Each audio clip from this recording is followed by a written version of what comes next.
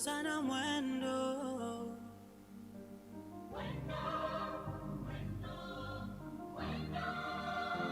Wakasema vijana, njoni tulijenge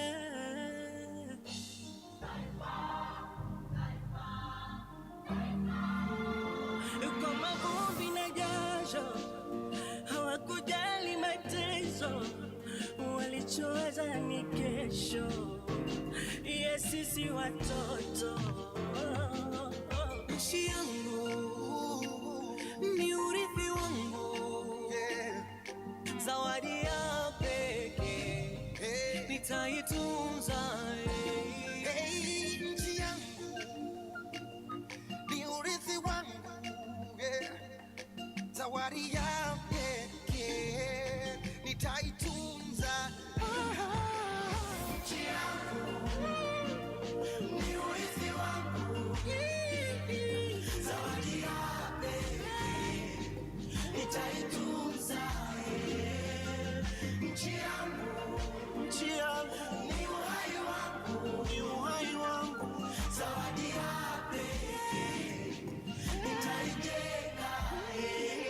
Wakaja vijana wakasikilizana, wakasema hello hello Tanzania. Ndugu wa damu, tusibadili mwenendo, tulinde tudumishe Tanzania.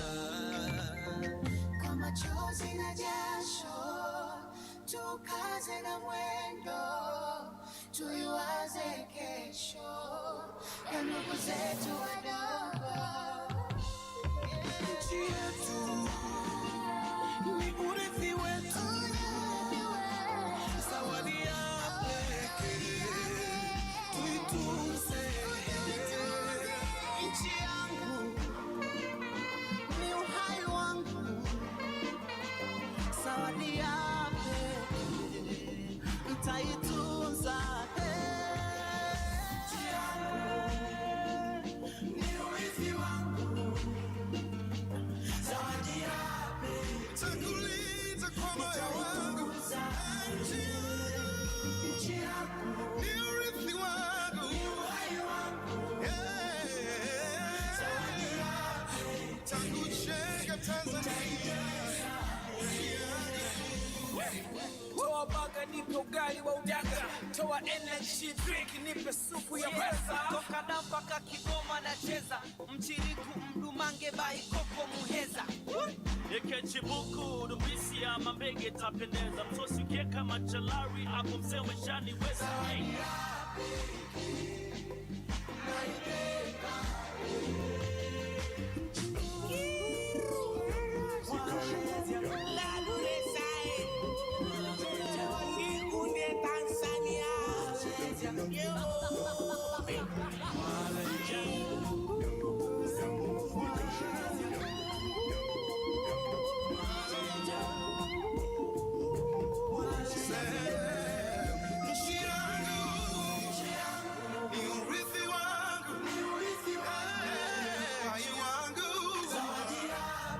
Zawadi ya pekee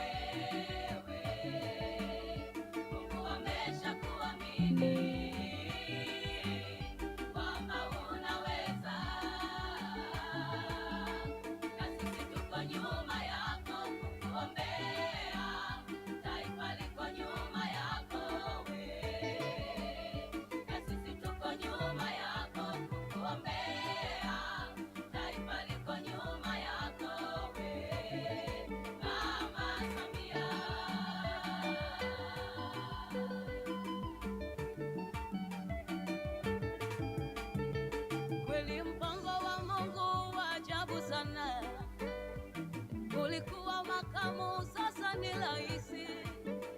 Tunaamini mpango wa Mungu ni mwema kwa taifa letu wa Tanzania. Mioyo yetu inakuamini Rais Samia.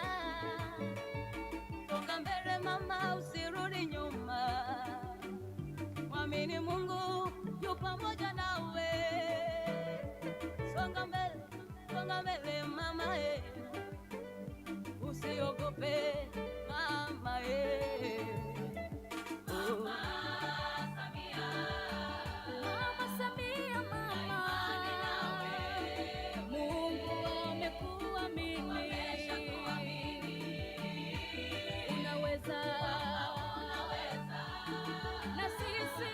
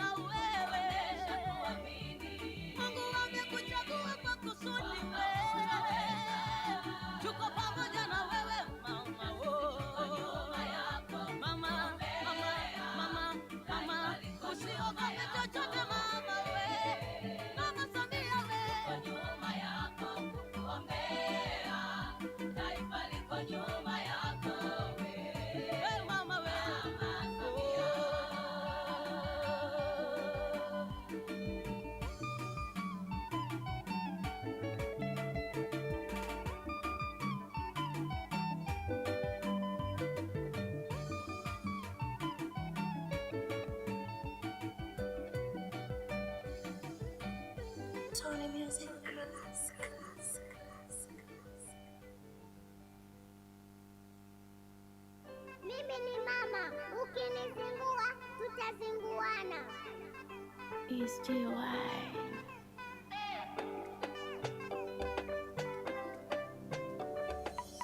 Mulijua kuteleza, kuanguka sana. Machozi alitufuta aliposimama mama. Bila woga akasema Tanzania salama. Pia tunajivunia uwapo wako mama. Serikali makini, viongozi umeteua, nasi tunawamini, wachapakazi tunawajua. Kwanza upo makini, hapa kazi inaendelea. Umeanza bandari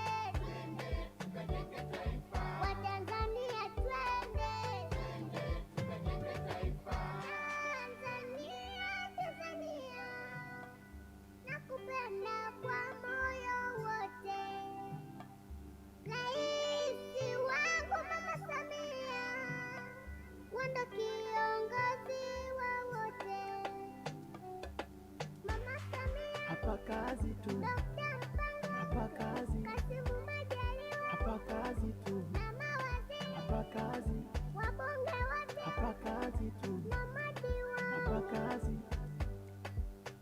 It's RM Studios. Hapa kazi tu, hapa kazi, hapa kazi tu, hapa kazi.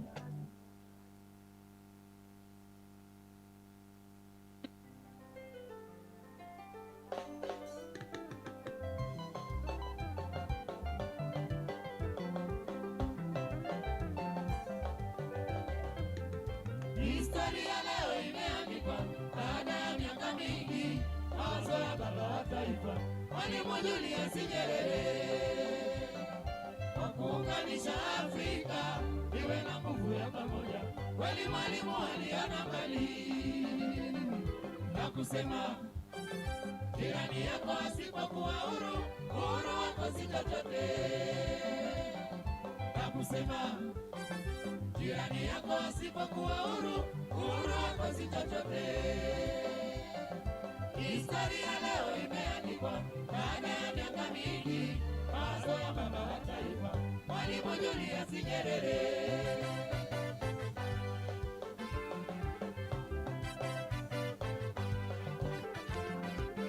Leo tunashuhudia vyama vilivyokuwa mstari wa mbele kupigania Afrika huru. CCM na SACCO, ANC, Frelimo, Empela, ZANU-PF, CCM na SACCO,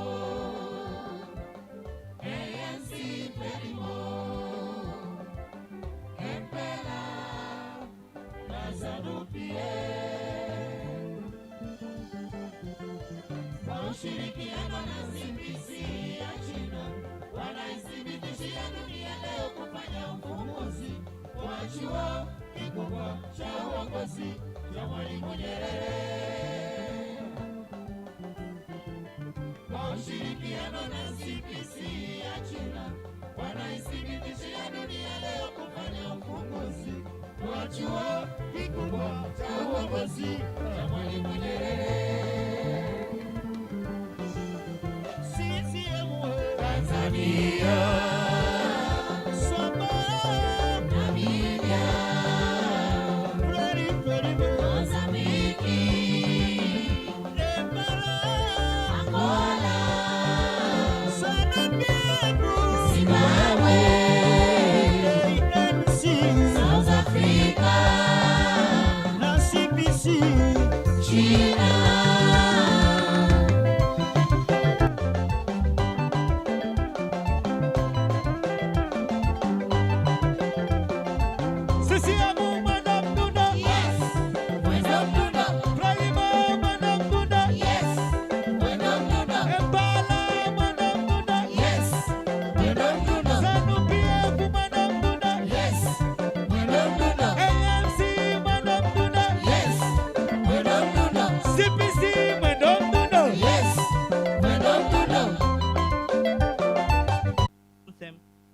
As a sign of official opening of our today's event.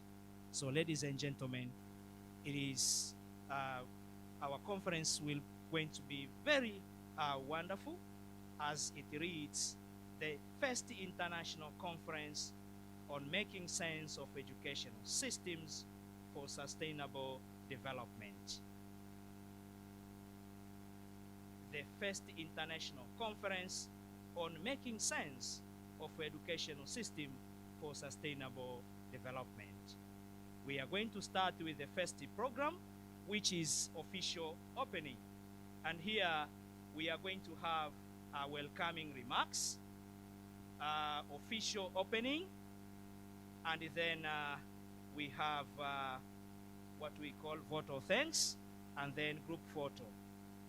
Then we have the first keynote speech, the role of ODL in implementing the new educational policy, and then the second keynote speech under the topic, the true costs of academic capitalism and the privatization of public higher education. So these two keynote speeches are the ones that we are going to have under this first session. Before healthy break, we're going to have a discussion. We're going to have a discussion on the two presented speeches. After that, we just have a short break, and then we come for the second part of our today's event.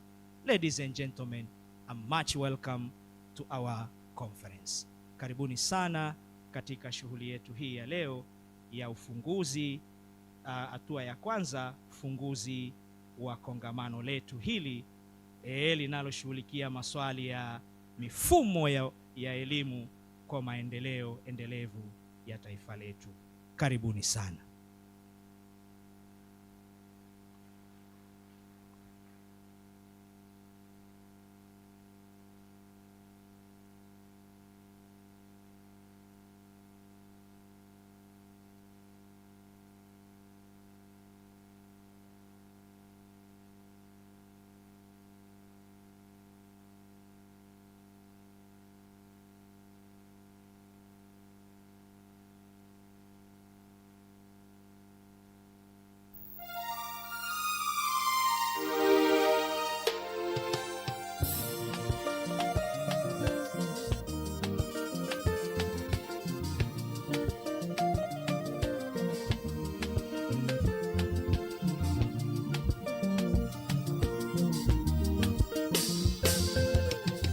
Tumejaliwa sana sisi Tanzania, ngao yetu moja tumeshikilia.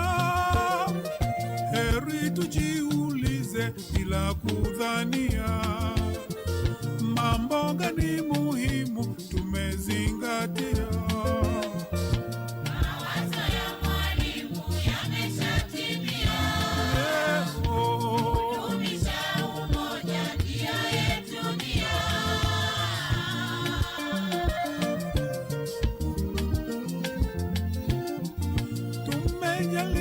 Sana sisi Tanzania, ngao yetu moja tumeshikilia. Heri tujiulize bila kudhania, mambo gani muhimu tumezingatia.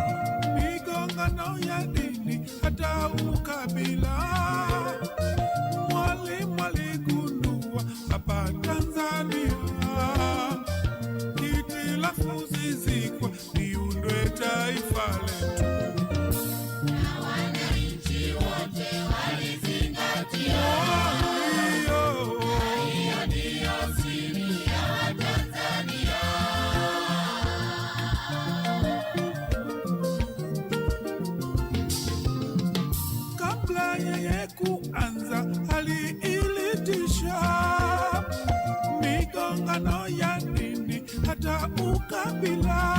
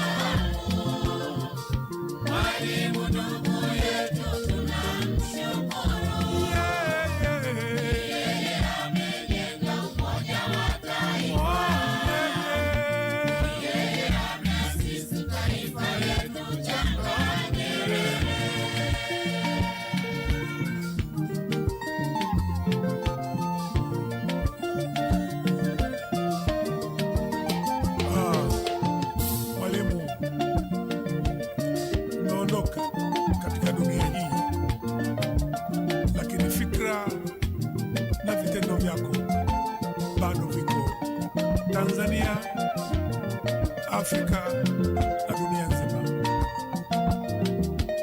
Ulale pema peponi. Amen.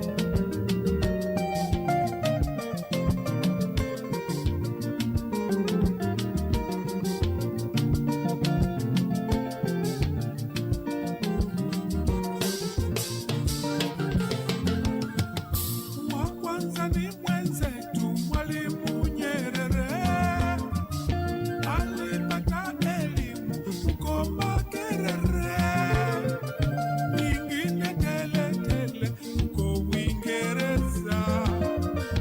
Angeweza mwenyewe kuwa yeye pekee, Mwalimu hakutaka kuwa yeye pekee. Alirudi kwa watu mpaka milele. Nyerere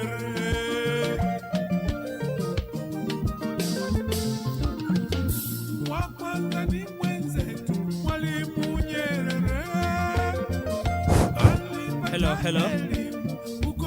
Much welcome our guest of honor, Honorable Mizengo Kayanza Peter Pinda, a former Prime Minister of the United Republic of Tanzania, and all the delegates. A much welcome to our first international conference on making sense of educational systems for sustainable development. Ladies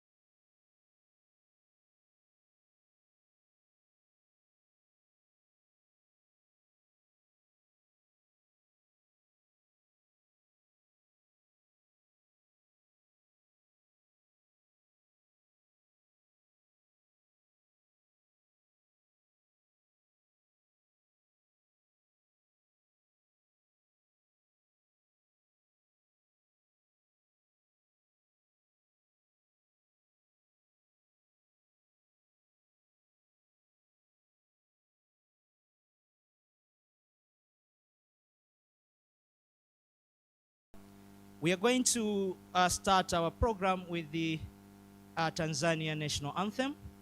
DJ, please.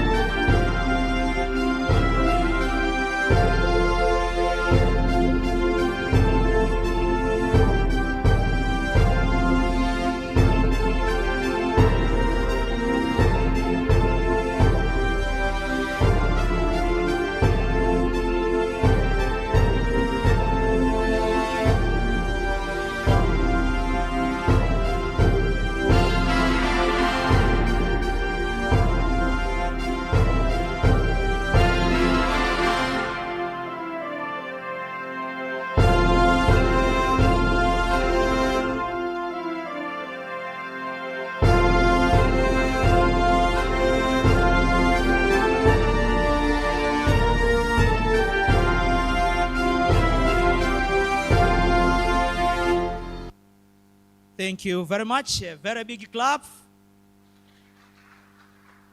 Thank you very much. You may have our seats.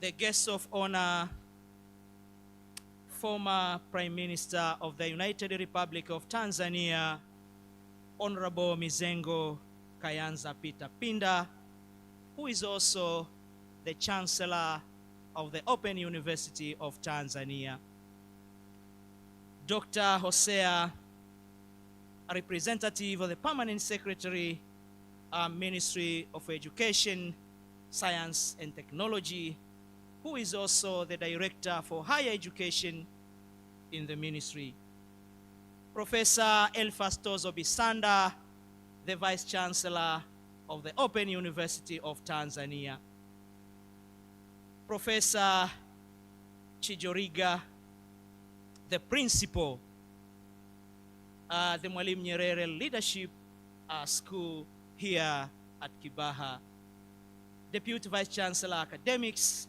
Research and Consultancy, Professor Deus Ngaruko, Deputy Vice Chancellor,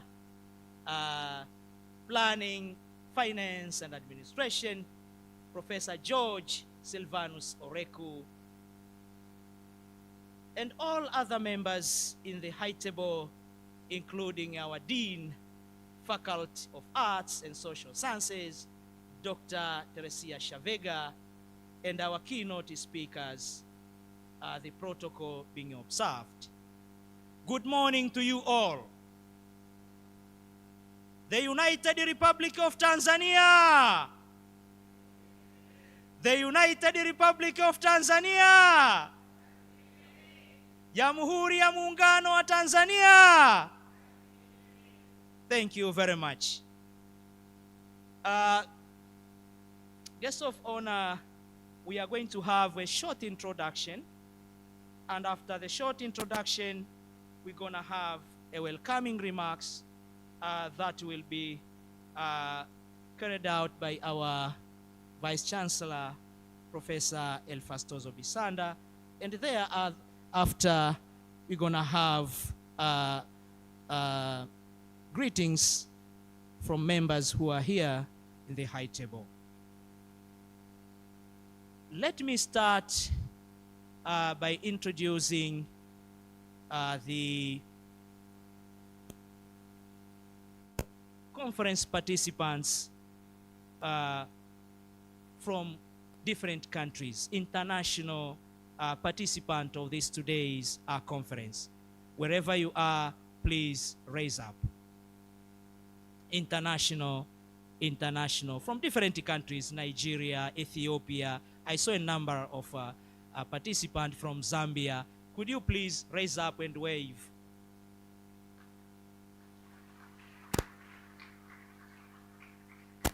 Yeah, much welcome. Then we have participants of this conference from within Tanzania, from different institutions here in Tanzania. Could you please raise?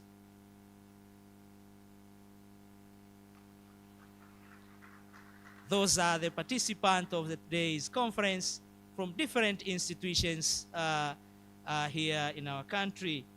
We also have the secretariat of this conference. The organizers, could you please raise up? Yes, those are the secretariat with their secretary, Dr. Janet Kigobe. Please stand up. Okay, the assistant there, Dr. Malingumu, assistant to secretary. Karibuni sana. And also we have Dr. Msoroka, the director for OUT Dodoma, is also part of the secretariat. Karibuni sana. We also have members of the university management who are here. Could you please stand up? Members of the university management. Yes. We have Dean Dr. Danlet Ochieng, Faculty of Arts and Social Science, Dr. Edefo Simfuka, Director for Consultancy, Dr. Jacobo Leopard, Director, Institute of Continuing Education. We have Dr. Dafina Mabagala, Director for Quality Assurance at the university, and we have Professor Joseph Magali, Dean, Faculty of Business Studies. We also have representative for DRPI, Director of Research, Innovation, and Publication. Dr. Mtai is not around, but has been represented by Professor Muhache. Much welcome, Prof. We also have academicians from different institutions who are just here, not for presenting, but to gain, to learn from what will be presented here. Could you please stand up, wherever you are, if I have not mentioned you? Okay, so you are all going to present it today. Thank you very much. Ladies and gentlemen, let us have a very big clap for ourselves. Okay. Then we have our keynote speakers. We have Professor King Alexander, Professor of Higher Education, Policy and Finance, College of Education, Florida Gulf Coast University, and former president of Murray State University, California, as well as Louisiana State University. Has he arrived? Please raise up. Karibu sana. Much welcome. Then we have Carla Van Leeuwen, a professor of psychology, parenting, and special education research at KU Leuven, Belgium. Professor Carla, okay, Professor Carla, please. Thank you very much. We have Miss Quickling Kong. Has she also arrived? Not yet, eh? Okay. And we have also Professor Angeline Mbogo Barrett. Not yet.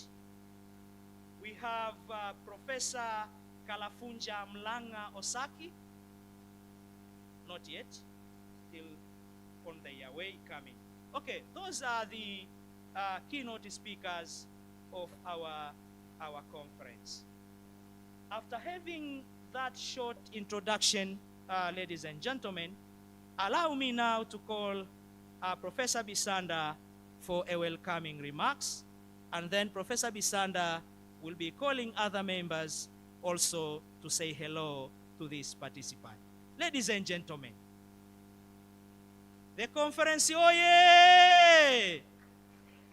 Not enough. Our today's conference, oye! Conference, safi! Mizengo Pinda, safi!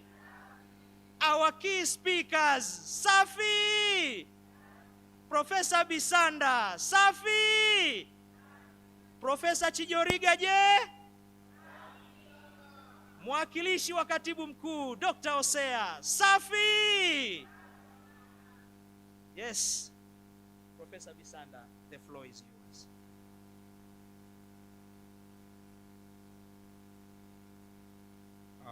Our guest of honor, the Chancellor of the Open University of Tanzania, and the Prime Minister of the Fourth Phase Government, Mizengo Kayanza Peter Pinda.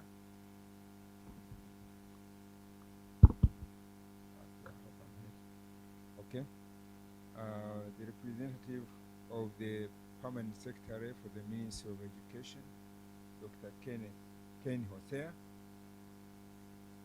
The Director of the Mwalimu Nyerere Center, our hostess, Professor Chijoriga. Our keynote speakers, Professor King Alexander and Professor Kala. Deputy Vice Chancellors, they are present.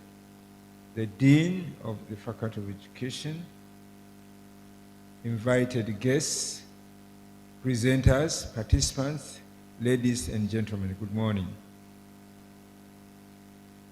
This is a very unique occasion, the first conference organized by the Faculty of Education to look at critical issues of our education sector.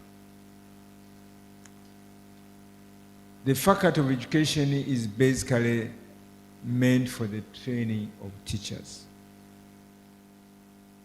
And I have always said, in every situation, education is the teacher.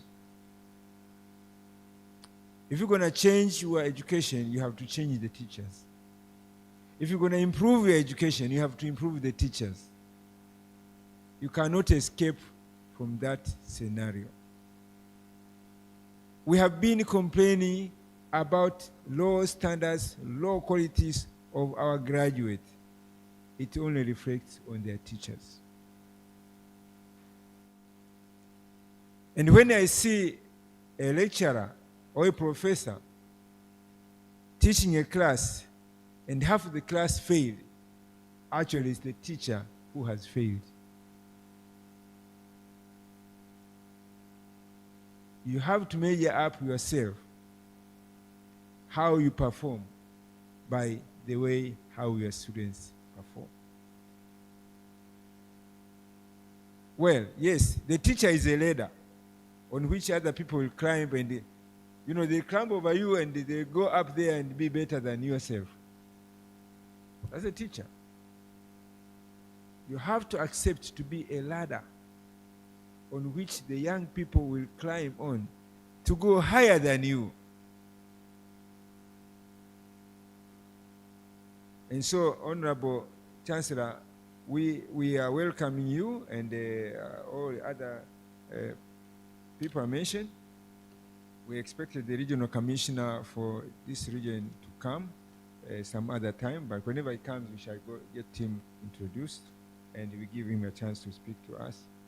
But I want to say that this conference attracts about 102 presentations. 102 presentations. And participants are coming from 14 countries. Participants from 14 countries. We have representation from Nigeria. Can you stand if you are from Nigeria? Just stand so that they don't think I'm just kidding. Yes. You can see he's in the Nigerian attire. You can just tell by looking at him, say from West Africa, particularly Nigeria. Welcome, my brother. Are you from Hausa or from which? Yes. You see how I guessed? Welcome. We have someone from Rwanda. Are you there? Anybody from Rwanda? They indicated in the list.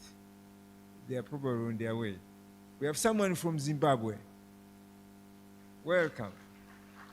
We have someone from Uganda. Anybody from Uganda? They haven't arrived. We also have representation from the Seychelles. Shelly. Not yet here. They have to swim across the ocean to reach here. We have someone from the UK. Unless if we are presenting this online, if there is online virtual presentation, some of them could be waiting for the virtual connection. Someone from China? Not yet here. Someone from Belgium, yes. Belgium, we have Professor Kala here. USA, we have, yes, 2. And then we have someone from Germany. Anyone from Germany? It's also mentioned here. Zambia, we have someone from Zambia, yes. There is a lady there. Someone from Ethiopia. Yes, there's a brother here. And someone from Botswana. Botswana not yet here. And the rest are from Tanzania. So I don't want them to stand because they will overwhelm me. So we have this first international conference that is being organized by the Faculty of Education. And I want to welcome all of you to this session. As I speak, I want now to invite Professor Chijoriga to welcome us specifically because she is our hostess. Professor.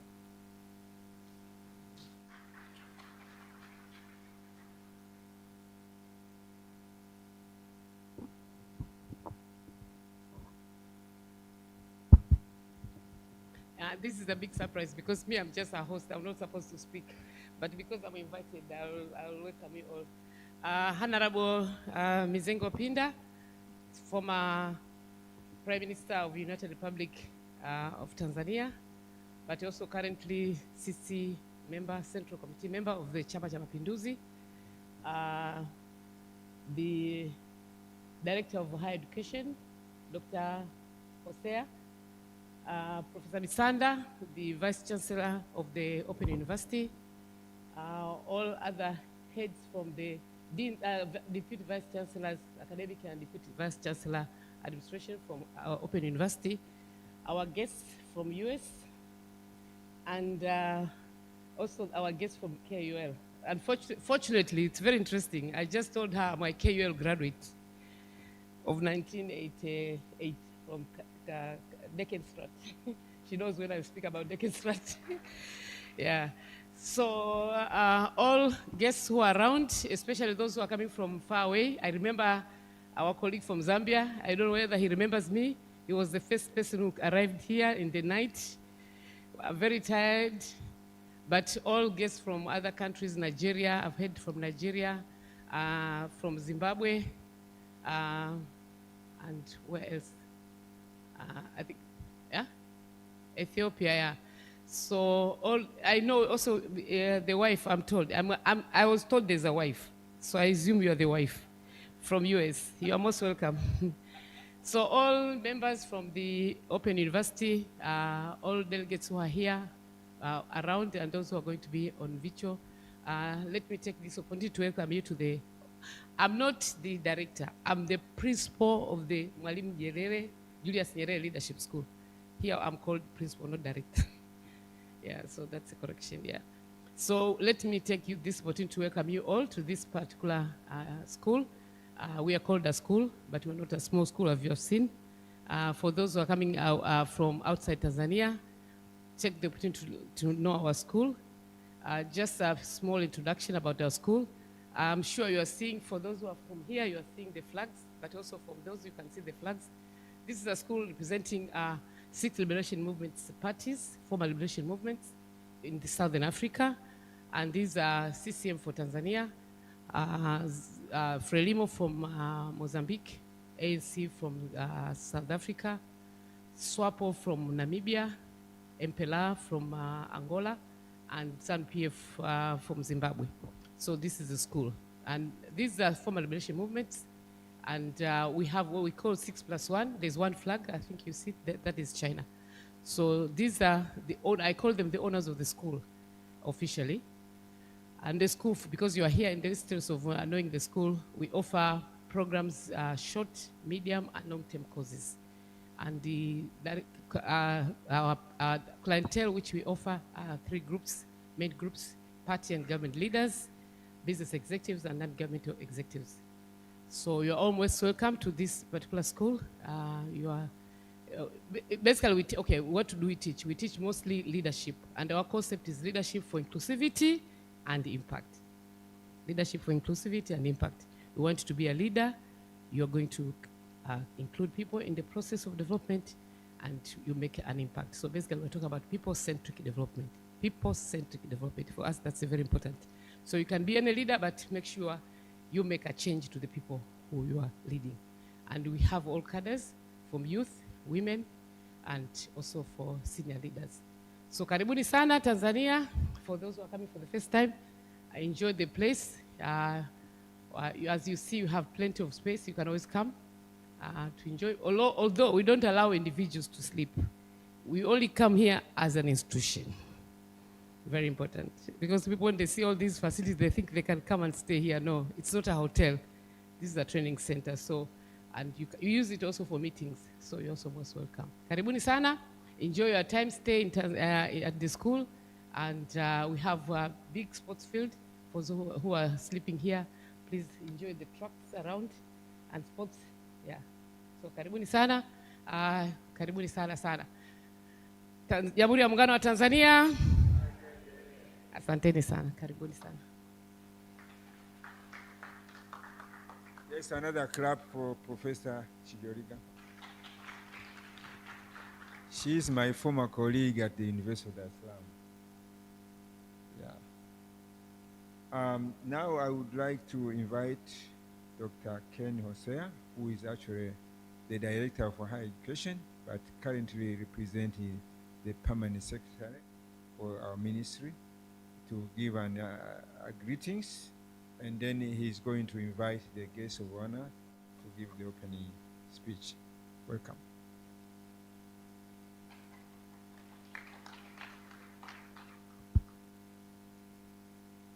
The Honorable Guest of Honor, former Prime Minister of the United Republic of Tanzania, and also the Chancellor of the Open University of Tanzania, Honorable Mizengo Kayanza Peter Pinda, the Vice Chancellor of the Open University of Tanzania, Professor Elfas Bisanda, the Deputy Vice Chancellors that are present, Professor Oreku, all the professors that have been mentioned, the facilitators from the United States and from Belgium, our host principal of this beautiful facility, Professor Chijoriga,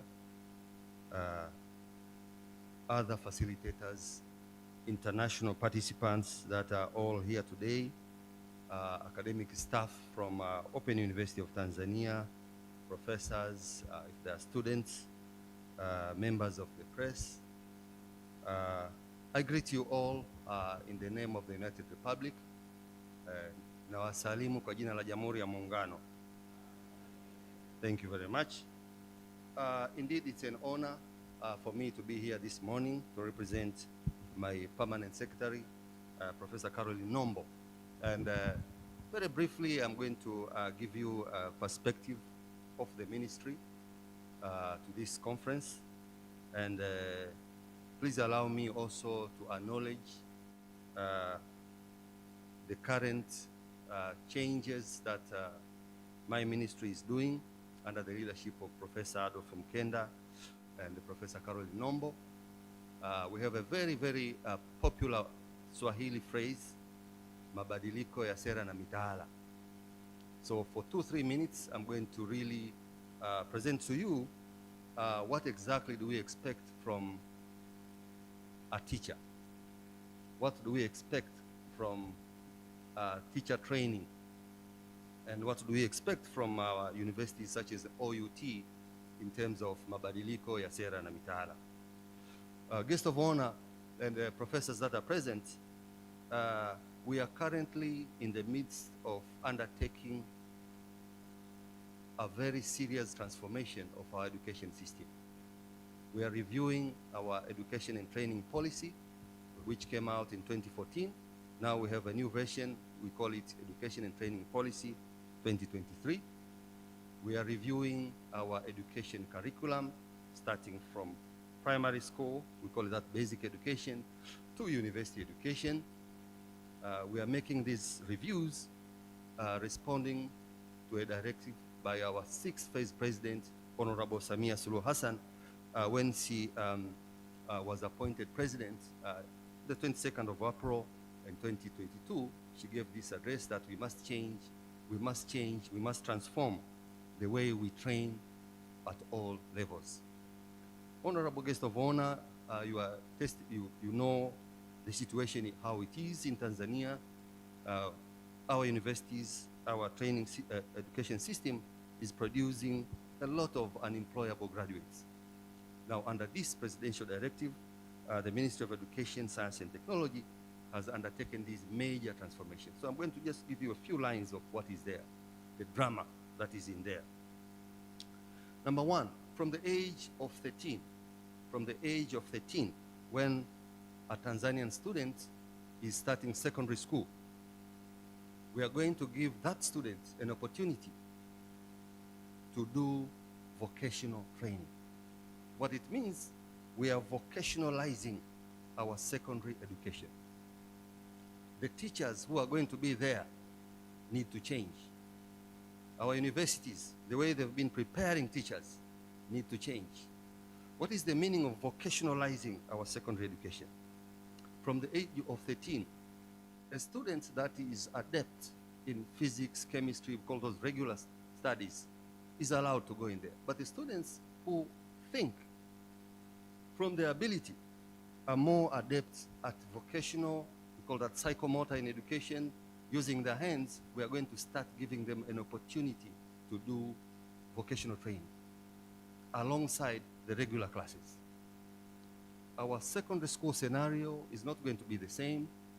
This is one of the most serious change or transformation in education since the days of Mwalimu, elimu ya kujitegemea, education for self-reliance. This is even more dramatic than that.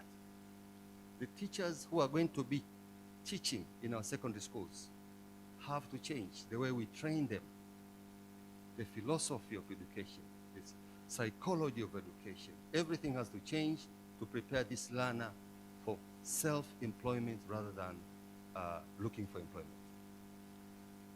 Honorable guest of honor, we also have a brand new national qualification framework.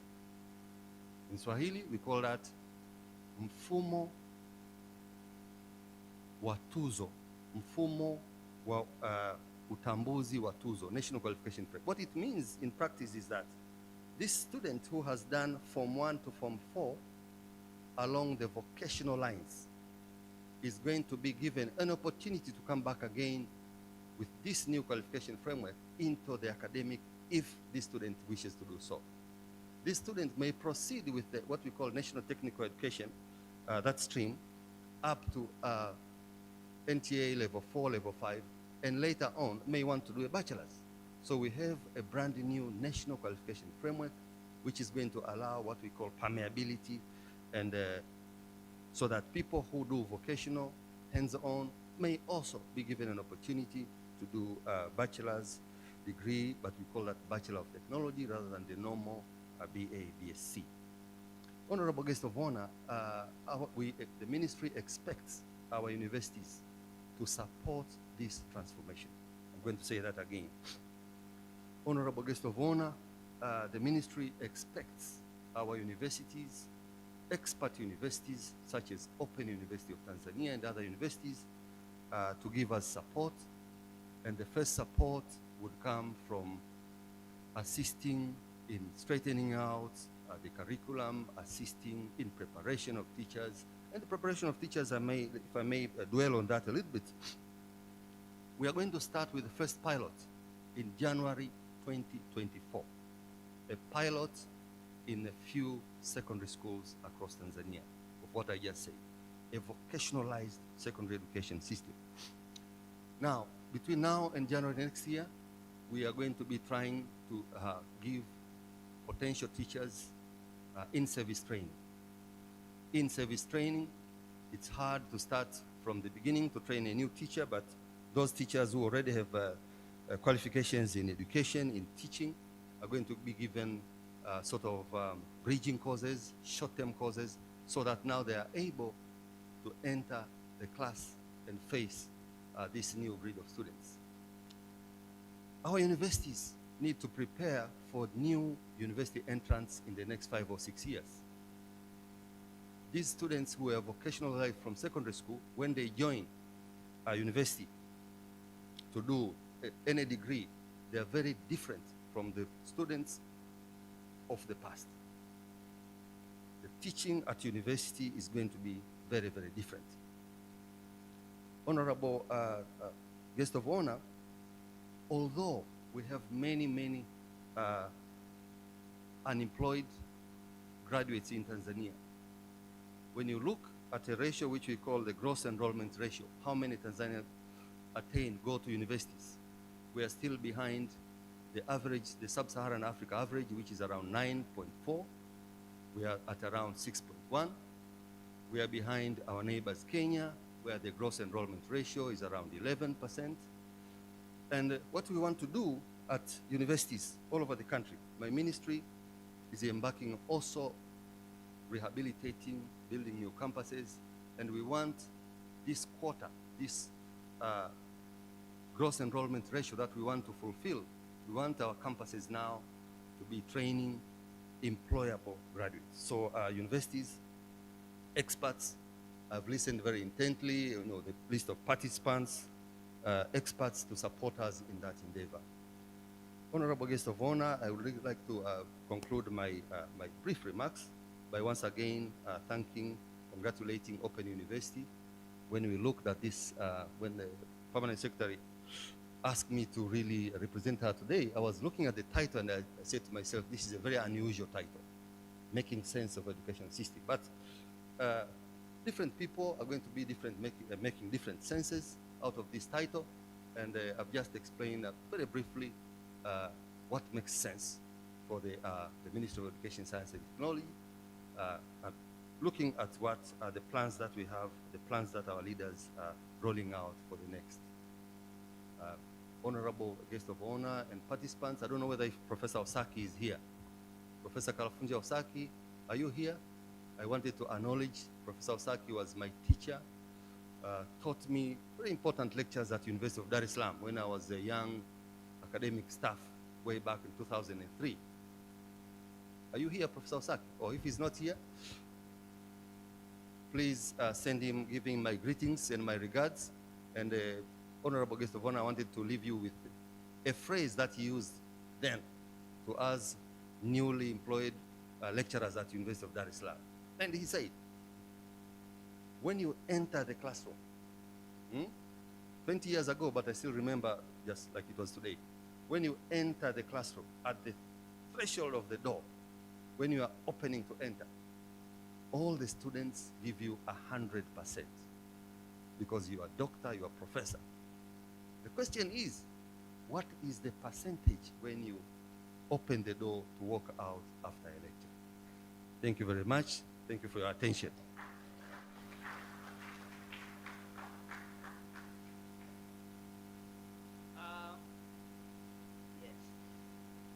Yeah. All right. Now, sorry, I had just forgotten.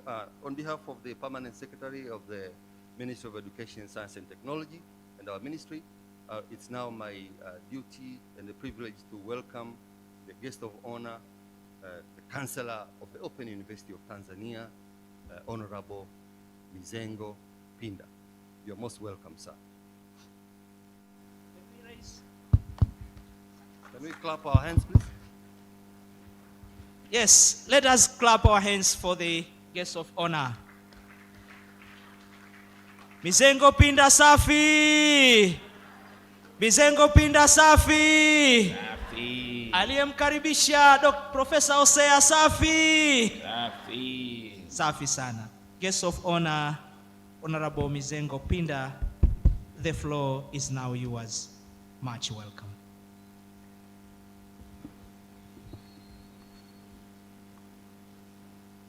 Haya, kwa Waswahili wenzangu, habari za asubuhi.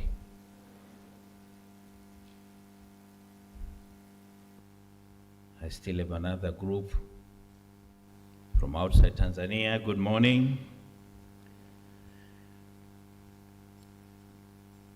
The Vice Chancellor, Professor Eliphas Bisanda, the Director, Mwalimu Julius Nyerere Leadership School, Professor Marcelina Kijoriga, Deputy Vice Chancellors, Deans and Directors, Heads of Departments, distinguished keynote speakers, Advisory Committee, Technical Committee available, participants and presenters, ladies and gentlemen, tuwasalimu kwa jina la Jamhuri ya Muungano wa Tanzania.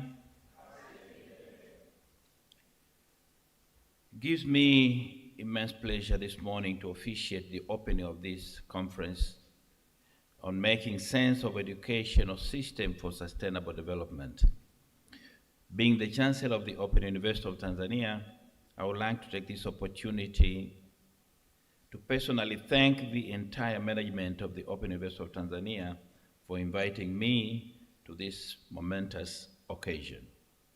I feel very greatly honored to address this important conference of intellectuals from different parts of the world to support Tanzania and global initiatives aiming to place education at the center of society's development. On behalf of the Council of the Open University of Tanzania, the management, and myself, let me take this opportunity to welcome you all to this very important academic gathering. I'm told that participants have come from more than 15 countries, coming from Africa, Asia, Europe, and America, a fact which makes this event even more exciting and memorable. You are all welcome to Tanzania for this conference, but I would also extend and invite you to feel free to see the wonders and the beauties of the country and its people. If you get time, fly to the northern part of Tanzania, where you'll be able to see the Serengeti, and Ngorongoro, controversial Ngorongoro, and many other national parks that we have around here. And I'm sure for those who had gathered this morning, you might have come up across something very interesting from the traditional dancers. Dancing, but dancing with a snake. And I remember when the snake was left free to walk around, everybody ran away. I said, oh my God. I thought they were going. So that's Tanzania. Dear friends and participants, I also would like to take this opportunity to really commend the excellent work of the Faculty of Education and also the Open University of Tanzania for organizing this conference. And I hope this is not going to be the end, but just the beginning of these conferences because of the importance of education in the development of Tanzania, but also worldwide. Ladies and gentlemen, as we all know, the Sustainable Development Goal number 4 and the African Agenda 2063 Goal number 2 promote inclusive and equitable quality education for all. And this is important. I think we should all note that. The two agendas promote inclusive and equitable quality education for all. It is in my belief that education is central to the development of the United Republic of Tanzania, but also the global society at large. It is very exciting that today more than 150 academicians, researchers have gathered to discuss what matters in making educational systems meaningful to their societies and learn from each other as well. Education is a universal human right that not only enables individuals to survive and cater for their human needs, but also enable them to individually take responsibility in serving their nations and the communities. In this right, we cannot underrate the importance of education to human development. Dear participants, as we gather here, our country is undergoing major curriculum and education policy reforms, as has been pointed out by Dr. Ken Hosea, the acting director of the higher education in the Ministry of Education, Science and Technology. The sixth phase government of the United Republic of Tanzania, under the leadership of Her Excellency Dr. Samia Suluhu Hassan, places the highest importance on basic and higher education in order to promote equity and the quality of education and respond to national and global goals for sustainable development goals. And for many years, there has been concern about the quality of education provided to Tanzanian children and young people. And in the last decade, we witnessed an increase in enrollment rates at all levels of education, whereby the government and donors invested huge sums of money in education. The question of quality of our educational system and its outputs is still a subject of discussion. There are uncertainties about whether our education system is good enough to provide our children with the competencies needed for the 21st century. And I think that's worth being noted and see what inputs we can generate in this particular area. Under these circumstances, we as intellectuals need to help the government and the ministries responsible for education by analyzing how the educational system can be valuable and meaningful through research and innovations. We must embrace innovative teaching and meaningful learning through a competency-based curriculum in order to make our educational system resilient. Our responsibility is to advise the government on how competence-based curriculum, pedagogy, and learning can be promoted to make our education system relevant and beneficial to individual learners, as well as the country's socio-economic development. Meaningful learning should be the focus of our education system. This can only be possible when we have a practical and meaningful education system which gives a learner the requisite competency upon completing any level of education. Distinguished guests, ladies and gentlemen, as we are all aware, the development of information and communication technology has brought many opportunities in education through innovations in pedagogy and learning opportunities as well, giving our teachers and learners more opportunities to learn and access information. Therefore, the development of ICT does not only bring opportunity but also comes with the challenges that need our attention as well, especially on proper investment of ICT in education, capacity building for teachers and learners, and the proper use of educational software, such as the use of artificial intelligence in learning and assessment. We all witnessed how online learning and teaching became handy during the COVID-19 pandemic. Hence, our research should help our governments to make proper and effective investments in ICTs in education. And while I'm on this point, I should also point out that when we talk of quality and equality, we should not forget that we have quite a big number of people with disabilities of various types. And yet, as human beings, they're also entitled to education. So it's an area that while we're discussing the general framework, let's also give our attention to this particular group and see how these people will also be able to benefit from these efforts that the governments are putting in.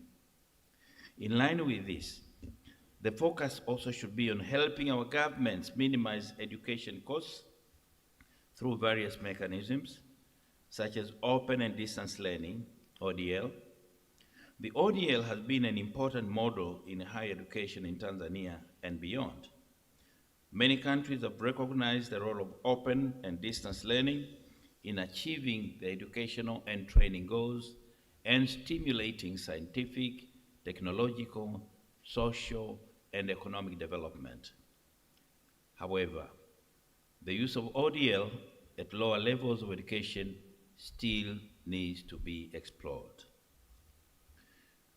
Dear friends, ladies and gentlemen, in concluding my opening remarks, let me emphasize that a functional education system requires proper and balanced investments in both cases, in both access and quality. The number of classrooms and enrollment data are only two ways to quantify a functioning educational system. Evaluating the quality of the instructional process, teaching and learning, and the quality of educational systems output is also necessary.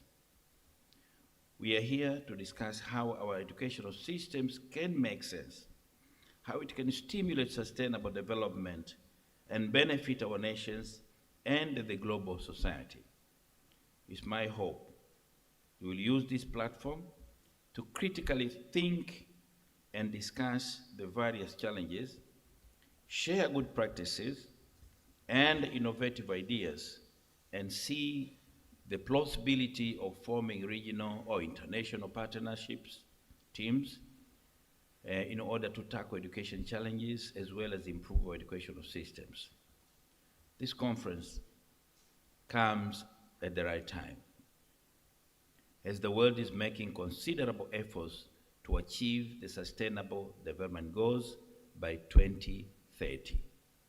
So as we discuss this policy issue, we should also be guided by the development goals so that we don't miss any point in the course of trying to achieve those goals.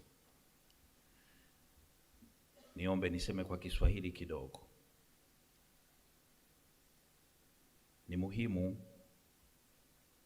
kama wasomi tujaribu kuona elimu yetu chini ya mfumo uliopo sasa kweli inatusaidia kuwafanya vijana wanaomaliza waweze kumudu maisha yao wote kwa ujumla wao. And Dr. Hosea was talking about something on this one. Kwa sababu napo generate vijana kama tulivyofanya mpaka sasa, na wote wako barabarani wanasema hakuna kazi, hatuna kazi, then lazima tujiulize tuone elimu yetu iko ya namna gani. What needs to be done ili this young student after completing his education or her education aweze kumudu yale ambayo anakwenda kupambana nao katika uhalisia wa maisha.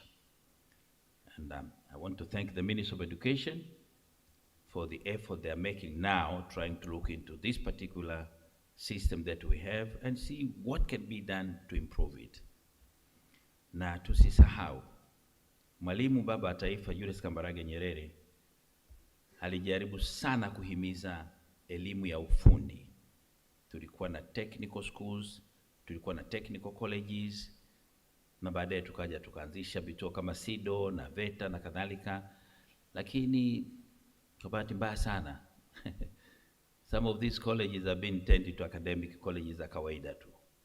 Tuliacha lengo na sasa tunaona jinsi tunavyohangaika na hili jambo. So congratulations to the ministry kwa kuamua kuanza kuangalia hili jambo seriously, and I hope na mchango ya mjadala utakaojitokeza leo unaweza vile vile ukasaidia sana kuongeza inputs katika kujaribu kuiangalia sera, lakini vile vile na curriculum yetu. With these few remarks, distinguished guests, ladies and gentlemen, allow me now to formally declare this conference officially opened. Na washukuru sana kwa kunisikiliza. Thank you. Ladies and gentlemen, yes, raise up. Ladies and gentlemen, let us have a very big 3 claps, programmed one, for our guest of honor. 1, 2, 3. Now, I will also ask you in Swahili, pasha, pasha, pasha, pasha, pasha, pasha, pasha, pasha, choma! No. Pasha, pasha, pasha, pasha, pasha, pasha, choma! Choma mara 2. Choma mara 3. Choma mara 5. Naam, asante sana. Let us have our seats.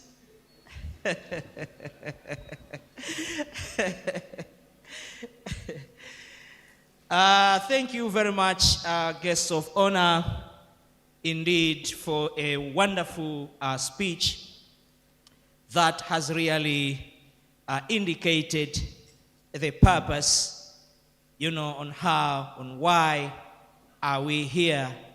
And the major purpose is to ensure that our education is moving a step ahead, that we are doing well, but currently there are a number of challenges that have emerged, including the issue of employment, and then as the guest of honor, as well as representative from the ministry have said that we are in the major curriculum changes that will address those problems.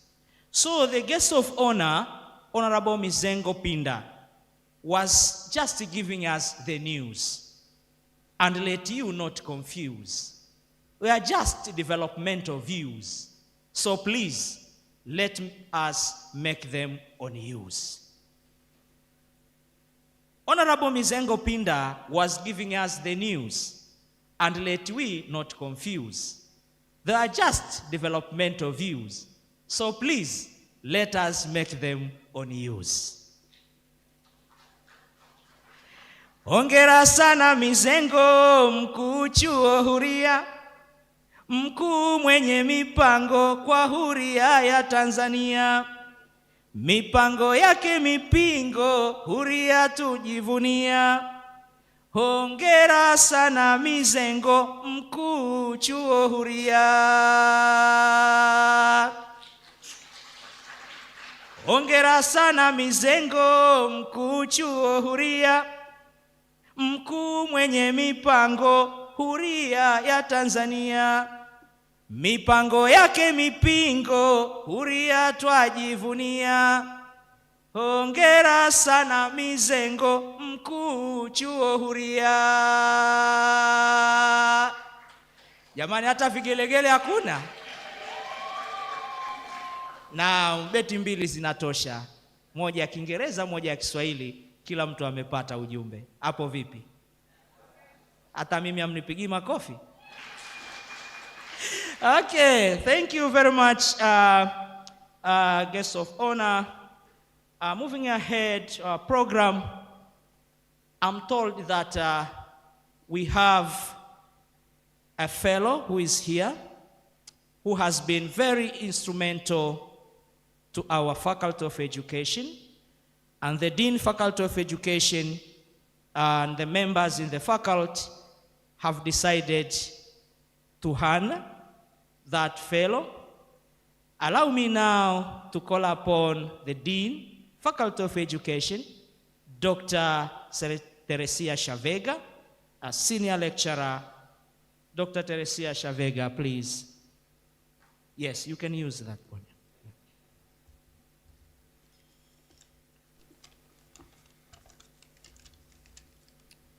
Thank you. Good morning. Good afternoon. It's still morning. It's still morning? Okay, good morning all. Chancellor of the Open University of Tanzania, the former Prime Minister of the United Republic of Tanzania, Vice Chancellor Professor Elfasi Bisanda, invited guests, protocol observed. Jamhuri ya Muungano wa Tanzania. As the Faculty of Education commences its first international conference on making sense of education system, we are also honoring our special friend and fellow who we have been working with for more than 10 years. Through her, we could see how academic exchange can result in fruitful research projects that can answer many questions about our education system. Our special guest friend has published more than 200 articles and book chapters which have contributed a lot to the area of school-family partnership globally.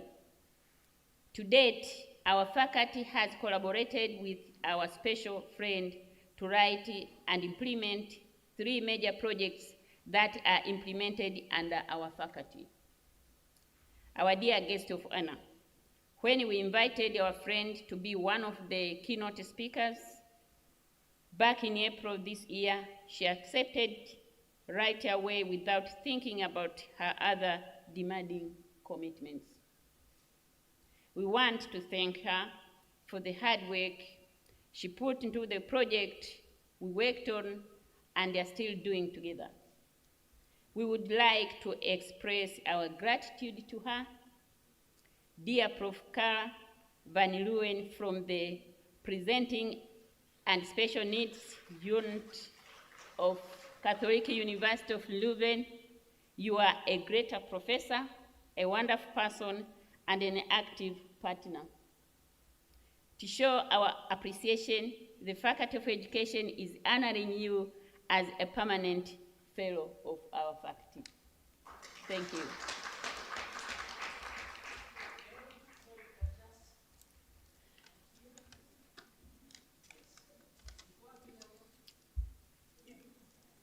It's there. Yes.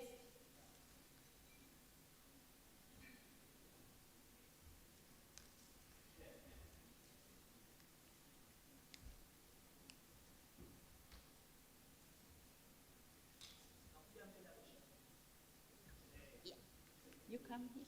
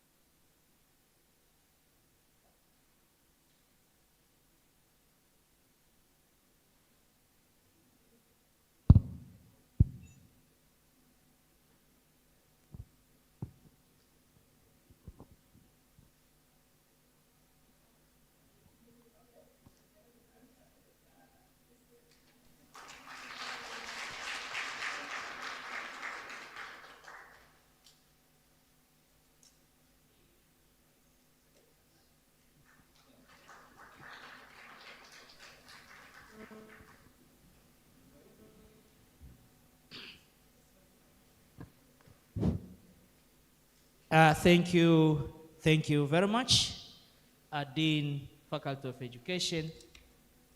You are still continuing, okay? No, I have finished for Carla.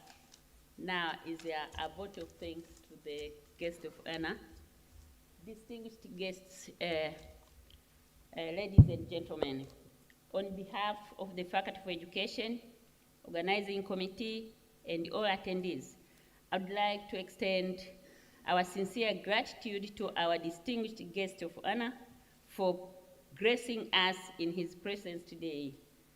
Your inspiring words during the opening speech has set the tone for what promises to be a remarkable conference. Your wisdom, insights, and experience are truly invaluable, and we are honored to have you with us. Your commitment to this first international conference on making sense on the education system is evident, and your presence here has motivated all of us to think critically about the role education plays in achieving sustainable development goals. We sincerely appreciate your time and effort in being part of this event. Your contribution has added immense value, and we are excited to continue the discussion and collaboration that your speech has initiated, such as quality education, innovation, and competence, a few to mention. As we move forward with the knowledge and inspiring you have provided, we are confident that the insights shared in your speech will guide our discussion and actions through this event. Once again, thank you for your remarkable contribution and inspiring words. We look forward to your continued support and hope to have the privilege of hosting you at future events. Thank you.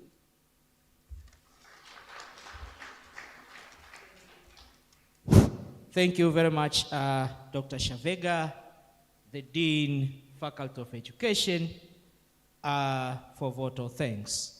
Ladies and gentlemen, 3 big claps for Dr. Shavega. 1, 2, 3. Sante sana. Now, looking to our program, we are going to have a keynote speech. At least we have a keynote speech, and then we go for tea. At least we have a presentation so that even the guests of honor understand what exactly is going to happen as he will be leaving. So, the high table, could you please step down? We have the sofas there so that you can view the presentations. The first keynote speech, we have there a moderator, Professor George Silvanus Oreku, is the one who will lead us in this section. After the keynote speech, we're going to have a group photo outside there. And after a group photo, then we go for healthy break. And then we allow the guests of honor and other officials to leave for other business. And then we proceed with our conference. Yes. Nice. So, Professor Oreku, you can now chair this session, and you can use this podium while the presenters will be using the other one.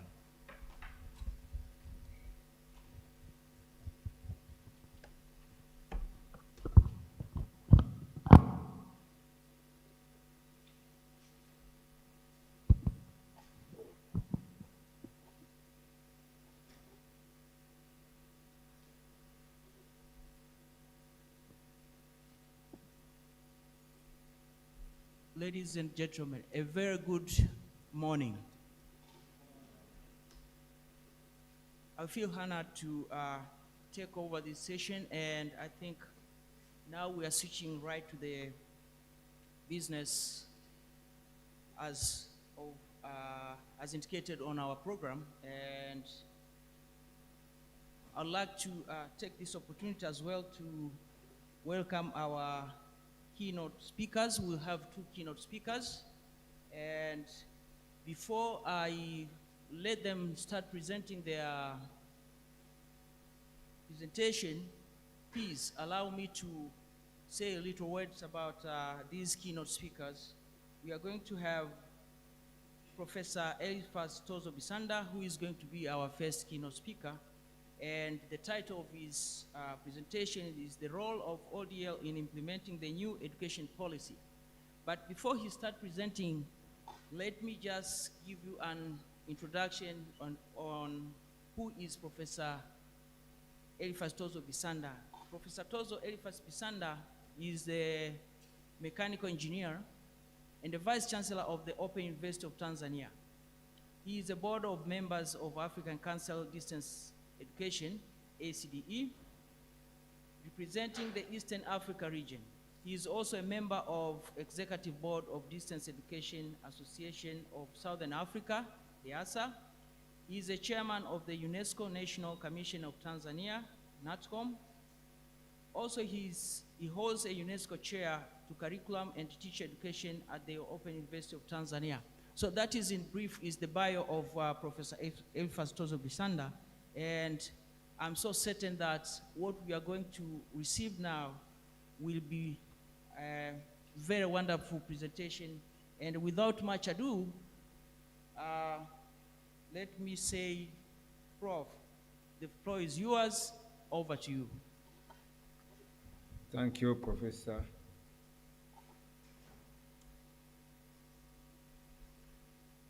Honorable Chancellor and guests of honor, honorable members and participants of this conference, I want to start by that statement by Mwalimu Nyerere,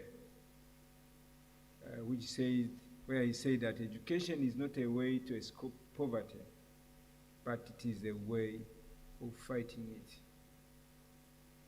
So education should be our main tool for fighting poverty, disease, and all other bad vices.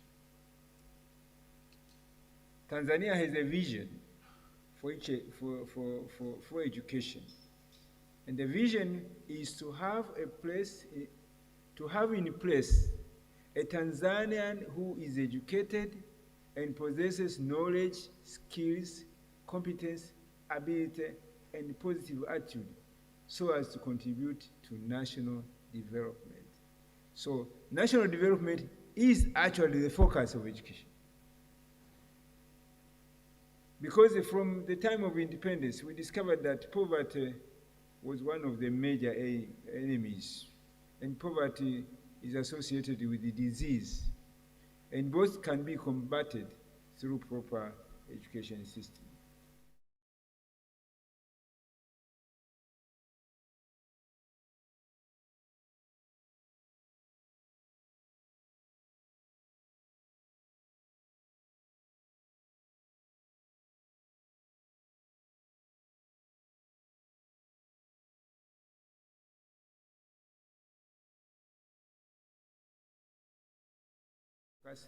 This is the mission statement of the Ministry of Education, the aim of education, as I have earlier stated.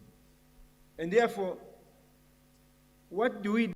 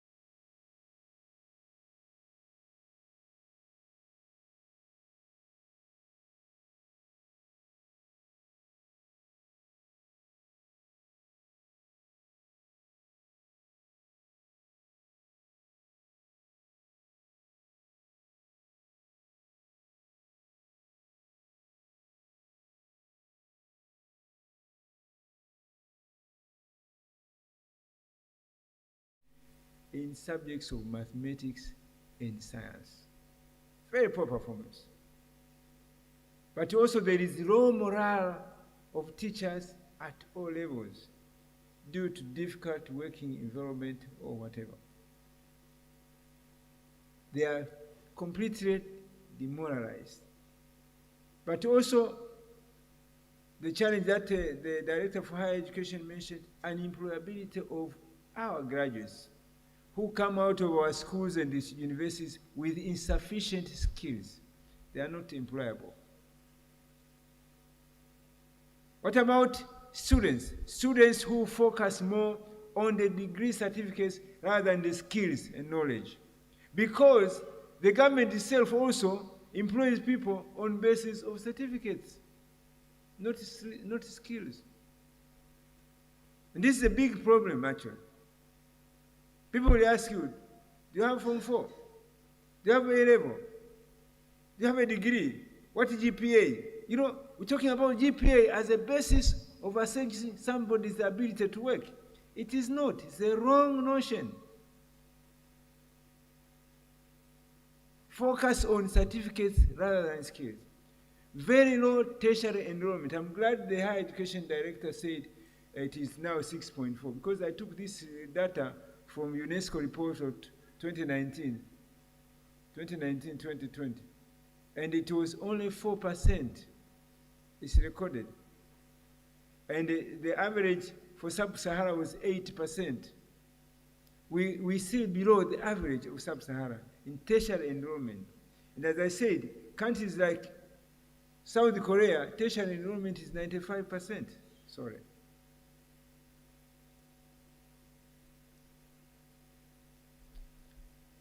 But most of the population, 97% of the population, depend on public school education, putting a big squeeze on government budget for education.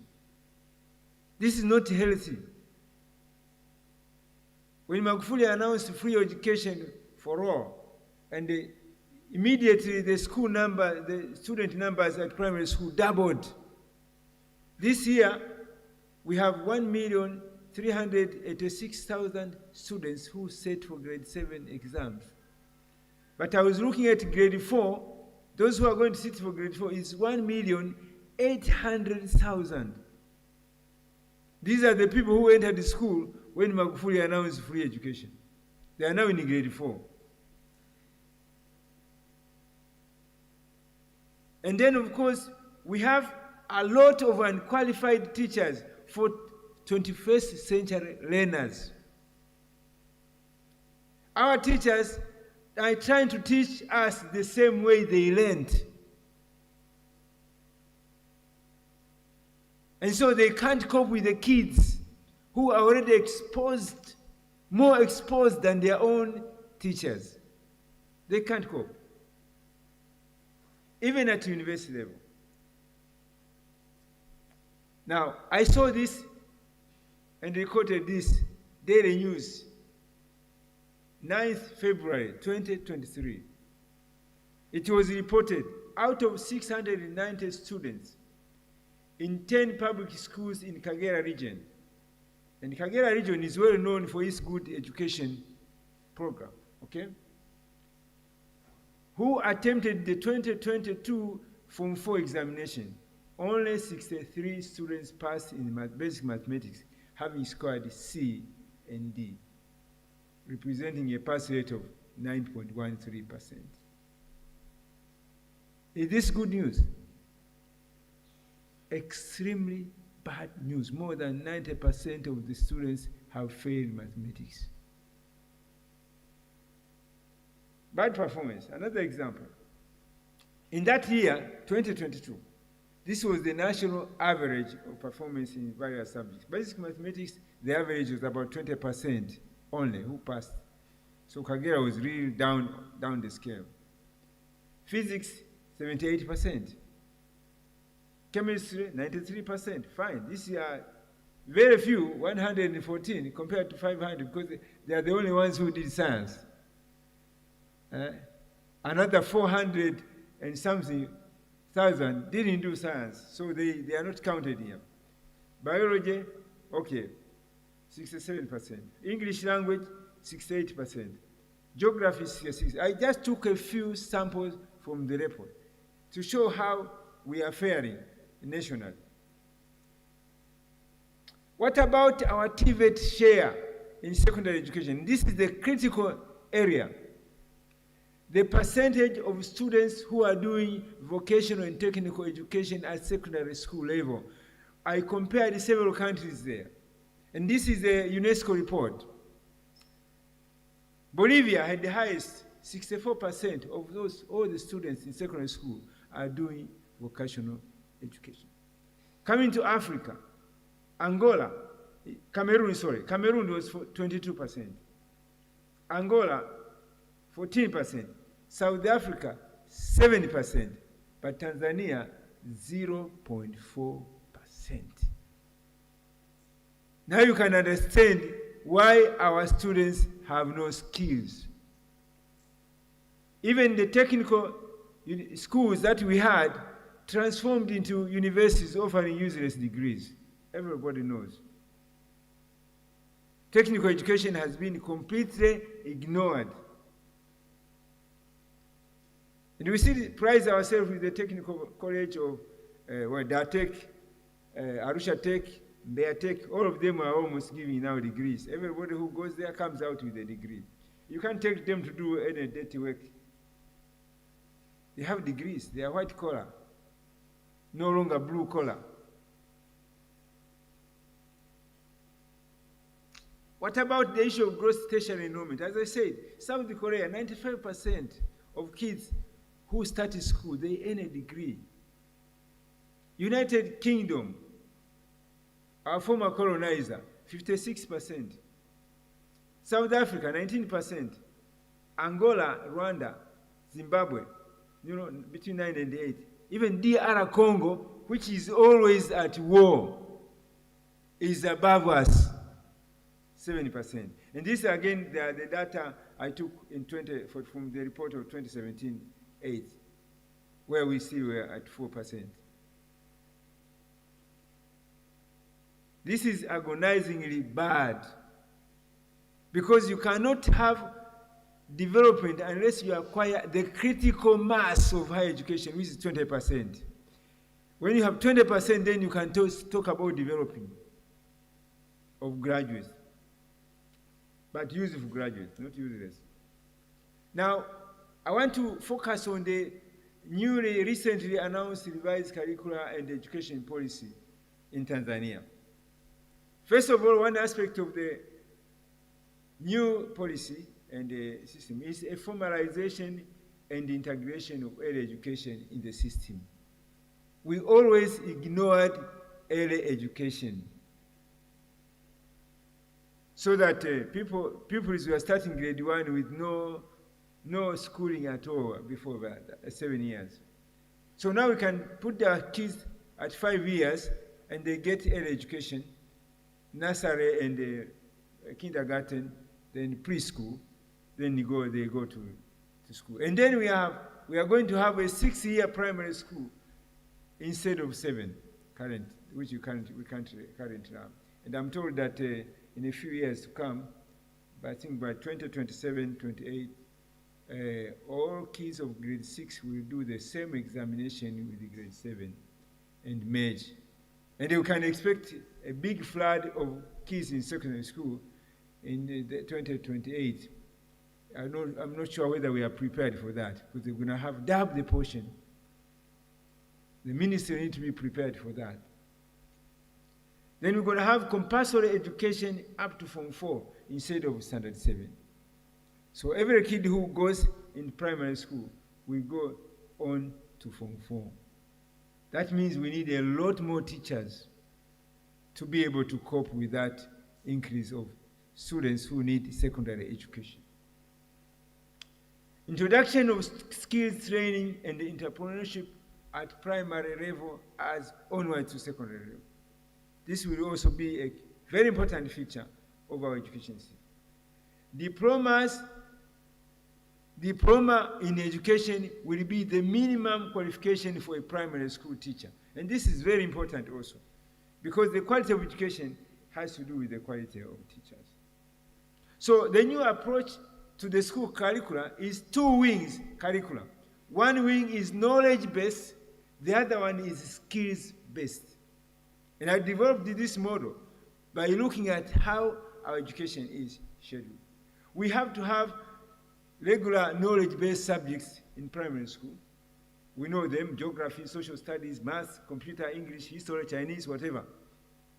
But we must now start thinking about skills-based: tailoring, computer repair, carpentry, electrical wiring, plumbing, sewing, sanitation, irrigation, fine art, horticulture. There are things that we actually ignore. But when you move to other countries, they are very valuable. Fine art. Kids who have a talent to draw, we encourage them, we discourage them, say they are wasting time. We want them to do physics and maths and whatever. But somebody has a good talent of drawing, encourage them. I don't know whether I'll be able to get this one. I'm trying to get this link.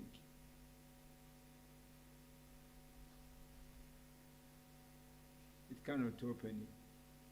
I had wanted you to see this video. Okay, I can't open it. All right. The new focus of our education is to train job creators rather than job seekers. And this is very important, that our graduates should not be thinking about looking for a job, but employing someone else while they do a business. So we need to introduce skills training from primary level. We also need to recognize the talents and encourage their development. So kid has a particular talent, encourage it. We need also to develop teachers for the new age. We need to train teachers who are current with the new technological development, with the new teaching tools. I want to say we had a project under the UNESCO chair for curriculum and teacher education that I'm chairing. And we've been doing a project which I'm sure Professor Dr. Mfuka is going to make a presentation. It has to do with improving teachers for science and mathematics. Creating a synergy where the teachers for science and mathematics can provide the right skills with the right attitude. You see, most mathematics teachers are responsible for the low pass rate because the first thing they say when they enter the class is that this subject is very difficult. They tell the kids the first day they go into the class, you know that math is very difficult. And that's terribly wrong. So once you tell them that it's a subject, then if it's difficult, then if I fail, it's not my fault because the subject itself is difficult.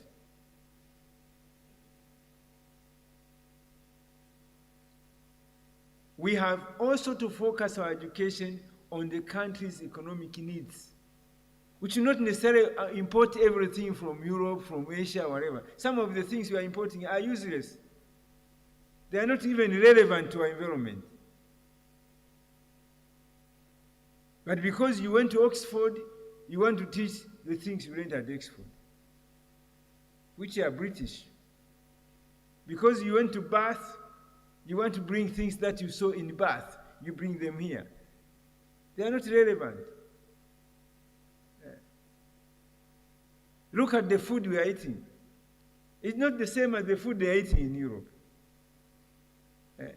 I once went to a shop and they told me that they are selling organic chicken. I said, what is organic chicken? For me, the term organic chicken didn't make any sense. But you see, when you come here, the organic chicken is actually the free-range chicken. The one that just wanders out, hunts and eats, is not fed. And the eggs are very sweet.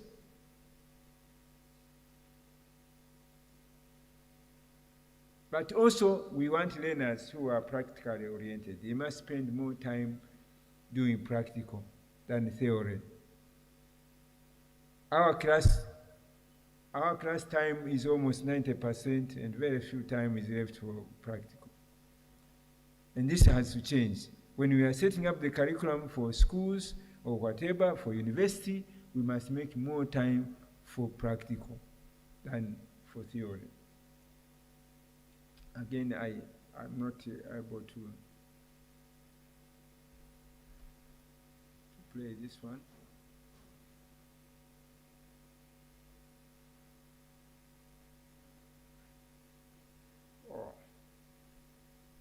I don't know whether you can see that one. You see, this kid is in the village, and he designed this thing, and it's working. Do you see? Now this kid is talented. You take him to school, you teach him math, you say he has failed math. But this is all math. Yeah? You cannot make this articulating device without a proper knowledge of math. So this is one example of our talents.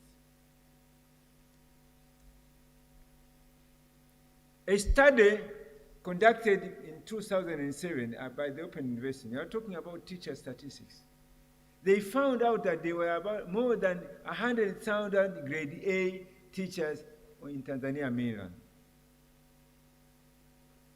More than 100,000. I tried to get a report of the current status, and I got from the report of 2021, there were 197,919 teachers in mainland Tanzania teaching at primary level. And most of them are grade A. Most of them. Very few graduates, very few diploma holders. Now, the current policy requires a minimum of diploma for all primary school teachers. Where do you train all these teachers to have a diploma? And if we combine all the universities, of Tanzania and try to put these people there, nobody else will study there and they will not be sufficient.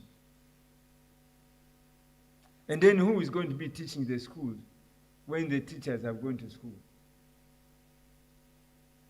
You see, and that's where the open university, the open distance e-learning is going to work. It's the only way you can retrain these teachers to a higher level.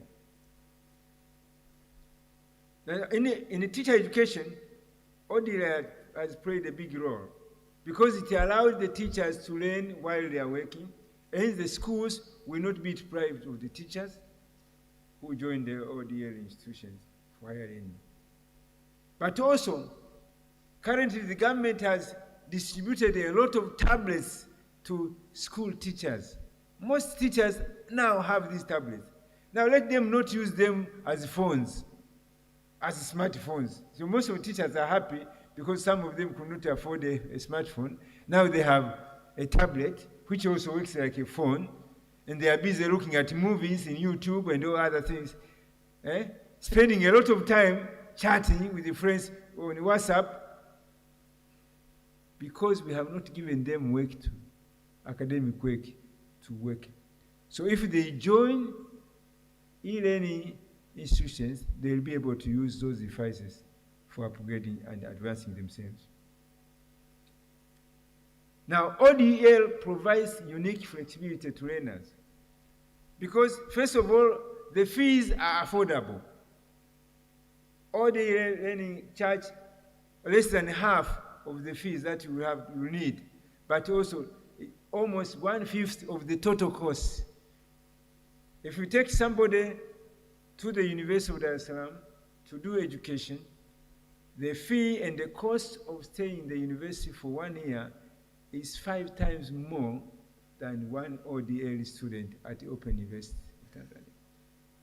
And this is what the government has not actually even realized, that we are 1/5 less costly than students in other institutions. And the benefit goes mostly to the student because they don't have to go and stay in a dormitory and pay. They don't have to eat outside their home. They can stay at home and eat at home. Father and mother are there. They cook ugali, enough ugali, and they can eat at home, no problem. Not so much cost. For those of us who have kids who are in campus universities, we know what it costs when you don't have, your kid that doesn't have a loan. It's very costly. But we have also flexible admission cycles so that students can come in more than one cycle. All other universities have only one cycle of admission, but we used to have 4. TCU reduced them to 2, but you can always request for another 4, or even 5 or 6, whatever you want. We have also systems of on-demand examination, which is flexibility. Allow the student to write exam when they are ready. You don't have to wait for the examination session in June. If we are ready, you are ready in February, come and do exam. We have also on-demand graduation. When you finish your graduation, you graduate immediately. You don't have to wait for the November graduation ceremony. That's just a ceremony you come to celebrate, but you already got your certificates and everything. If you got already your promotion. So this is why ODL is now being favored by some students. I met some students who are coming from University of Dodoma, I think. They are moving to Open University. I asked them, why are you coming? They say, you guys, you are very good. We can do examinations anytime. We can graduate anytime. We don't have to follow a particular timetable and be in class and be counted. You know, some teachers count how many are there.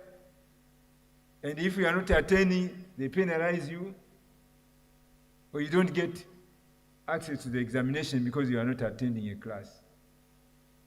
Things of the past. Now, how is the Open University positioning itself to fulfill its mandate with the new education policy? Number one, in 2008, the Open University since 2008, we have been offering a diploma in primary teacher education to all grade A teachers. So we have already moved ahead of the education policy. That we have already, right now we've graduated more than 5,000 students. And they came on their own. They are not even supported by the government or the TAMISEMI or whatever. They all came and paid their own fees.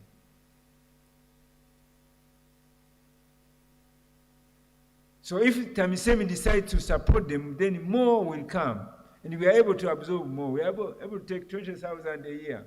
It's possible. Because all we need is to automate our examination system and everything can roll out. OUT has applied, and I'm glad to know that the TCU has now approved our Bachelor of Education in Primary Teacher Education, so that we can start offering primary teachers a bachelor degree. It's sad to know that Uganda have been having a Bachelor of Arts in Primary Teacher Education since 2004.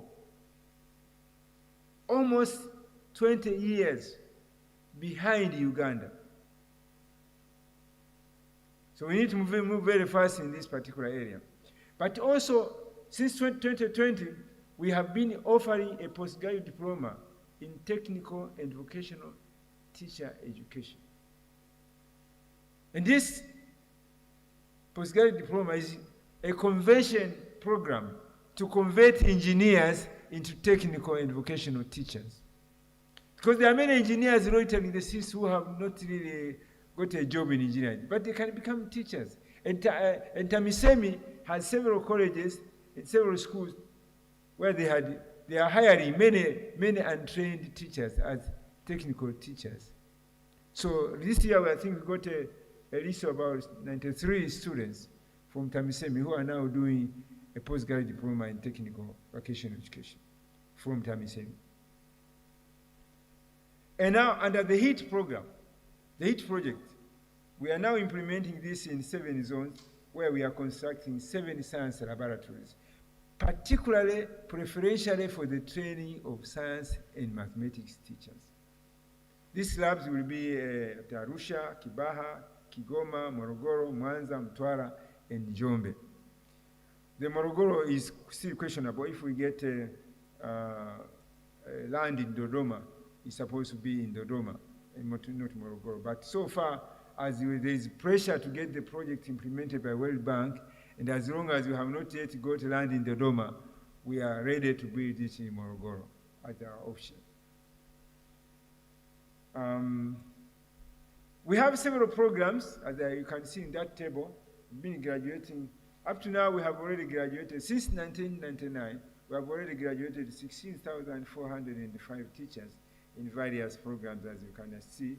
We already have PGD TVET, four graduates who graduated last year, and this year we'll probably get more. But we have the diploma in primary teacher education, but also we have a diploma in early childhood education. We are also having a degree to prepare teachers for early education schooling. This is how the Open University is positioning itself to implement the policy. And these are our priority programs. The diploma in early child education, which is moving to degree, the primary teacher education to convert grade A teachers into diploma holders, they can move on to degree, but also a Bachelor of Science with the education. This because we want to train more and more science teachers. And postgraduate diploma in vocational, which I mentioned, but also we have a Master of Education in Quality Management. We have the inspectorate, which is based in the ministry. And every council in Tanzania, we have more than 150 councils, they have an inspectorate under the ministry, every district. And these people have not been trained. They are just pulled as teachers to go and be inspectors of schools. Now this particular program is focusing on improving the quality of education by training the inspectors, the school inspectors.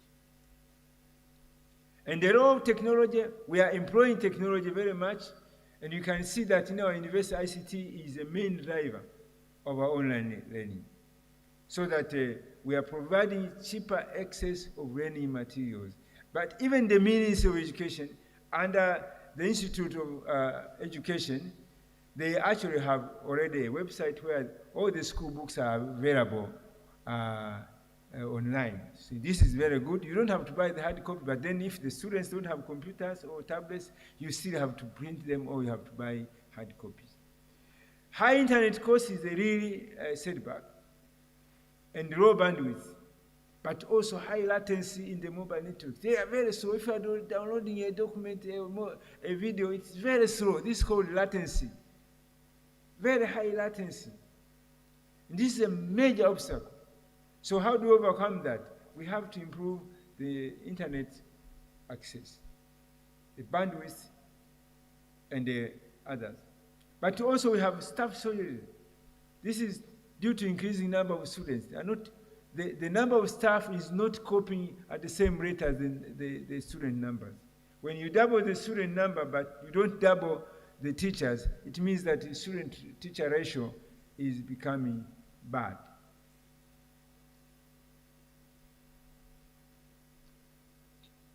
But let me say that artificial intelligence technologies are really assisting to replace the teachers. Artificial intelligence, our ability to harness artificial intelligence in assessment and grading can actually eliminate the need of many teachers. Current technologies that we have, that I mentioned, have allowed us to conduct assessment, examinations, and tests in more than 72 examination centers at very minimum cost. We no longer transport our examinations, they are sent by email, and we have an agreement with the post office. Once the scripts are done, they are sent back to us by post, so we don't have to take vehicles around the country. Remember, before we did that, we had to hire up to 15 vehicles to send examinations in the region, and at least one plane to drop examinations in Pemba Island, and Mafia Island, and Zanzibar. Now we are able to send our examinations electronically at virtually no cost. And the security of our examinations is second to none, because even the teacher who is teaching the subject does not know the contents of the examinations his or her students are going to write. This is incredible. Half an hour before the exam, we send the password to the examination, and the invigilator can now open the paper in front of the students in the examination room, print it, and deliver it to the students. This is incredible. I remember 2 years ago, people from UNISA came to visit us to come and see how we are doing that.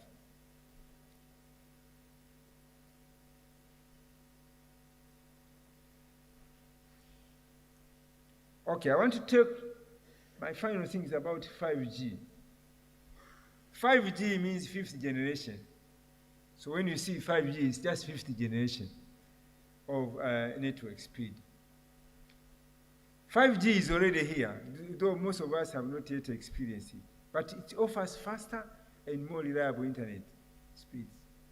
It also lowers latency so that you can download videos very fast. But also this current technology will enhance overall learning of our students by reducing lag, improving quality of videos, and enabling new applications, new education applications, like virtual reality and other things to come really handy to our students. And this experience of enhanced learning or increased access to education is what we are looking for, to encourage more students to adopt e-learning as a way of accessing education. We're going to have also greater inclusivity, whereby we can actually bring this connectivity to our students, but also potentially use robots to make higher education more inclusive. We also have in our university assistive technology which we are using for the visually impaired and blind students, so they can actually access learning materials at the same pace and the same time as those who are not visually impaired or blind. In conclusion, I want to say that the Open University of Tanzania is now well set to implement the revised education policy and new curriculum through its teacher education and the science laboratories being constructed under the HIT project. These are the main things that we are focusing. But also, we are thinking deeply that the improvements of the internet bandwidth, which we have already made, where our bandwidth has more than doubled from 450 megabytes per second to 1,300, and we think we're going to improve more. Together with the expected rollout of 5G in most mobile networks, will actually enhance the efficiency of our online education delivery. Thank you very much.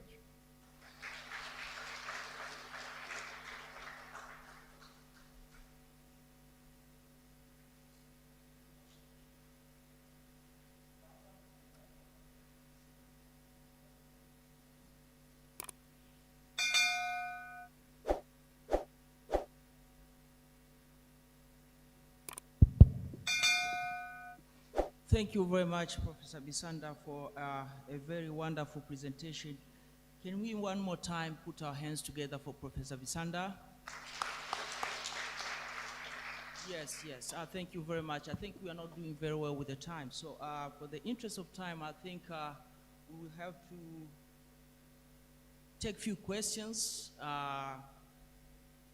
and then break for tea session, and then come back here, and that's when I'll bring up our next keynote speaker to proceed with our session, because I think we are behind the schedule. So as you are gathering your questions, we are going to take very few questions. So get ready for your questions, and just a reflection a little bit on Professor Bisanda's presentation as you are gathering your questions. I think he has touch based a lot of stuff on his presentation. Overall ministry focus as far as education in Tanzania is concerned, where our focus should be mounted, and he just highlighted on the issues of that we should not focus on the GPA or certificates, but rather on what people could do. However, he went on with again on the statistics, showing on how are we versing with the other parts of the world. New policies and early education issues was part of his presentation. New focus of education, role of audio in teachers' education, the role of technology, and he has highlighted us on the issues concerned with the new technology, artificial intelligence, as well as 5Gs. So, without much ado, the floor is open. If we could take some few questions before we wrap up for this first part of our keynote speakers. Right, I see some hands up there. So can we move the mic around so that we get some few questions before we wrap up? Okay. Okay, please, for the interest of networking, you can introduce yourself in a short way. I know you have a very long bio, but a name and a country will do that, so that you ask questions and we get to know who are we having in the auditorium. You're welcome. Okay. Alhamdulillah. Thank you very much. My name is Meswaru Bello, Deputy Vice Chancellor Administration, Saadat Limi University of Education, Kumbozo in Kano State, Nigeria. Special apology, please. The Deputy Vice Chancellor of the OUT and the Chancellor permit me to stand on the existing protocol due to time. Mine is not a question, but just an observation based on the paper presented. Very, very briefly, sir. What I observed based on this observation, And as what I carried down to OUT, as I cited example, many things we do in Nigeria is like we learn it from Arusha Declaration, which are presented in, I think, in 1976. And I wonder, when I came, I saw that now Tanzania is trying to start what has been existed long ago in Arusha Declaration.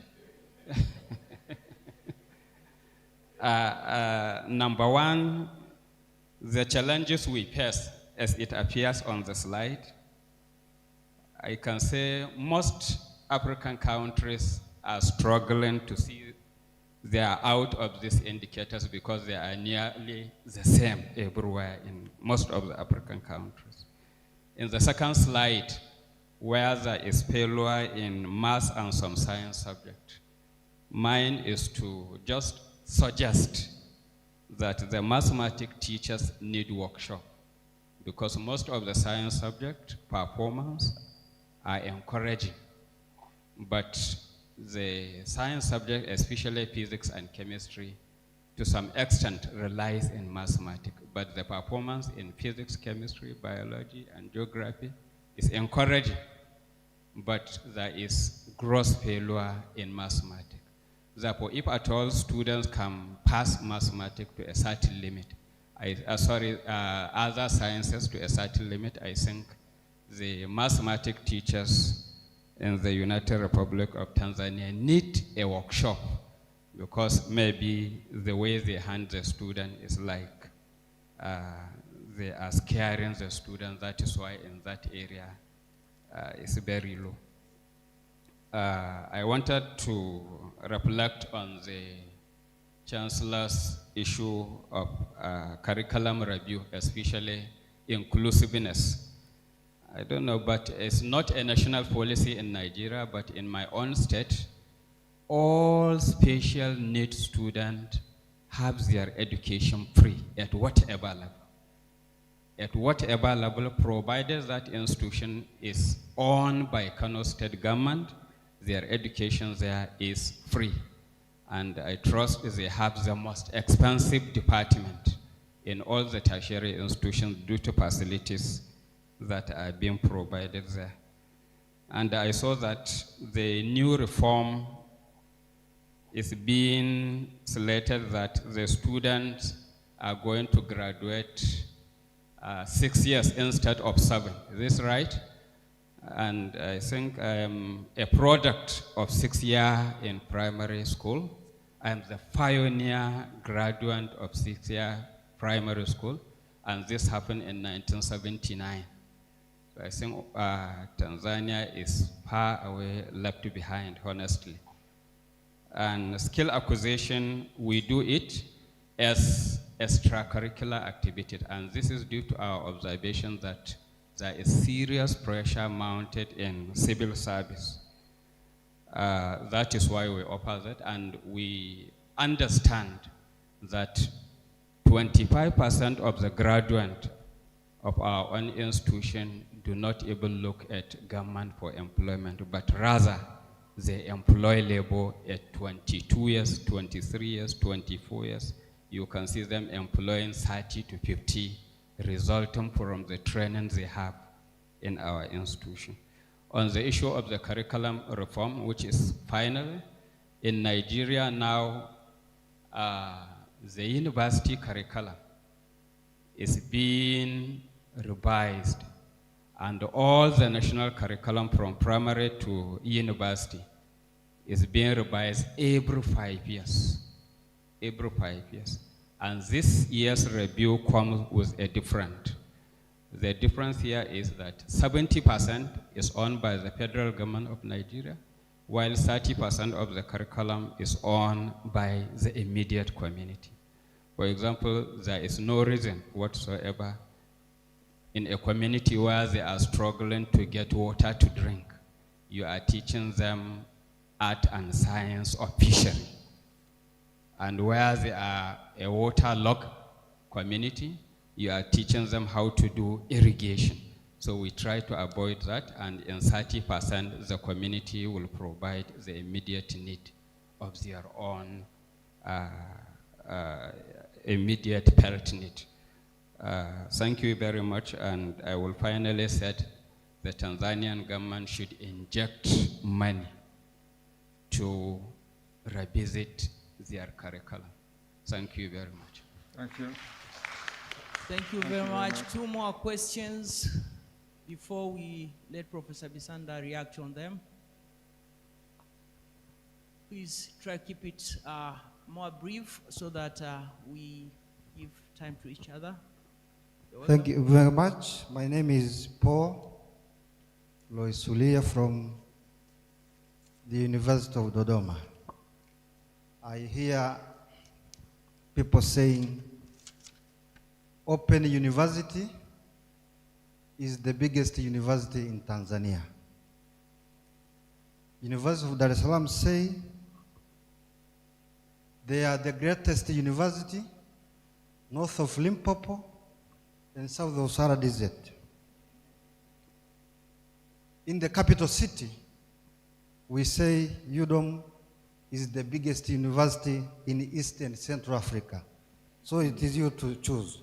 But frankly speaking, congratulations to the University of, the Open University of Tanzania for preparing this big event. I have 3 questions, very briefly.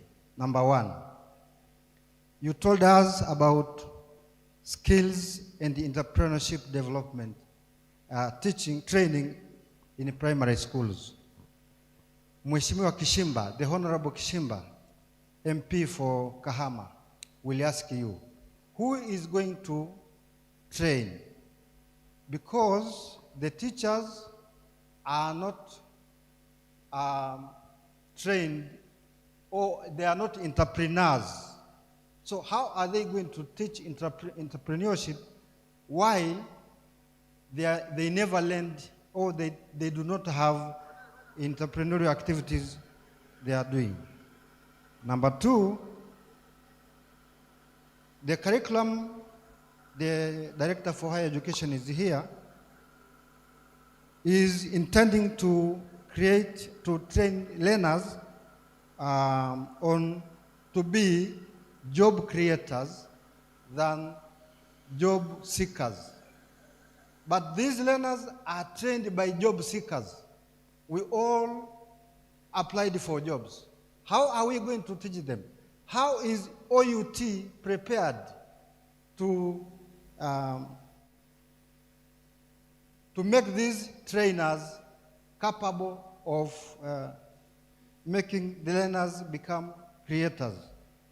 Now the last one, I think you will forgive me, when I see this terminology, HIT project, I become very annoyed, because it is now 3 years, the institutions are singing about HIT project.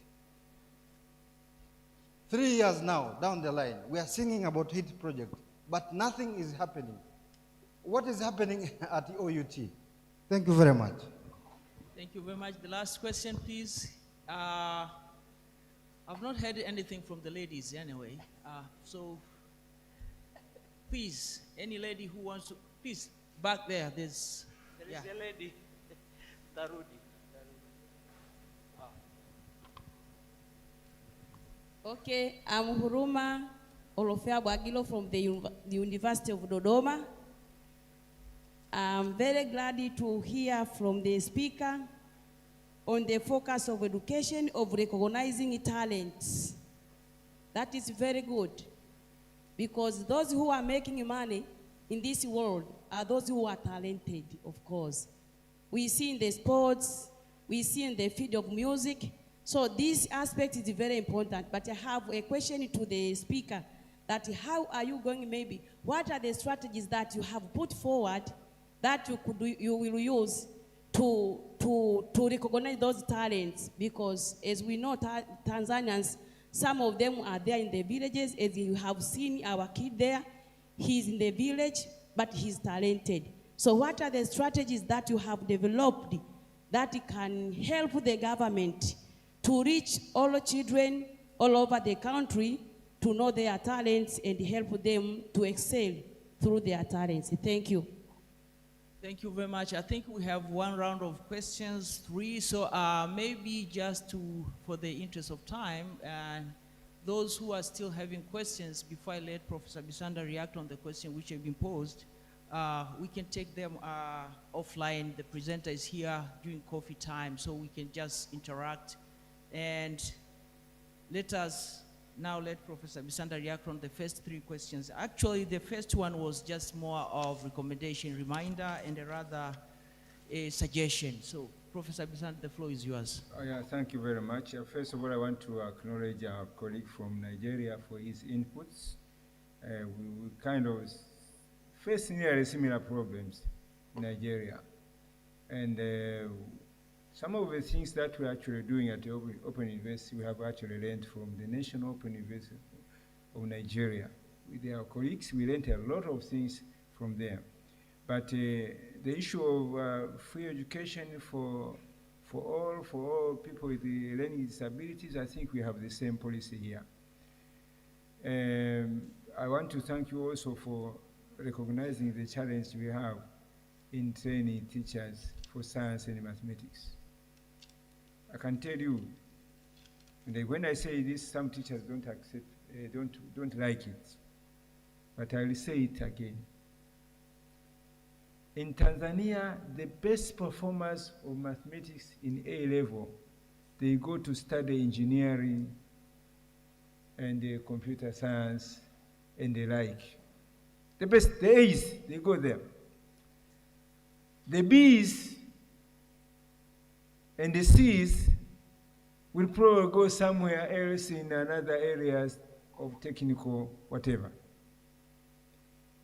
The C's and the D's are the ones who go to become teachers. I'll say it again. The C's and the D's.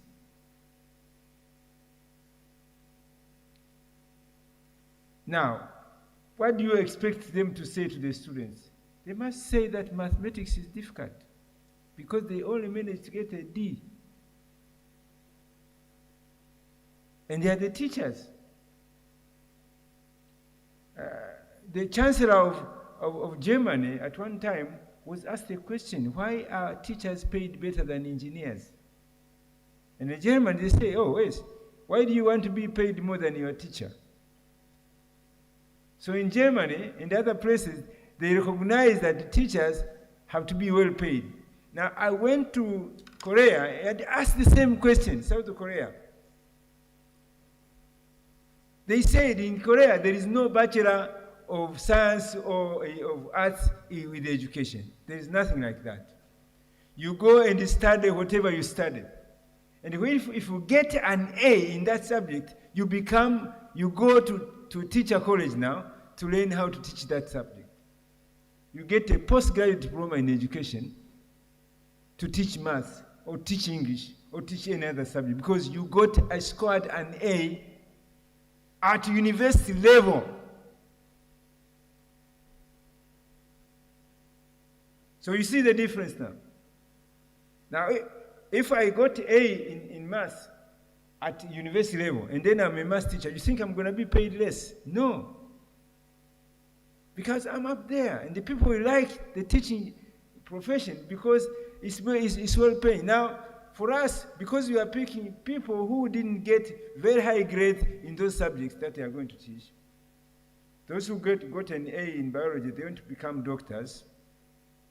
Those who, or veterinary, whatever. Those who got a C and D in biology, they are going to be biology teachers. That's the thing, and that's the dilemma which nobody wants to listen to. I once spoke to the previous permanent secretary in our ministry, and he was very angry about it because he's also a teacher. So he was not very happy about it. I told him, guys, you have to change. Get the A guys to become teachers by changing the... Oh, no, it is not possible. And what policy change are we talking about? It must be towards that direction. Regarding the second speaker, Paul from UDOM. UDOM is a very big university.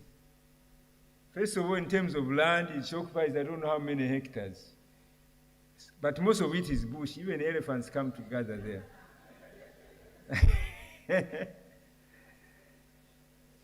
And regarding the numbers of students, we are not yet up to Open University. We have currently in our register 100,002 students.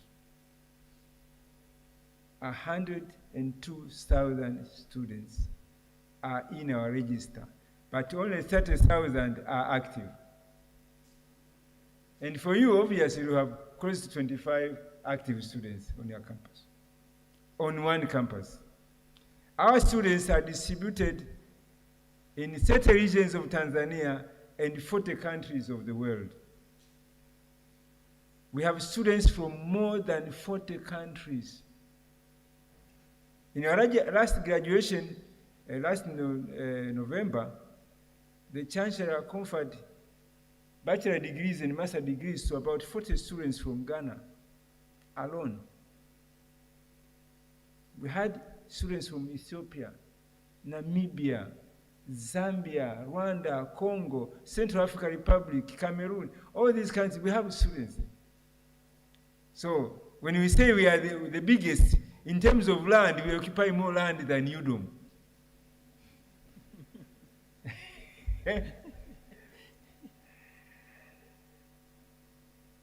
How do we get skills and entrepreneurial skills? Listen, when I put a slide there, I'm sure I don't know whether I can get this slide back. I'm failing to connect the slide. But there was a slide where I put showing the various skills that we are talking about. They are not skills that you need teachers from the schools. They are teachers already in the village. If you are going to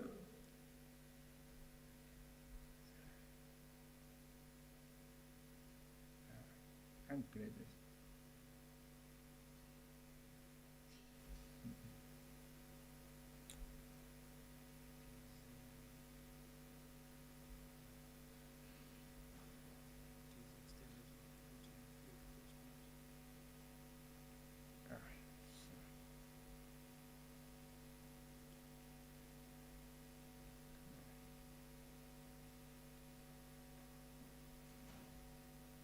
There is one slide I want to show you. This slide. Listen, I'm not talking about what is there. I'm talking about what is supposed to be there. On the skills, look at tailoring. Do you need somebody from the university to teach you tailoring? About painting, what about sanitation, weaving, pottery, fine art, pots? My grandfather used to make pots, and I learned how to make clay pots and fire them in fire and make pots. I know I can make a pot. We have a lot of clay around here, but do we know how to use it and make things? What about dairy farming? Do you need somebody to teach you how to milk a cow? And yet we have kids, and we are keeping cows, and our kids don't know how to milk. We have to hire someone to milk the cow. You understand now what I'm talking about? It's life skills that make you make a living. I know someone who is a graduate at Tumaini University in Iringa, computer science graduate. He worked as a tutorial assistant for 1 year, and he resigned from the job, and he went to Ruaha Valley and established a horticulture farm. Now, he knows more about fertilizers, about the season to plant, about the insecticides than graduates from Sokoine University. And now Sokoine University is sending their graduates to do field there. He's the guy teaching them. He's a computer scientist. That's what I mean. What about beekeeping? Mzee Pinda has beehives thousands of them. And he exposed his honey. Big business. Why don't we teach? I mean, there are bees everywhere. Do you need you only need is to try to put a beehive in the right environment. The bees will come themselves. And you don't even pay them. They produce honey for you. These are the skills. I'm talking about food drying. Let me give you another example, food drying. How many of you have eaten kisamvu? This is a vegetable from cassava. I was telling my colleague yesterday, my professor and his wife, that they should taste that one. This is called kisamvu in Kiswahili. It's coming from leaves of cassava. Now, if you go to Rwanda or North Kivu, that's a very popular, delicious food. They call it sombe. For them, they sell it in supermarket dried.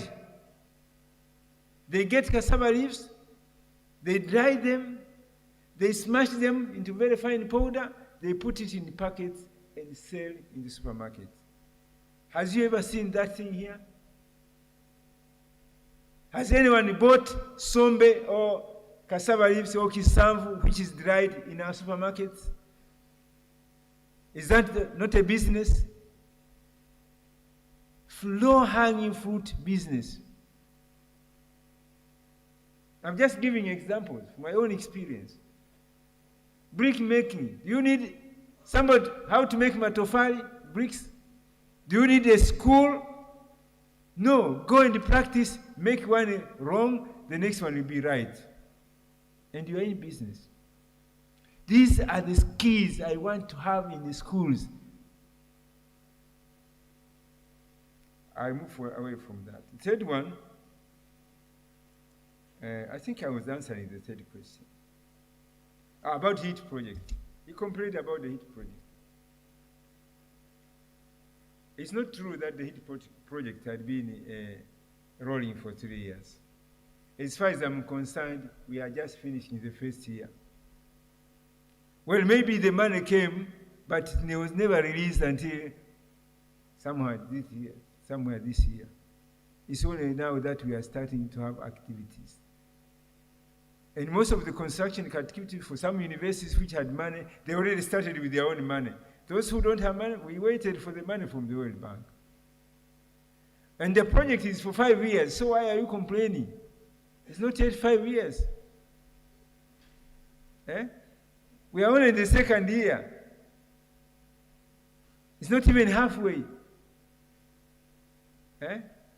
So I don't think we need to complain about the project. We see actually a big opportunity to increase the capacity of our universities and their role in bringing about change to focus on our educational strategies. Thank you very much. Thank you very much. Thank you very much, Professor Bisanda.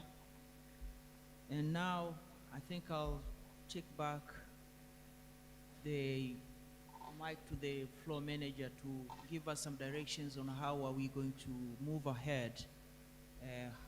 Either we're going to grab a cup of coffee, come them in here, or I don't know, he's going to give us all the instructions. So back to you, MC.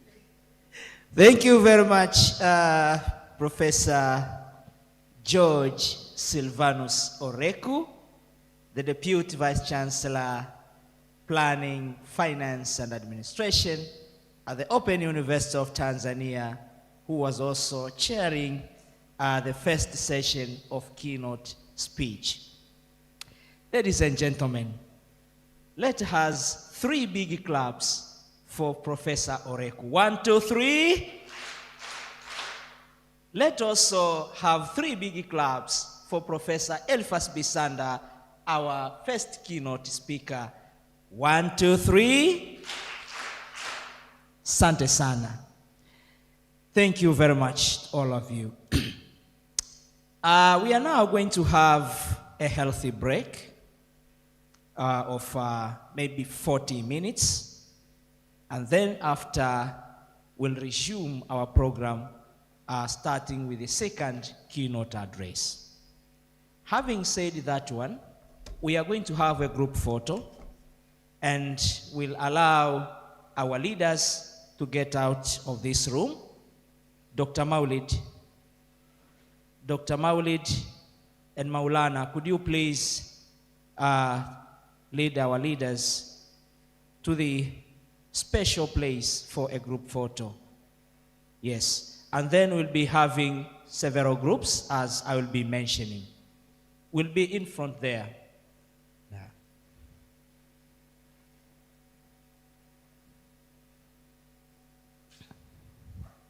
Thank you very much. Yeah. So group number 1 will be presenters from different countries. Our friends from Nigeria, from Ethiopia, from Zimbabwe, from Zambia, and all other countries who are here. Could you please get out of this room so that you can have a group photo with the guests of honor? The second group will be participants from within Tanzania. So we'll join those from different countries. And the last group will be the secretariat. That will be the last group. And then we are seeing the possibility of having a group picture, a group photo of all the participants. We'll try to see if we can manage to have that one. It will be so nice. Sawa. So nitakuwa naita mnakuja. Let me get out here so that I'll be arranging it well.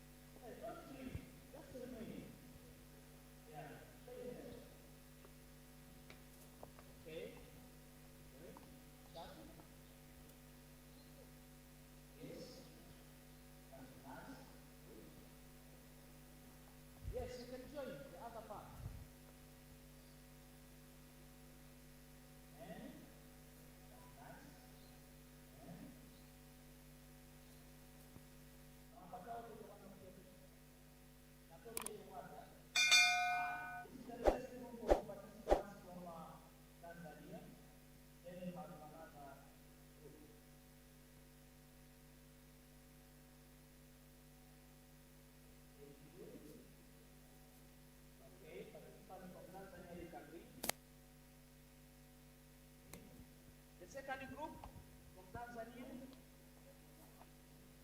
Second group from Tanzania. Wale mliopiga mnaweza mkatoka.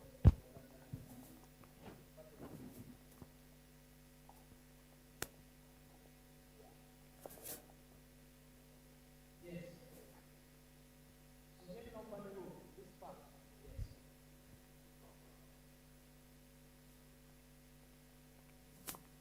Hapo vipi na? Second group.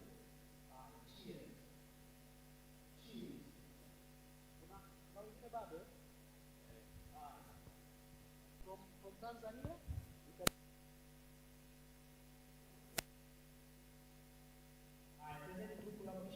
the last group of participants, and then you have secretariat.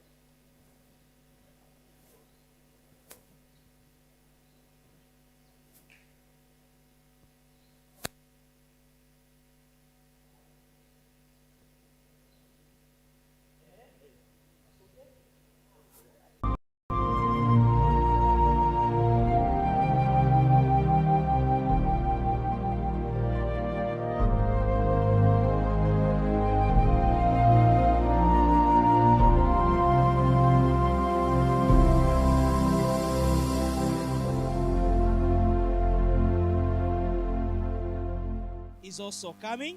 He's still with us. He's going to hear to attend, or rather to participate in the second keynote speech. Ladies and gentlemen who are outside, please get inside. We are going to proceed with our program. Please, everyone, get inside as we are going to proceed with the program. The guest of honor is also coming. So please, get inside.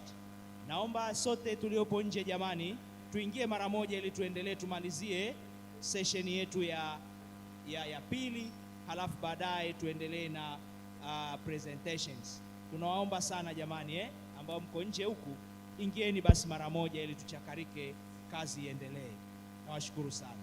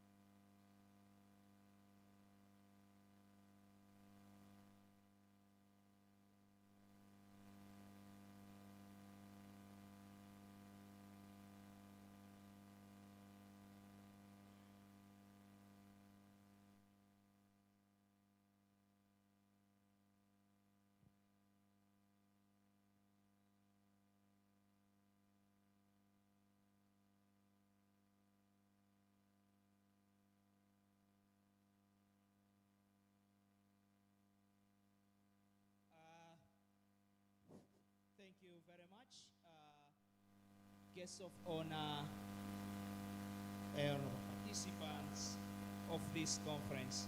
We are going to proceed with the second part of our conference, today's program. And here we are going to have the second keynote speech under the title, The True Costs of Academic Capitalism and the Privatization of Public Higher Education. And here the moderator will continue to be Professor George Oreku, and the speaker is Professor King Alexander. So please, Professor Alexander, can you please take your seat? And then we have the third keynote speech, and here the topic is Parents Matter, partnership between family and school to make learning and education meaningful.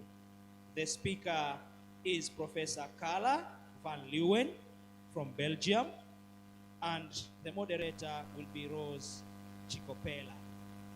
Later on, Madam Rosie, you will moderate the third keynote speech. Professor King, please have your seat. Take your seat. Professor George Oreku, a moderator, take your seat, the middle one. And Professor Kala can also have a seat.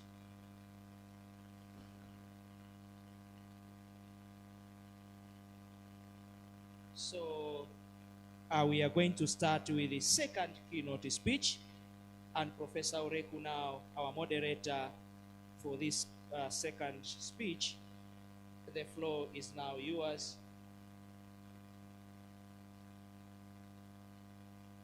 You can use, no problem.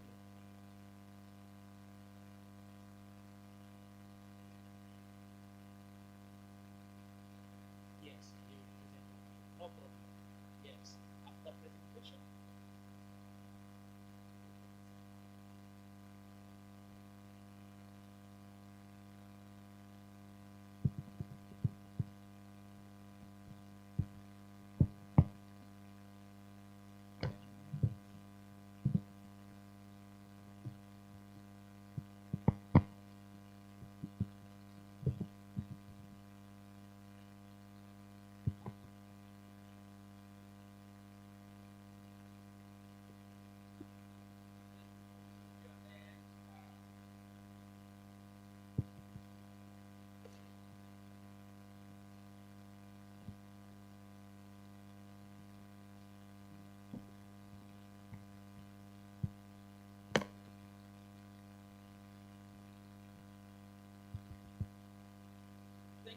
much, Co-Manager. And now we are resuming to where we stopped by last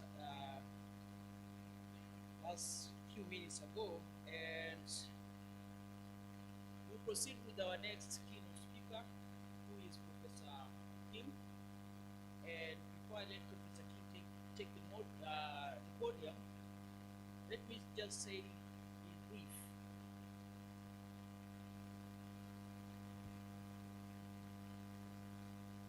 Okay, let me just take you quick on his short bio to know who is going to give us the presentation here. Professor King is the professor of higher education in policy and finance, and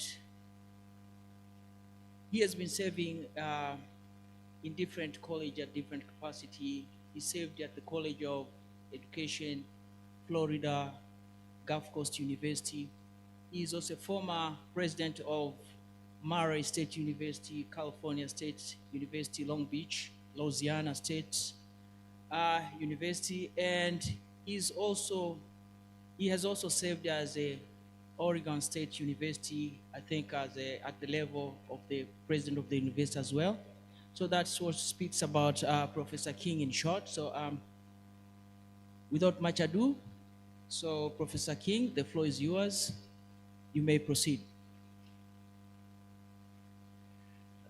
Let me start by just saying this is kind of a case study, but it does involve the U.S., but more importantly, it's a lesson for so many other countries that are struggling to finance greater access. And as I noticed in the Open University of Tanzania's original seal, there is a strand underneath it that says that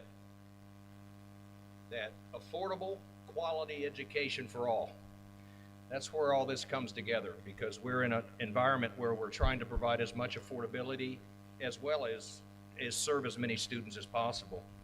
And there's a lot of lessons to be learned from the United States, but these lessons are also being experienced in England, South Korea, Japan, just to mention a few, in Australia, regarding the cost and who pays. But first, I'd like to just recognize our former Prime Minister and Chancellor Penda. Thank you for being here and being a part of this.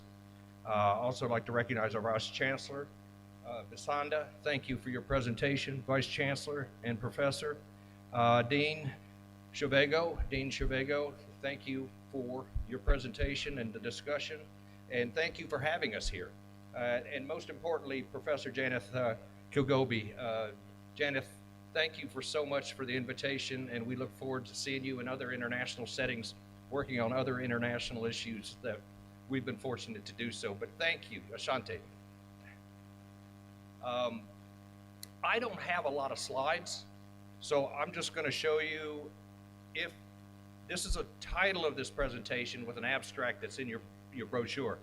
But we've been working on this project at the University of Oxford Center for Global Higher Education for a good 4 years, and it continues to get worse. We just point these things out. If you want to get access to the working paper that discusses these in greater detail with international impacts, please go to the Center for Global Higher Education at the University of Oxford, and it's working paper number 77, and look for the title, Academic Capitalism, Privatization, and 5 Decades of Misguided Federal in the United States.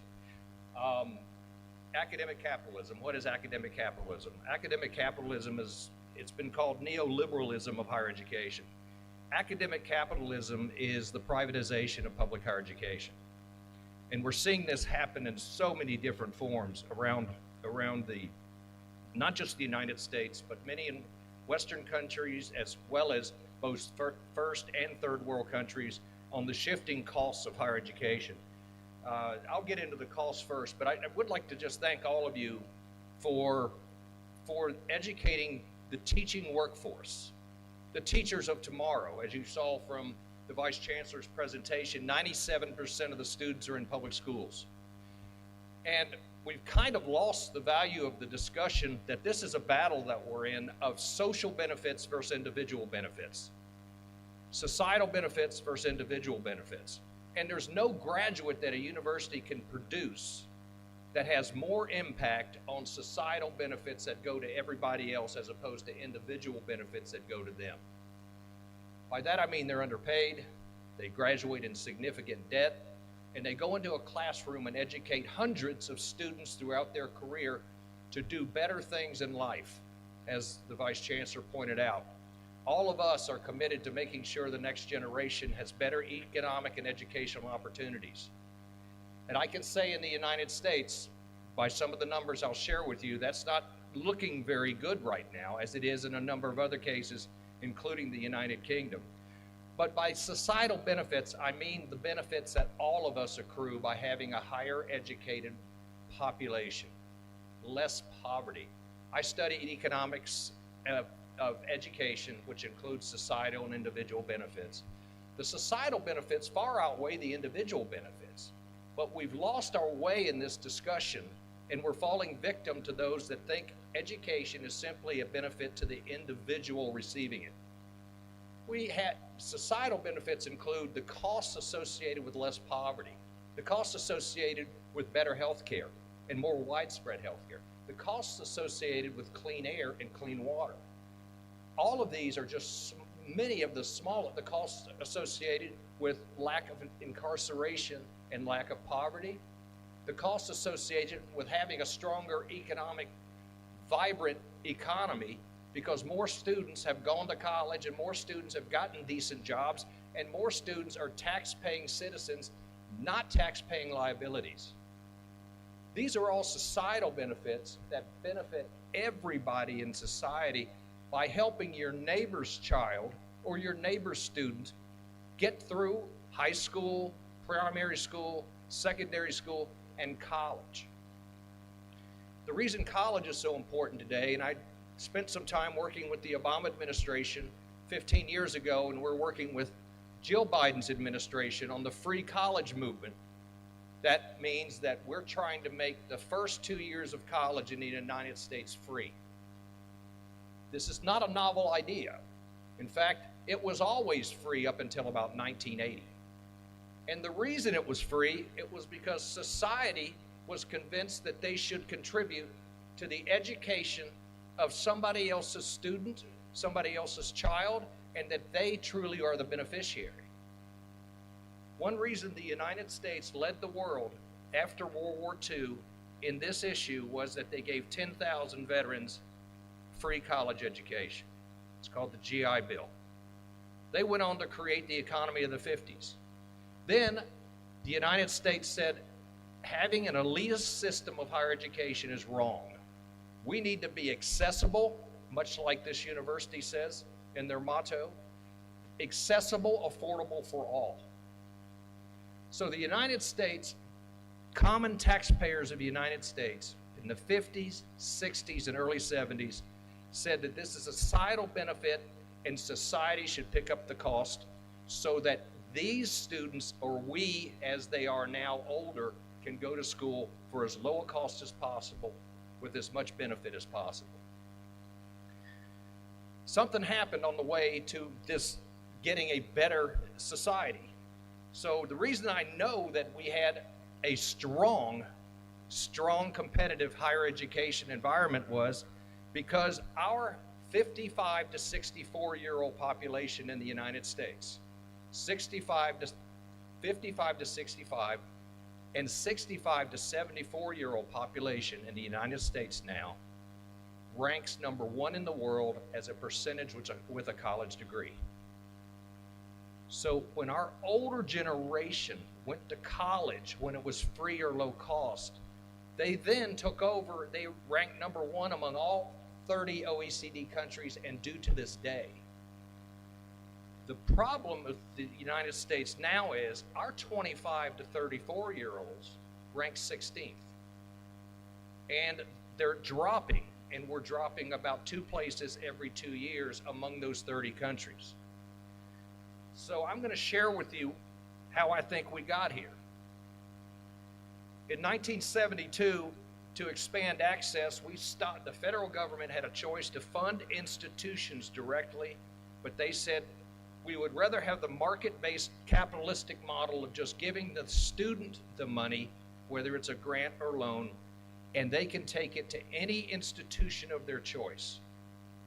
Public, private, and what increasingly became and still is a massive problem in the United States, public funding of for-profit universities. No distinction the federal government made. These grants and loans are tuition-based, which means if you charge more tuition, then you can receive more grant and loan money for your students, which ultimately is shifting the burden to the student. It also incentivized the 50 states, which were the primary funders of our institutions, not student aid, but our institutions. And so it gave state legislatures an easy out, all 50 of them, to back out of their funding responsibilities that went to the institutions themselves. So what's happened since 1980 is that our state legislatures, the primary source of funding for our institutions, are now down 48% on what they spent in 1980, when access has even grown, but institutional resources have decreased significantly. Now, I find it very interesting because when I talk to my colleagues, and this goes just as well between rich countries, poor countries, or if I'm talking to Ivy League colleagues about how much money they have, and they tell me that money doesn't make a difference. Well, I've always been at underfunded universities. And my retort to that is that, well, then you ought to give me your money if it doesn't make a difference. They know it makes a difference. And now the richest public and private universities in the United States, the richest, and among the privates, the 8 Ivy League institutions are the richest in the world. They have the smallest and lowest number of low-income students in the United States. They could easily afford more low-income students and more academically challenged students.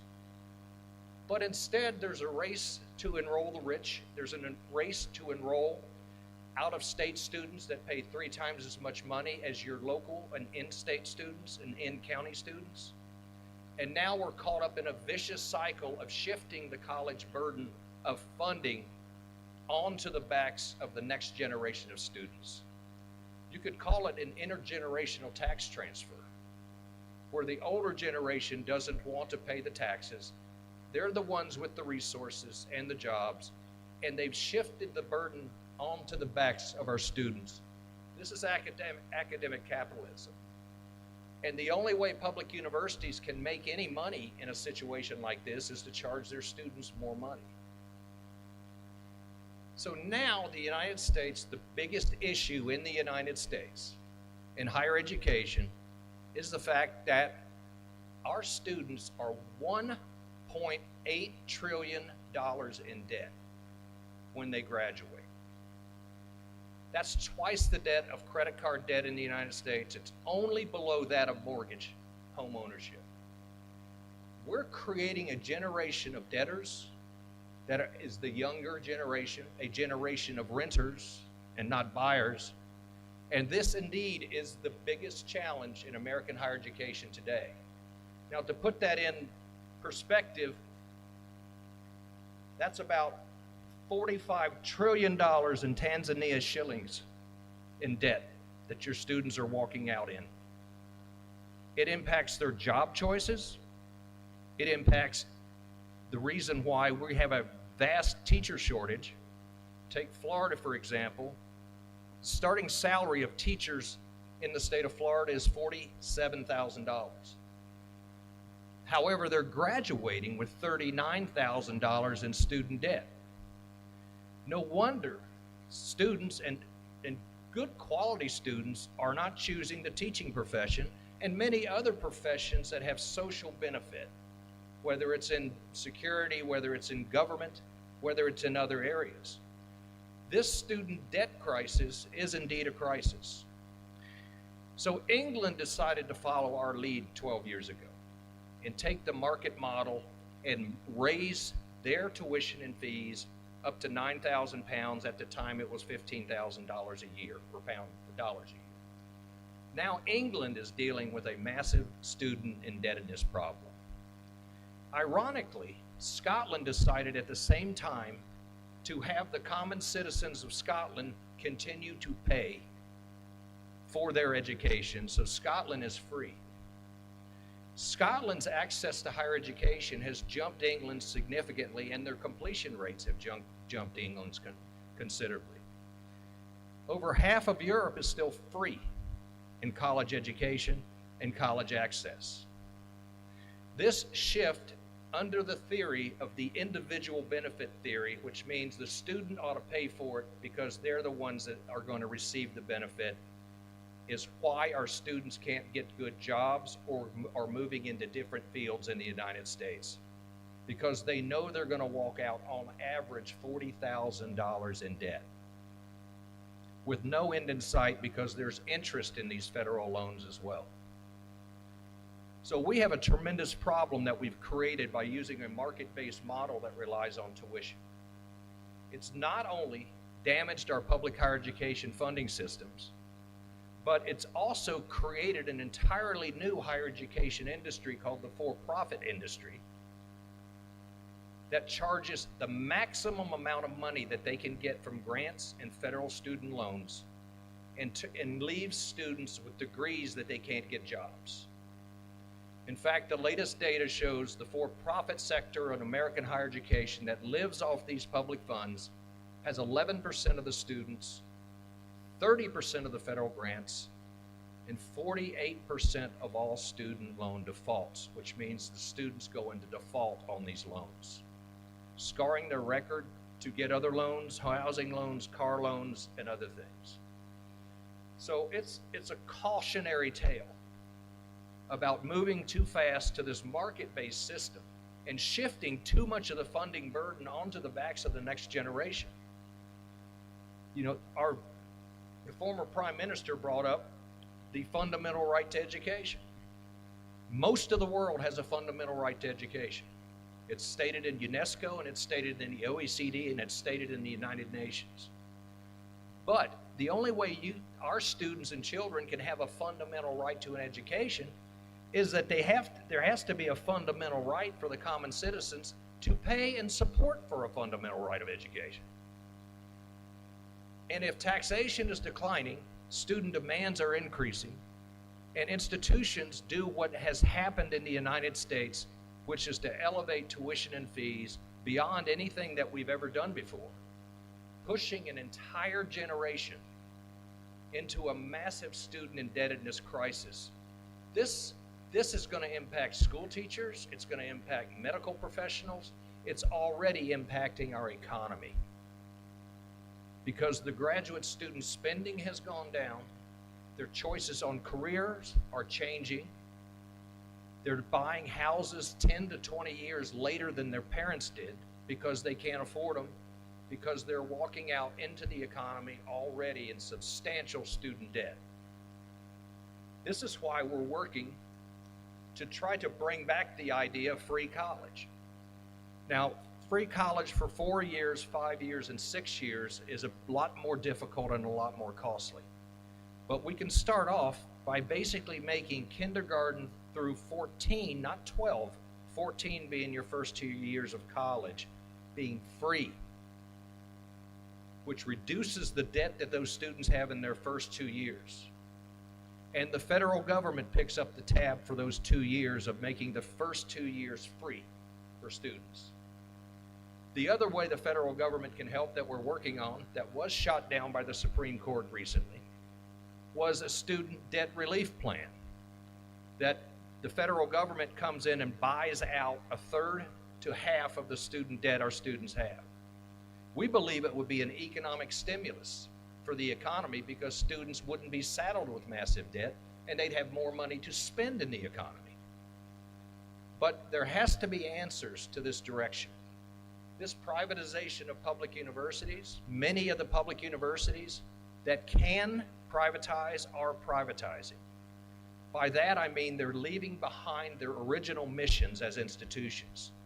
They're not serving their in-state students, they're serving students who are generally white, from other states, from affluent communities, affluent counties, affluent cities, and bringing rich families in and students in at the expense of the poor students that are within their state that they were founded to serve as public institutions. So the challenge is for our public institutions to be funded adequately, and that an institution, just like the motto here says, affordable, quality education for all.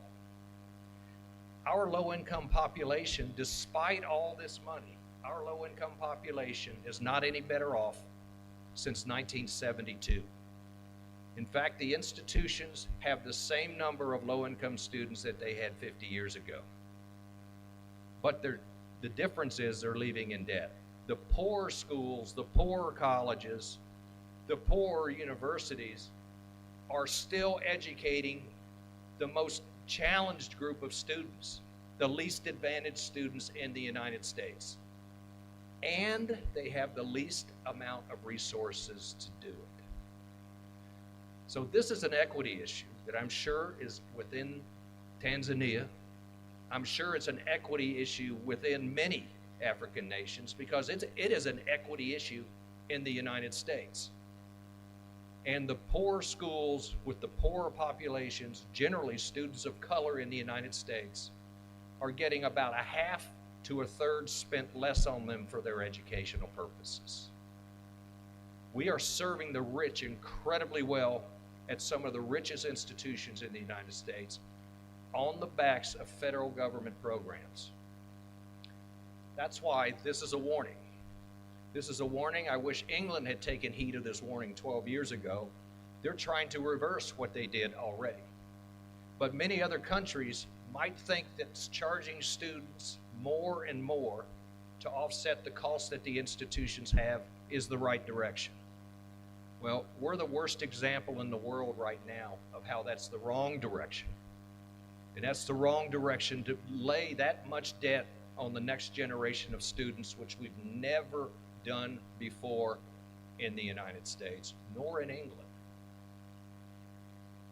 So when you think about taxation, and most people don't like taxation, but if taxation is going to educate more students at the Open University, make them tax-paying citizens, keep them out of poverty, keep them out of jail, keep them off government programs, helping them create new ideas, new businesses, new economic growth, which is what education does, because it worked with the GI Bill back in the 40s when not many institutions were real happy with it.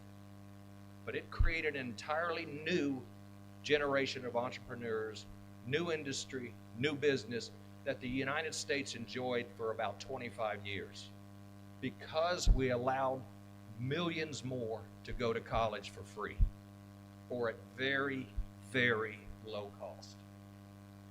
So this is an important international discussion because there are only a handful of institutions that charge as much as the United States to go to college. In fact, many private institutions in the United States charge over $70,000 a year. And they can't promise them a good job at the end of the day.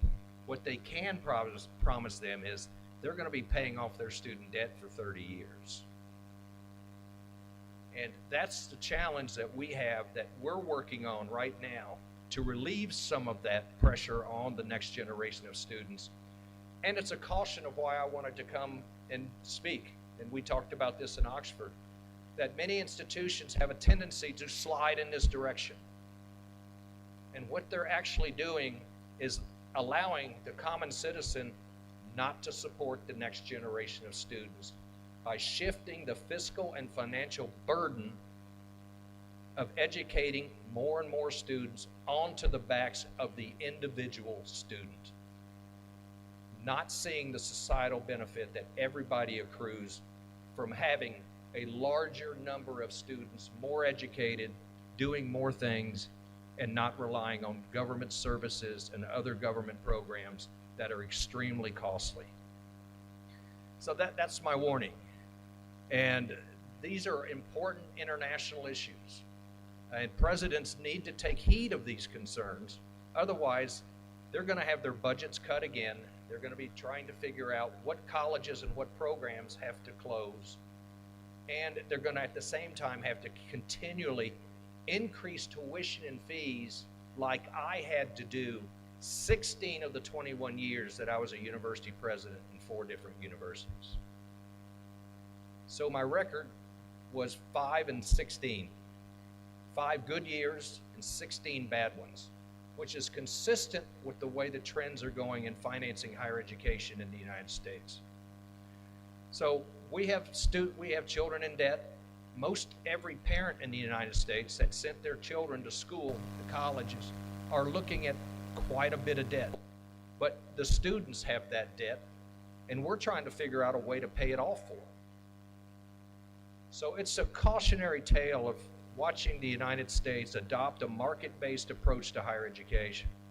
It's also a cautionary tale about publicly funding private institutions that have no accountability, and even private for-profit institutions that don't live and die by the marketplace as they contend they do. They live and die by the federal public funds that they acquire each and every year for each and every student. The first priority of every government educational entity is to make sure your public institutions are taken care of and remain public and are public, and they don't privatize. Because what we've seen in the United States is the rich get richer and the poor get poor. And the vast disparities between our institutions are endless now financially. So thank you for listening to me. I hope we can get this message out around the world so people don't readily assume that to find money, they should charge the next generation of students who don't have jobs, or at least don't have good jobs. And that this could create a serious fiscal challenge, an economic challenge for any nation that sends the next generation of young people in debt for the rest of for 40 years or 50 years because they chose to go to college or a university. That's our challenge as parents and citizens, is to make sure we don't keep doing this to our students. So thank you very much for your time, and I greatly look forward to your questions.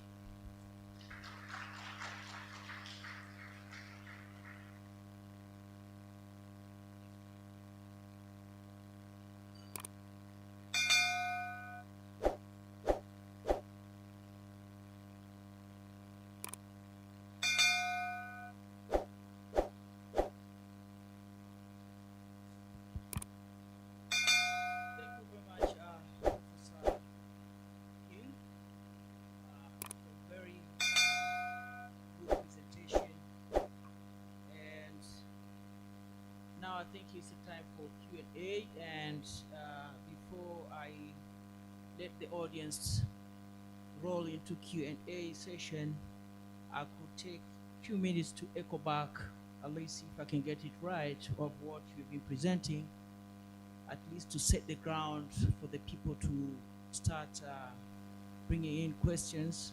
So I think you have talked about what it means by the academic capitalism, which is obviously a privatization.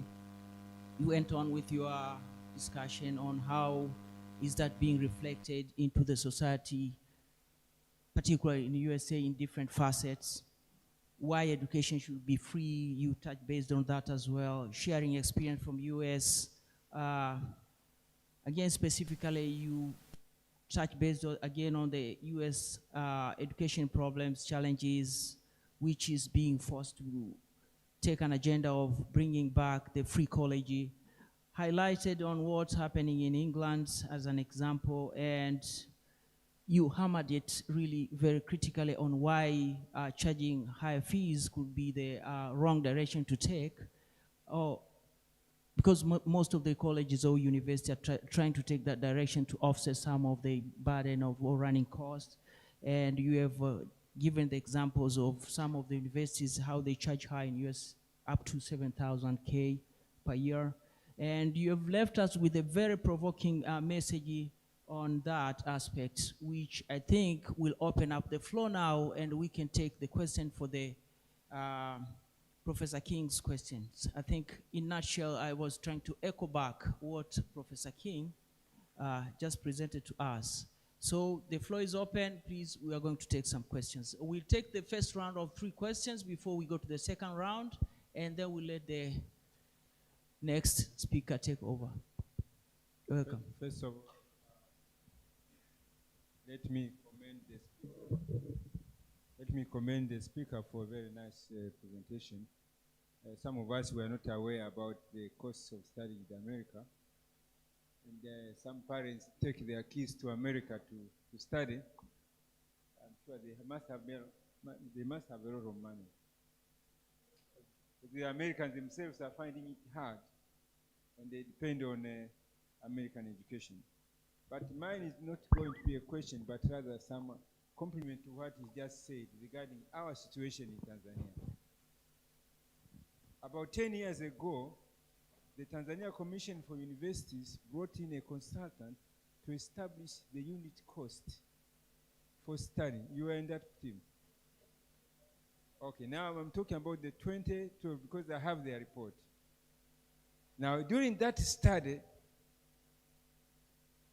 they found out that the cost of training a science graduate is about 5,300 shillings, 5,300,000 shillings per year.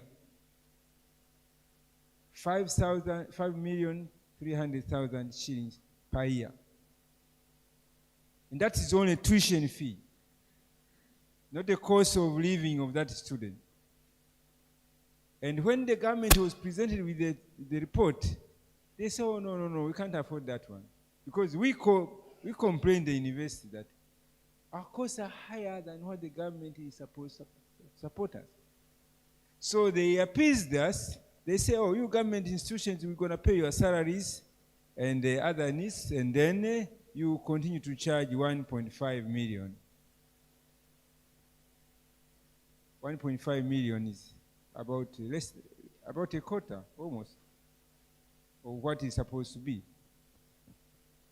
As a result, number one, the fees have not been allowed to increase for the past 10 years. In other words, I'm saying that the money, that 1.5 million of 2012, is equivalent to maybe 400,000 of today because of the inflation. If you factor in inflation, what we are charging now is like 400,000 shillings of that year. And you are still expected to survive and provide the same quality of education. And the politicians are scared of paying the unit cost because the government is going to pay that money. Majority of students are sponsored by government. Now, if they are finding it hard to pay universities the fees for those that are sponsoring through the loan board of 1.5 M, how about 5.3 M? But I'm saying that if we were to be realistic, higher education is very expensive. And it should be a burden. I agree with you. It should be a burden of the government rather than the parent or the student. The parents who don't get loans to study in higher education, they are finding it very, very hard. And then after the kid studies for 4 years or for 3 years or for 5 years in case of medicine, they graduate and then of course they don't know how to pay the debt because they have no job. That's another dilemma. So I totally agree with you that let's focus on what governments should put into education to make it affordable, or rather to make it work, that people can get higher education without the stress and strain of paying back the loans. On average, a student in Tanzania who takes a degree, for example, in education, on average, the loan bill at the end of the 3 years of school is about 15 million. And the longer you stay to pay, the more the bill grows because it's accumulating interest. So the quicker you can pay, the better. So, in other words, what I'm saying is that Education is expensive. The government must understand this. They must put in more resources to support education. And I'm saying, even if, for example, they paid us the 5 million per student, they should not pay our salaries. We would be better off. And maybe we can make profit to improve our infrastructure, or even to pay the government a dividend. Recently, the government was giving a dividend for companies that had performed well. You saw that in Arusha. We were called, the CEOs and the chairman of boards. And some organizations were given an award. And I complained, because we could be paying a big dividend if they had agreed on the unit cost. We would be giving them a dividend. So we should not be penalized because we are not giving a dividend. They should also use other criteria for performance, not necessarily financial return. Thank you very much. I just point out that you're so right. We don't have the cost controls that many that were just discussed that you have. Cost controls are the government saying when you can and can't do something. But it's a slow death for a university if the government isn't putting more money into it, number one, putting more money into your institution and telling you can't increase fees. That's a slow dying death for any college or university trying to just make it through. When I started, the public universities I was a part of were 80% funded by the government. When I retired 2 years ago from public university leadership, we were 20% funded by the government. And to me, it's just a matter of making the right choices. These are societal choices that our government is making, and they're not making. In the United States, our state legislators would rather get reelected by not raising taxes and then turn to the universities to go ahead and raise the taxes on students. Now, I know I called tuition and fees a tax, but that's exactly the shift that's going on in England and exactly the shift that's going on in South Korea, exactly the shift that's going on in the United States. I can get reelected if I don't raise taxes to support the next generation and I let my colleges and universities do it. The only difference is it's not a common tax paid by everybody, which is what your state and federal governments would be. It is a single tax that is added to the students and the next generation of students who are the least likely to have the economic ability besides taking out loans to do it. And that's the crisis we've put ourselves in the United States. But governments that don't see the value in increasing funding for their universities when the universities are increasing the student population and then telling them they can't respond in any shape or form is a slow death of a college or a slow death of an institution.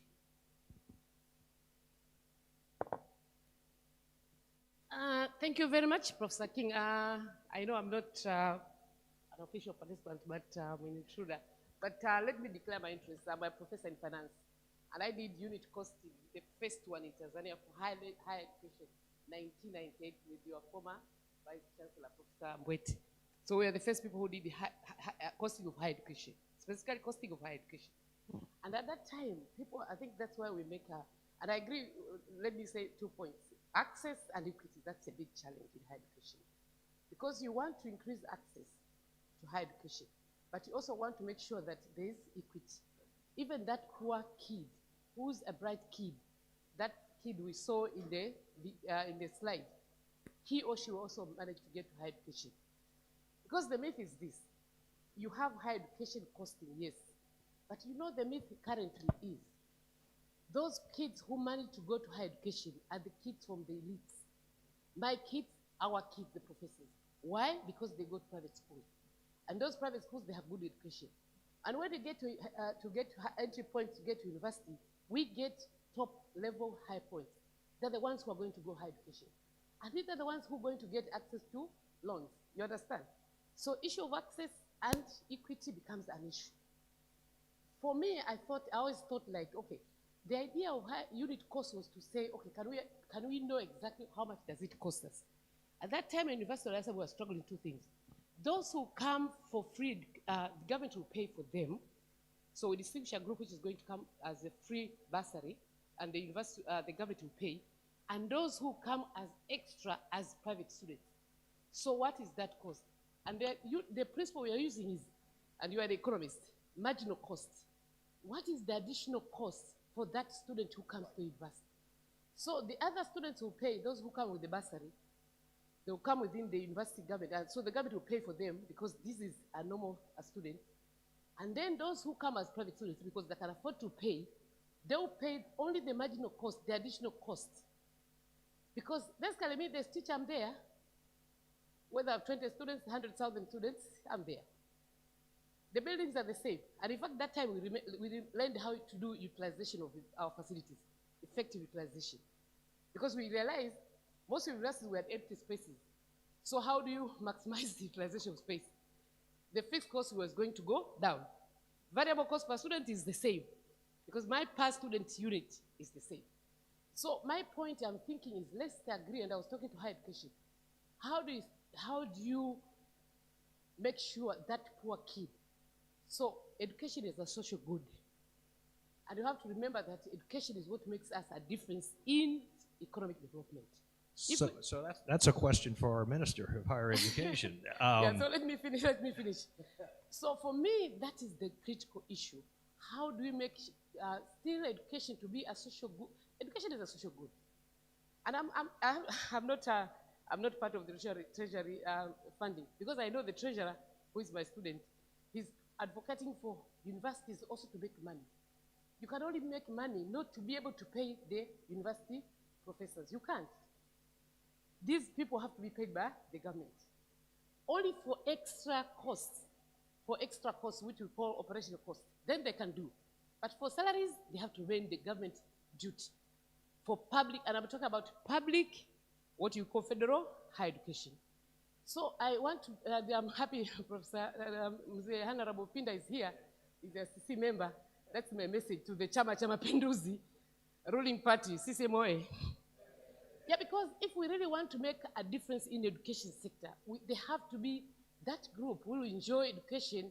Otherwise, why should I go do education and I'm going to be a teacher, a poor teacher, lowly paid, while I can do business? And that's the reason. I was a dean of business school. I had the best students in my school. Top 300 students came to my school. Why? After job, you know business schools in the US. They highly paid students, graduates. So if we want to have development, it can't be only one group of students who can afford and who are coming from the elites who will be even having access. So even the loan board, because I also worked for the loan board at that time to propose what should be the loan board. Issue of what we call means testing. Who should get a loan? I think something also is fuzzy. And that will solve the issue of equity. Yeah, everybody gets the loans in the United States, and at very high levels. And yeah, but there's somebody, because I was telling professor here, somebody goes to a kindergarten. These people, they take among them here, the young ones, they take to a kindergarten, pay 5 million. That's the 5 million they are refusing at higher education. At higher education, they're not ready to pay 5 million. So if you had good levels of accountability, this goes to the government, if indeed public funds are flowing there needs to be high levels of accountability at those institutions. This is where we went wrong. In 1972, all the private higher education institutions said, if you give us public funds from the federal government through direct student aid vouchers, we will substantially increase our low-income population. Yeah. The Ivy League has all 8 of them with $300 billion in their endowments in the bank. That's true. Have less low-income students than they did 30, 40 years ago. True. So I think that the government was taken for a ride. Yeah. And nobody's holding these institutions accountable. And the low-income students are still going to the lowest spending institutions in the United States. But these are the ones who go to the service-oriented type of institutions to become teachers, to become nurses, to become, But those are the necessary sectors for the survival of societies. Yes, and this issue has a particular problem for people that want to go into school teaching. Exactly. Why should I become a teacher and I'm lowly paid? Yeah, and I'm leaving with as much debt as my starting salary is. Yeah.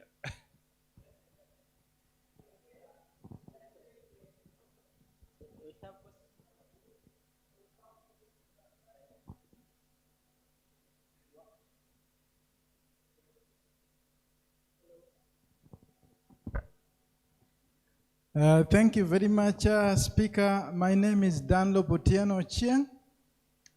I agree with you that the way you went wrong in United States, we also missed it somewhere here in Tanzania. In Tanzania, public schools used to be very good schools because they were funded by the government. And it is in that way that we get this education and we are now sitting with you.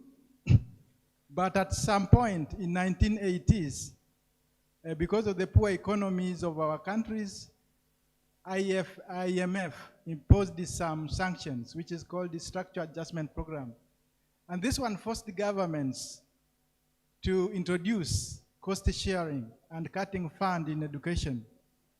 So in Tanzania, when the public universities got little fund, they become poor, I would say, and the private education becomes coveted. So now that one has put a lot of problems to parents. Parents in this country, I think they are sitting here, pay a lot of money for education fees. If you have 4 children, it means that you are going to retire poor at the end of the day. So I think if we want to make our societies better, we should take this message everywhere where we are. We are academics, maybe we don't have impact. But if we keep on saying it whenever we meet, that education sector need to be funded by the government. Because, as you have said, it is for the good of everybody. Doctors treat everybody, teachers teach everybody, engineers build roads, and those roads we use all. So it must be the responsibility of the government to do that. I'm going to end my contribution by asking a question.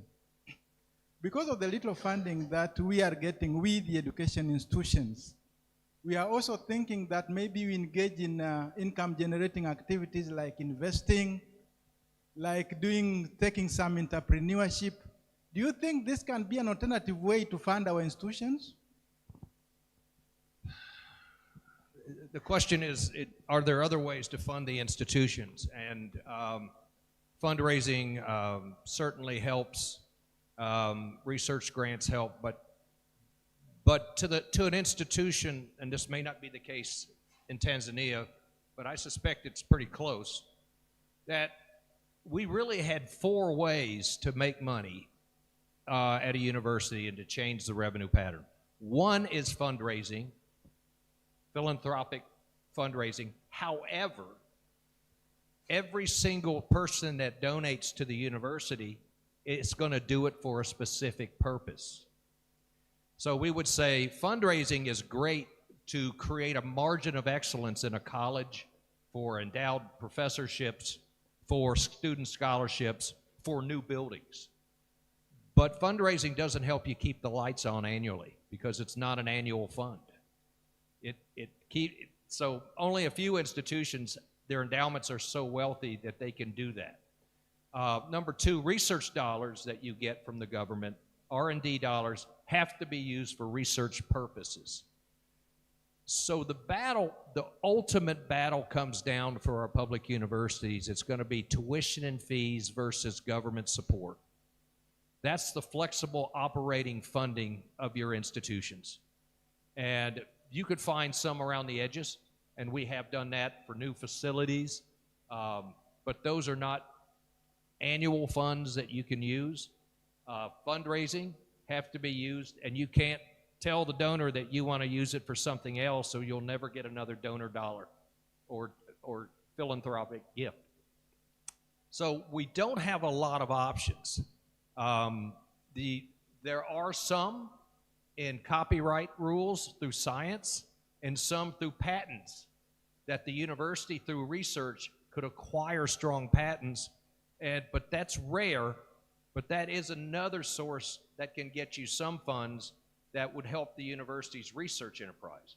But once again, it won't help keep the lights on when you're starting campus and when you're ending class at night.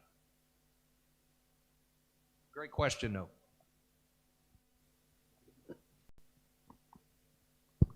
Thank you. More questions from the ground? Okay. Okay.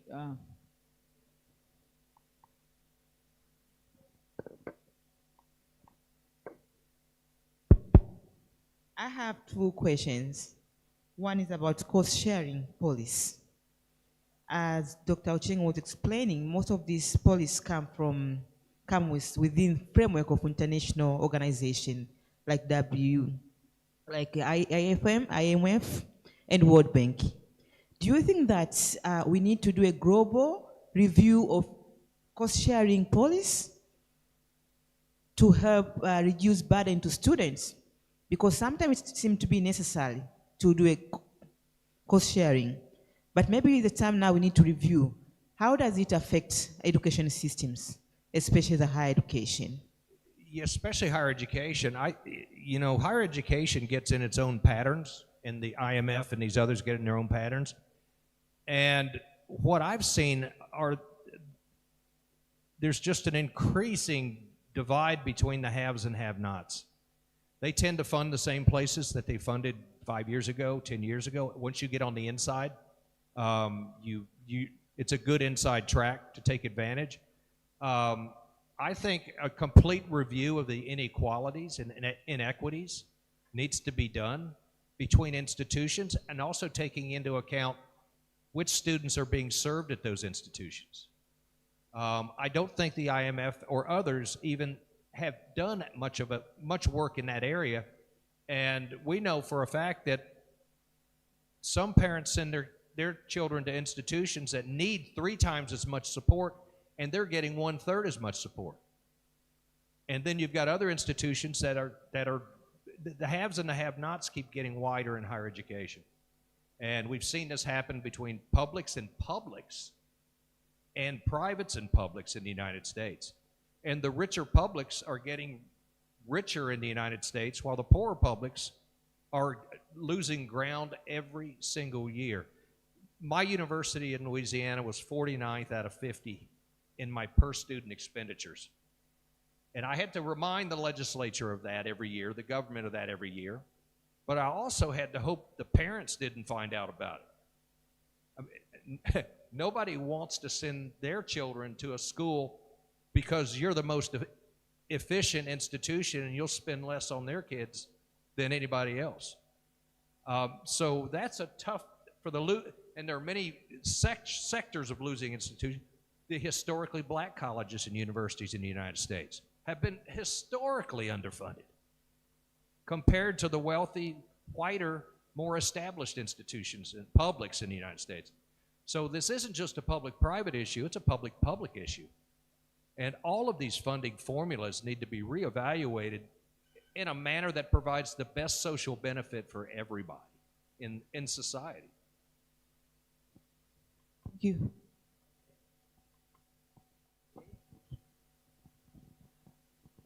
Thank you, Professor King. I think during your presentation, there are 2 extremes which maybe we need some clarification. On one hand, say students should not be indebted. And on the other hand, you equally witness, especially in the United States, that the rich are becoming richer and the poor are becoming poorer. And this is, I believe, obtainable in most African countries. Now, which way out? Because if they didn't take the loan to study, they may end up out of school, despite their potentialities. If you give them a loan, they will graduate, and At the point of graduation, they may started to be on their own, maybe through detaching from their family, through trying to establish their own family. But the major challenge they will face is repayment of the loan, which will not be good for them. That is on one hand. And in fact is the question. And the second issue is not a question, but rather an advice. When we just left for break, I was discussing with friends I met here. The way we supplement the government effort is by constituting education trust fund, which is a popularly called TET fund in Nigeria. What we do there, I think I told them is 2%, but I made a mistake. The 2% is from national IGR, and it goes straight to basic education account before tax. I think for TET fund is 5%. And this 5%, special apology to the private sector, if they are at all here, we get it from all Nigerian companies, whether it is private or it is public. So we collected, the Nigerian government collected 5% before tax, and they use this to fund every facet of education, especially higher education, in area of academic staff training, in area of research, in area of conferences, in area of infrastructure, procurement of teaching and learning facilities, a lot of it, almost 7 indicators.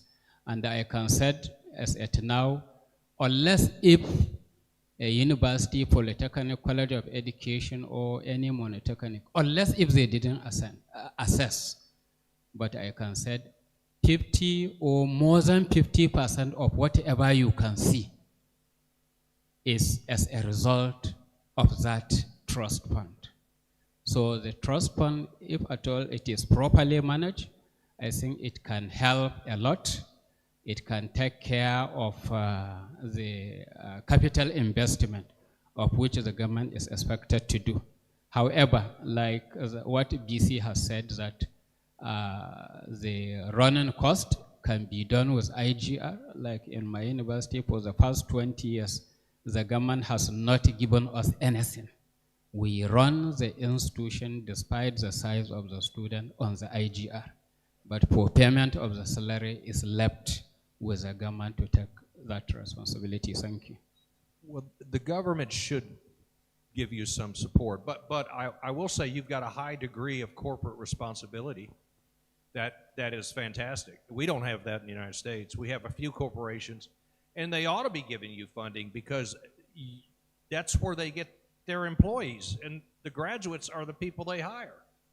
So I'm always a fan of corporate responsibility, but I've often run into many big corporations that come to the university and say, what are you going to do for me? How many more graduates are you going to produce in engineering or computer science or cyber? And you need to do better at what you're doing without any funding. Without any funding. So I commend you on that trust fund. That sounds fantastic. I wish we had a trust fund of that kind. I hope it can stay, and you don't end up turning around like many of the corporations in the U.S. have done. They said, what can the university do for me, even though I'm not going to fund you with anything?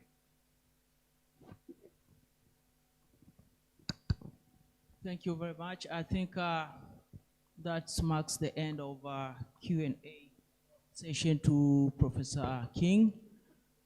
Please bear with me. Maybe we could just end up this session so that we'll let other session proceed. We are not doing very well with time. And though I'm not worried because I think all of us are housed here, so we can take it even beyond the normal schedule. So thank you once again, Professor King, for the nice presentation. And I'll take back the mic to the moderator so that you can proceed with the other next session. Thank you very much. And one more round for applause for Professor King. Thank you very much. Thank you very much, Professor Oreku and Professor King, for the keynote speech number 2. Ladies and gentlemen, we are tired, eh? We are not. We are still powerful, energetic. Let us 3 big claps for the second keynote speech. 1, 2, 3. Good. Okay. A moderator for this session, Dr. Rosie Chikopela from Chalimbana University, Zambia. Dr. Rosie Chikopela from Chalimbana University of Zambia. Much welcome. Will be the moderator for the third keynote speech. And Professor Carla is already there. Yes, I am. Much welcome, Prof. And the moderator, you can proceed.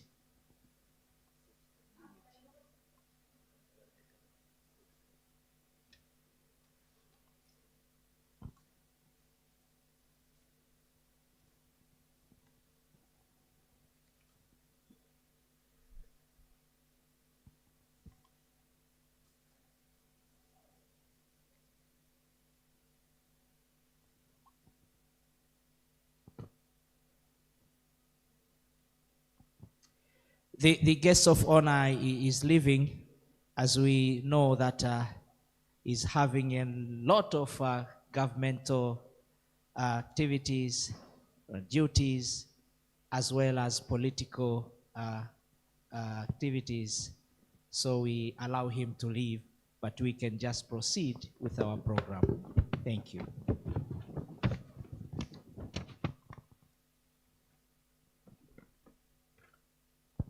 Good afternoon. Okay, so we welcome Professor Carla Van Leeuwen from KU Leuven, and she's going to give us a presentation on Parents Matter, partnership between family and school to make learning and education meaningful. So in case there are some people that were not here when she was being introduced, I'll give a little bit of an autobio on her. So the professor is a professor of psychology, parenting and special education research unit at KU Leuven in Belgium. Professor Carla's research focuses on the role of family relations, especially parenting and co-parenting in child, adolescent development and education. So we listen to her presentation.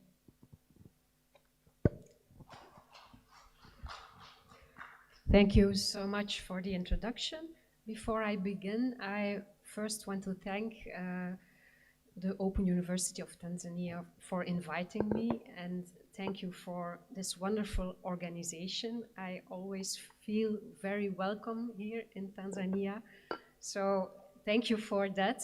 It's also a very nice venue, and as the Chancellor said this morning, hopefully this is a start of a very good and interesting tradition of having these conferences more than once. An international conference is very important to share ideas about education. I also want to thank you. I was a little bit overwhelmed this morning by the fact that you honored me to be a scholar of Open University. I'm very thankful for that. And I also want to say that this is really the result of a very nice cooperation for about 10 years already. We have had 3 projects now, and Dr. Janet Kigobe, I was supervisor of her PhD. We have a very nice collaboration, and I hope that we can do that in the future too. So thank you also for that. Okay, and now my lecture, the topic is very different from the previous speaker. In this lecture, I really want to emphasize the importance of parents in their children's learning. And although I will use mostly the term parents, I want to acknowledge that also other people can be very important co-educators of their child's learning. For example, grandparents, aunts, even a neighbor, or even siblings. So sometimes parents are not there for their children due to certain circumstances. So I acknowledge that also other people can be very important educators. But yes, just for ease of talking, I will use the term parents. So I will discuss the role of parents from two different angles.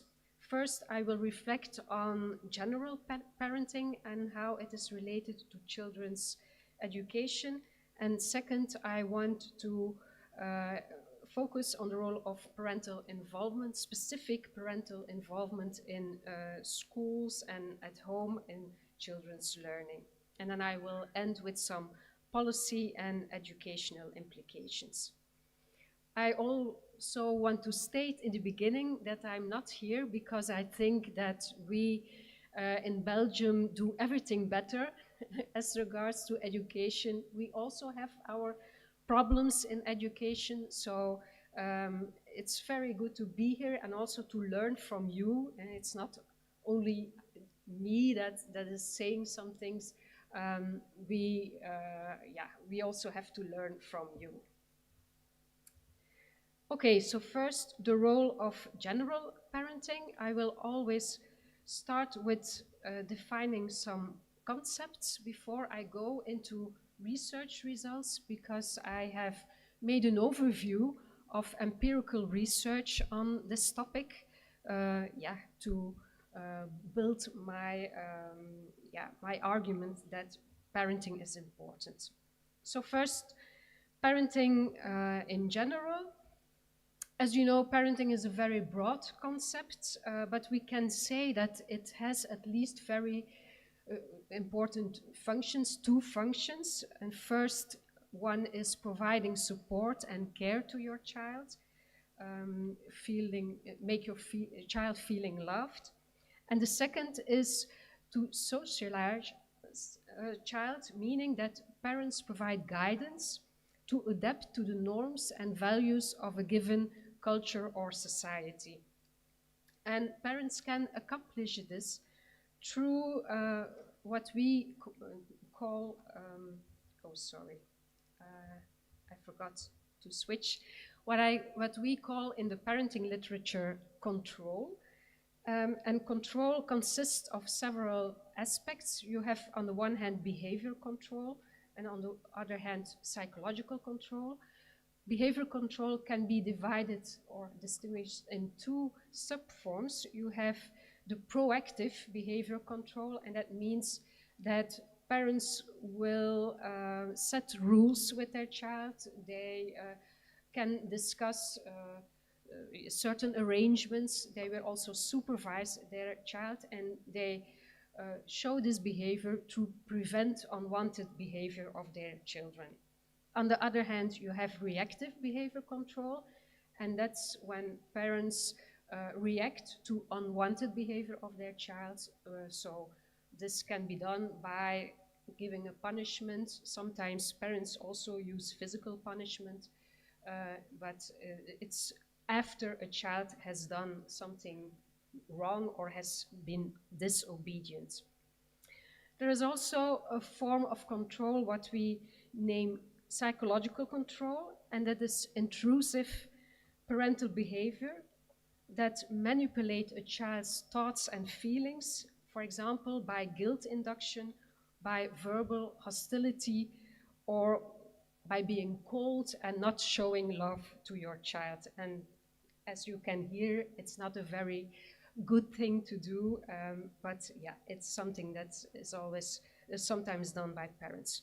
So these are very broad parenting dimensions. They are constructs capturing similar parenting practices. We have done a lot of research on this, and we call that also the variable-centered approach. On the other hand, we have the person-centered approach, and then we have a distinction between different parenting styles. They are broader concepts, and well known are the authoritative parenting, where parents show a lot of support and moderate levels of control, so they communicate with their children about rules and expectations. You have the authoritarian parents, where the support is rather low, but the control is rather high. So these parents impose a lot of rules to their children, but in combination with less warmth and less love. You have the permissive or the indulgent parents. They are very supportive, but they are not setting rules, so the control is rather low. And then you also have uninvolved or neglecting parents, showing very low support and also very low control. Keep that in mind when we discuss the research results. I know that I will present some results that are from studies mostly in the Western countries, but I have tried also to include some studies in African samples. And I will mostly present meta-analysis. Meta-analysis are very useful methodological approaches to summarize in a quantitative way results of individual studies. So to present an overall effect from the variables that we study. So the first meta-analysis that I want to show you, they are from Pinkert, and he did a meta-analysis on the associations between problem behavior of children and adolescents and general parenting. And first he looked at all the research that has been done on internalizing behavior. So he summarized the findings of more than 1,000 studies that have been done. And internalizing behavior refers to anxiety, depression, withdrawn behavior, and somatic symptoms that cannot be explained physically. And he found that negative, concurrent, and longitudinal associations exist between parental warmth, behavior control, autonomy support, and authoritative parenting. So the more warmth and positive parenting there is, the less internalizing problem behaviors there are. There is more internalizing behavior when parents use a lot of harsh control and a lot of harsh physical control, when they use a lot of psychological control, and when their parenting style is rather authoritarian or neglectful. And in fact, the same pattern can be seen for the externalizing behavior. Externalizing behavior refers to aggressive behaviors and rule-breaking behaviors.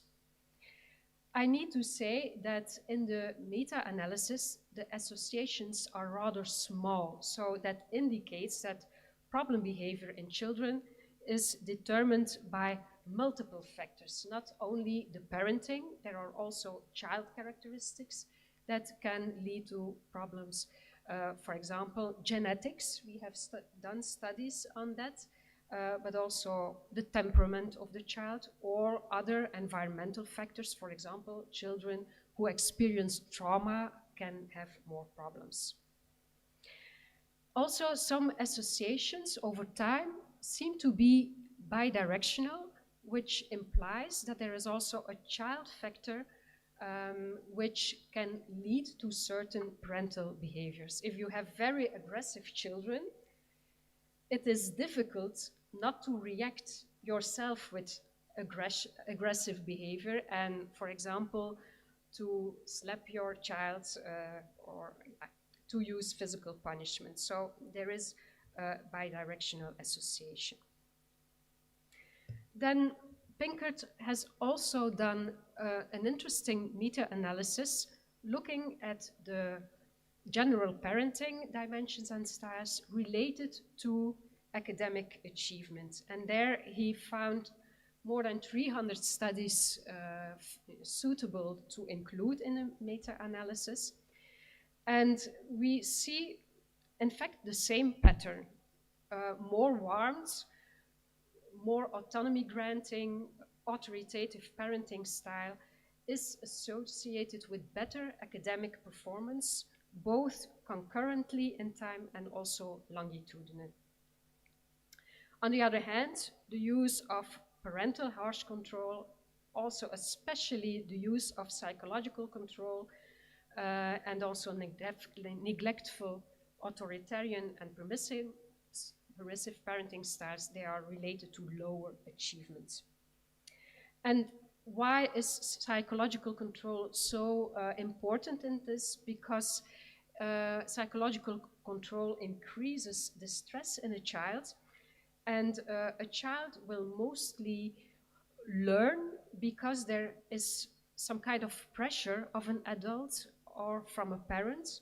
So they study for the adult's approval to avoid negative comments when they are not doing well, but not because they are intrinsically motivated. That's the explanation for this. Again, it should be said that the associations between general parenting and academic achievement are rather small, so that indicates that other things can also contribute to academic achievement, and that the effects of the general parenting seems to be smaller than behavior of parents that is specifically focused on behaviors related to school. Another interesting meta-analysis looks at the risk factors for school absenteeism and dropout. And here the authors included 75 studies. They reported on a lot of potential risk factors for school absenteeism, and that is defined as a temporary periods of unexcused school absence. And you see in the two columns the possible risks for these two dependent variables.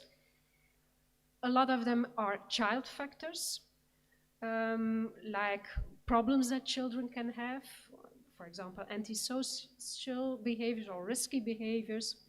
Also, factors that are related to the school, like negative school attitudes, or a negative climate, or very large classes in schools. But I have put the parenting variables in red. So parenting problems refer to low support or low acceptance, and very low parental control, also very low parent-school involvement. These are very important risk factors for absenteeism and school dropout.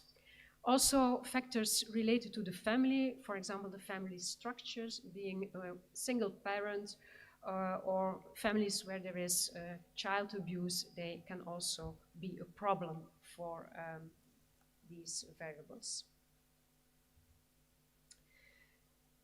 And then one study looked at the support from mothers and fathers in very different socioeconomic groups. It's a study that has been done in the United States, a longitudinal study with racially and ethnically diverse people, families.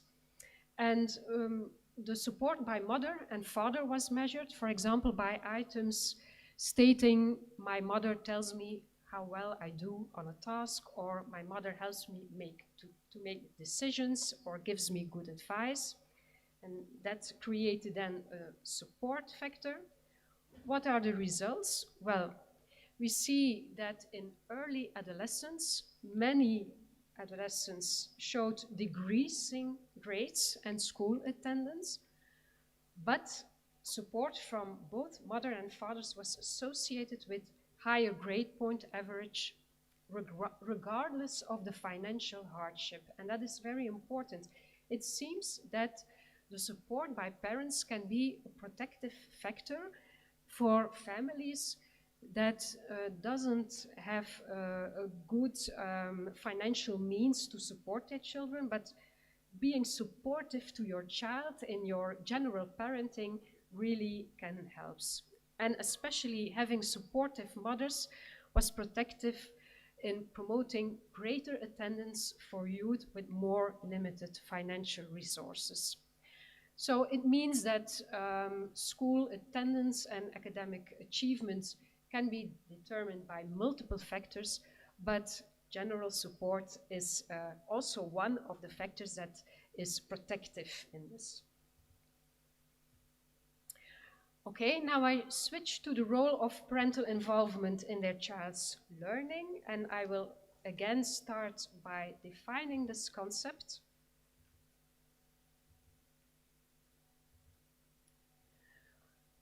Parental involvement is defined as parents' investment of resources into children's education. And we can see three factors. These expectations should be realistic. Not everybody can go to Harvard University, but you look at what your child can do and you support your child in this.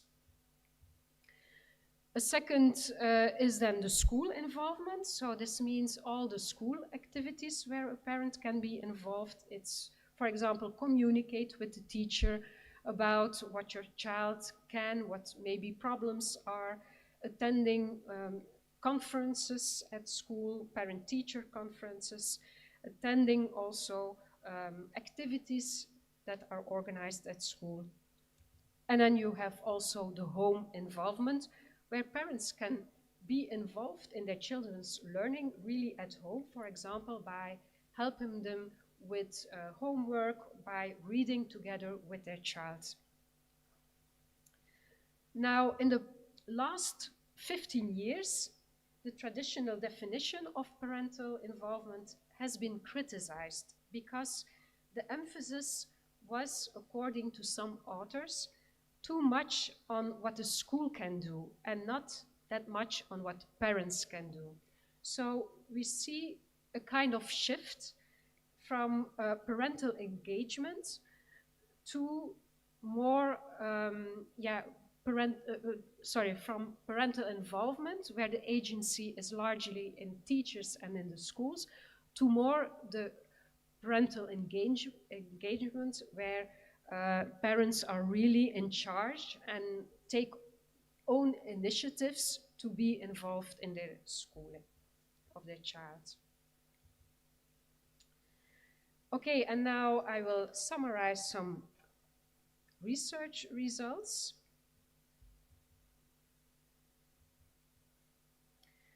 This is a very, very interesting and also very recent study by Kim. And this study summarizes meta-analysis. So it is a meta-analysis of meta-analysis. So I think it's a very important study. You can see it includes, in fact, more than 1,000 primary studies, and they focus on two kinds of studies. First, they look at correlations between achievement and naturally occurring involvement of parents. And on the other hand, they also look at intervention studies, where you look at the effects of an intervention that want to involve parents more. Student achievement was, in this study, measured by school grades, test scores, cognitive and literacy skills, like measures of reading, math, and letter recognition.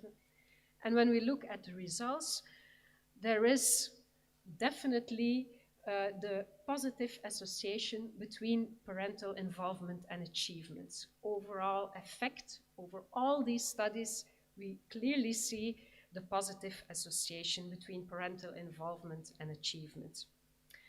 The strongest effects were found for parent expectations. So we need to take that into account. What parents communicate with their child about education plays an important role. On the other hand, that is maybe unexpected for you, but there were mixed results for being involved in homework with the child. Why is that the case? I think there are two explanations. First, it could be that parents help their children with homework when the children already have problems with homework because a child is struggling with learning to read or doing that. Another explanation, I found it in another meta-analysis on being involved in math homework. There are two ways to be involved in homework. You can do it in a very responsive, supportive way, where you support the autonomy of the child, where you show interest in your child. On the other hand, there is also a very intrusive way of being involved in homework of your child. And it is a bit comparable with the concept of psychological control. You put a lot of pressure on the child. Do your homework. You have to do this to succeed in life. So when you put a lot of pressure, a child is going to work to meet the needs of the parents, but not because the child wants to accomplish something he or herself. So that could be the explanation. Of course, when we look at the effect sizes, they are not always that big, and it also shows that other factors, of course, can play a role. It is also important that what is happening naturally in the home context of a child and a parent, that it has very important or similar effects to the intervention studies. So what parents already do is very important. They could be supported in that. Now I have a study which was done in African countries, and you can see they are all there, the countries that were included. Here, data are used from UNICEF research. It's a very large sample of children. It's a study done in preschool age children. They were below 5 years of age. And what do the results show? Well, we see that there are rather low levels of engagement in most of the countries. And we also see that paternal engagement is lower than maternal engagement. Mothers are more engaged in their children's learning than fathers. But when we look at the associations between different variables, we can see that, for example, reading books together with your child, storytelling, or naming or counting objects, they all have positive associations with the literacy skills of preschool children. So the associations are there, and they are there for both mothers and fathers. So both parents are important, and we could support them to do this more. And this is also good news. This is a meta-analysis on the effects of teacher training on teachers' family engagement. This meta-analysis included 39 studies, and about 2/3 included pre-service teachers and about 1/3 active teachers. The majority of studies involved elementary or early childhood teachers, and what did we find? There were positive effects of training. When trained in family engagement, teachers often feel more comfortable and more confident about working with families, and they improve the ways in which they can interact, communicate with families. Ingredients that have the largest impact on teacher-family engagement outcomes are collaborative planning, problem solving, communication strategies, also cultural awareness. So working with diverse populations is important to take into mind. Family engagements, and also their attitudes and beliefs, and parent-teachers relationships. Now I'm coming to a project in Tanzania, something we did together with people from the Open University of Tanzania. we had a project on enhancing equal opportunities through the participation of families and schools in basic skill formation. The background of the project was that despite the investment in education of the government, there are still some problems, namely that parents and teachers, they are two different worlds. There is not much communication. While that is in fact very important, we just saw that. So what we did is we developed a parent-teacher intervention, and we used the results from the literature. We also used theoretical models, and the theoretical framework was that of Hoover Dempsey and Sandler regarding the parental involvement process. And this is a model. It's a bit complex. It's related to three major questions. The first one is, why do and don't families become involved in educational activities? The second question is, what do families do when they are involved in educational activities? And a third question is, how does family involvement in children's education make a positive difference in student outcomes? And you see, level 1 is related to the thoughts of parents about education, also their resources. Do they have time? Do they have energy to be involved in their children's education? Then you also have the learning mechanisms that they can use during involvement activities, for example, encouragement, modeling, reinforcement, instruction. And then, yes, something is happening in the students, and this can lead to better motivation to learn. And in the end, you cannot see it, but level 5 is student achievement. So when they are more interested in education, they will all have more academic achievements. And we have evaluated this intervention. But first, we also have looked at the motivational factors in parents. So we questioned about 580 parents of grade 2 children. This project was conducted in Dar es Salaam, so in an urban context, not in a rural context.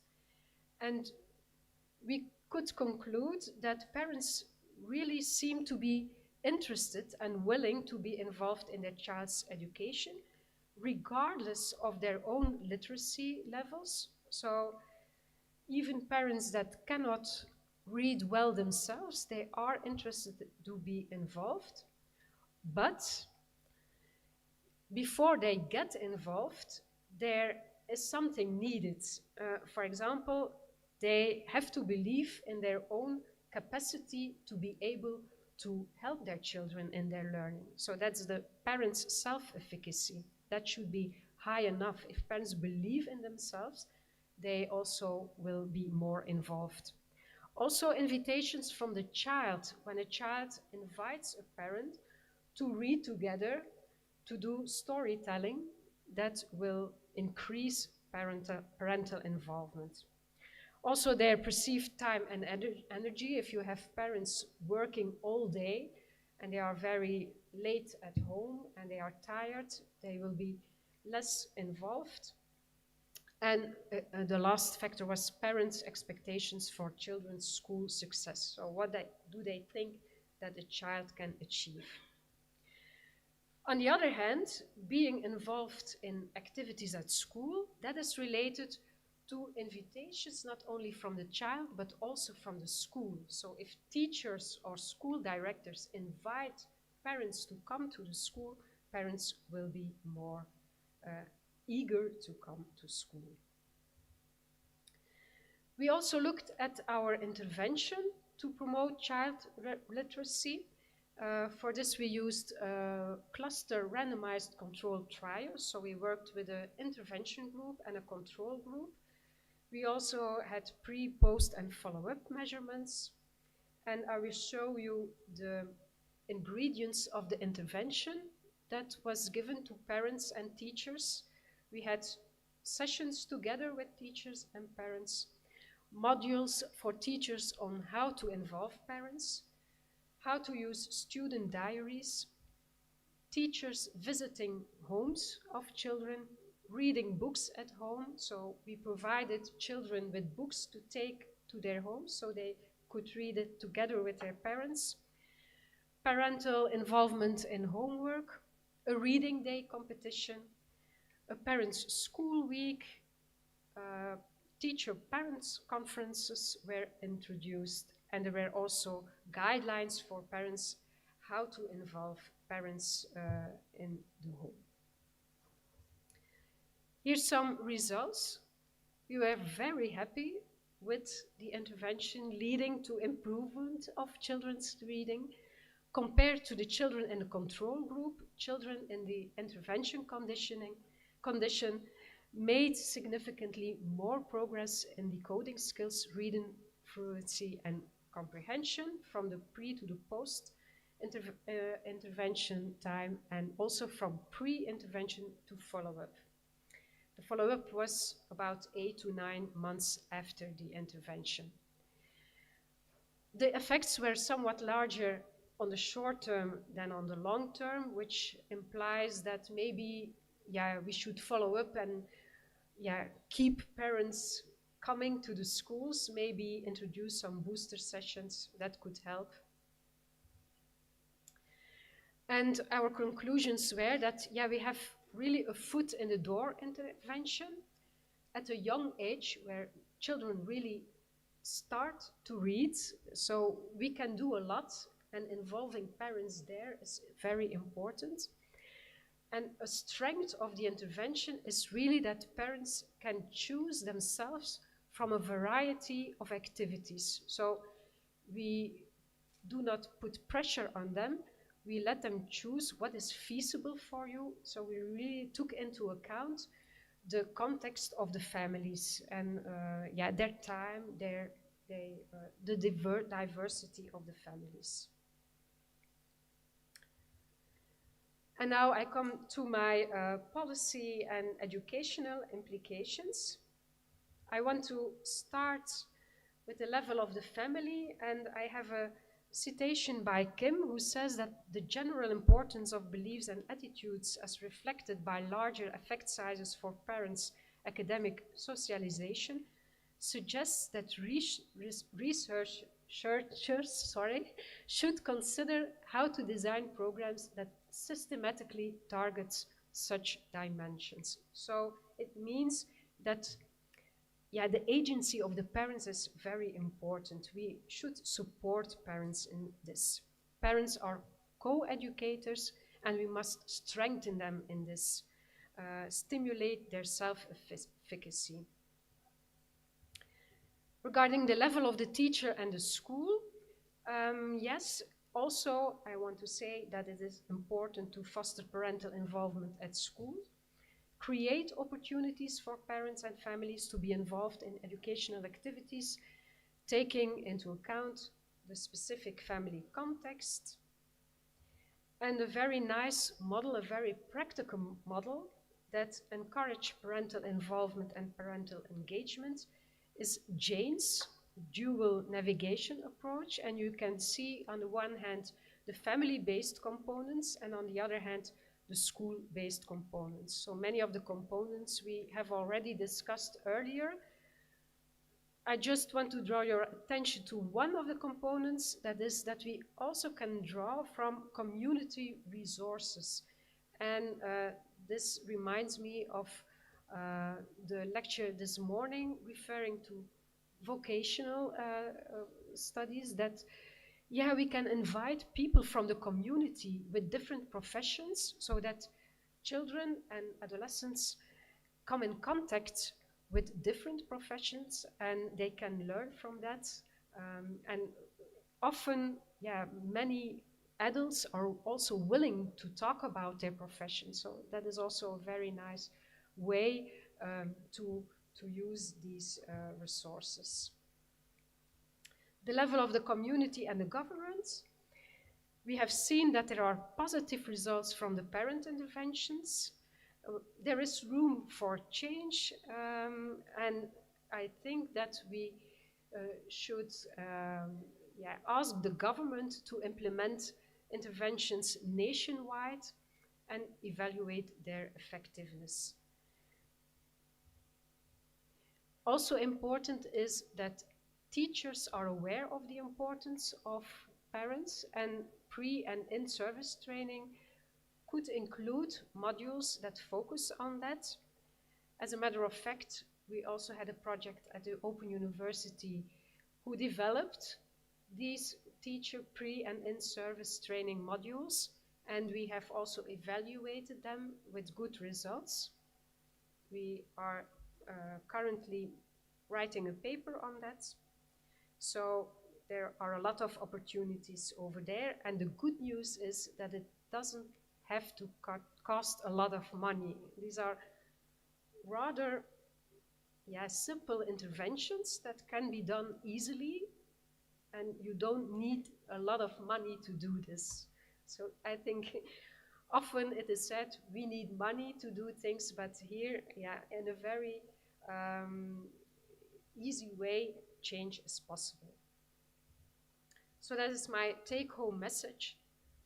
Although children's learning is determined by several individual and environmental factors, parents do play a role through their engagement at home and involvement at school, and to a lesser extent their general parenting, but it is still important also, the general parenting.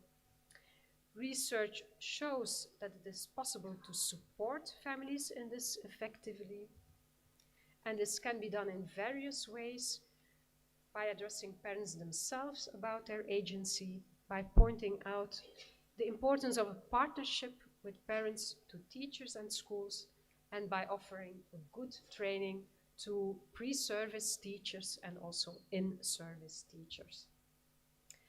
And to end my lecture, we can see this as an important step towards increasing equal learning opportunities for every child. Thank you. Asante. Dank je wel. Thank you very much, Doctor, for that wonderful, Professor, sorry. Thank you so much, Prof, for that wonderful presentation on parents' matter and looking at the role that they play in the education of the children. So a lot of issues have come up, and she has categorically aligned the roles in which the parents can get incorporated into the children's education, and starting from the role of parenting and general well-being. So she talked about how parents get involved in the issues of control, the behavior of the children that we have, and those children that we take to school. So she talked about behavior control. She also talked about the psychological control, and then also issues of how sometimes children could be manipulated in terms of how you'd want them to be controlled. And the study is quite interesting because most of the times we have seen that in certain schools, sometimes the parents are not involved, and mostly you find that they only get involved in the matters that have to do with homework. But then it's not only homework that can be, that we can get involved into the lives of the children, and mostly also because we also pay for the children. So you find that on that aspect, you seem to be involved, or parents seem to be involved, but there are so many ways in which the parents can get involved into the lives of their children by being there with them and also encouraging them, and also just doing the checks and balances on what goes on in their lives, also getting in touch with the school and getting to know, just to have that intimate relationship between the child and the parents. So we can also maybe listen to the, we can get the, if there are any people that want to ask anything, the floor is open, please, you can ask. Okay, I've seen a hand there.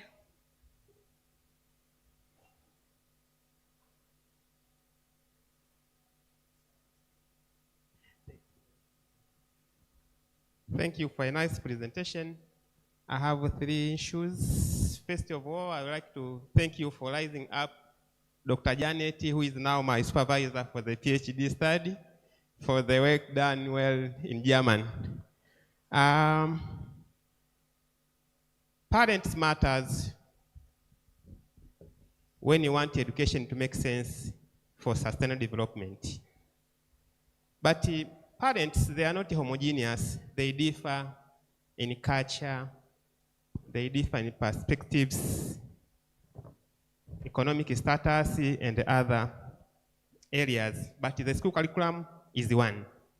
How can we ensure that all parents, they are guiding their children towards the school curriculum so that at the end, all school at school will have the skills, knowledge guided by the parents, but which match with what is taught in school? What can we do to make it common? That's one. Two, the studies of parental involvement has based much on primary and secondary school because those are still the kids.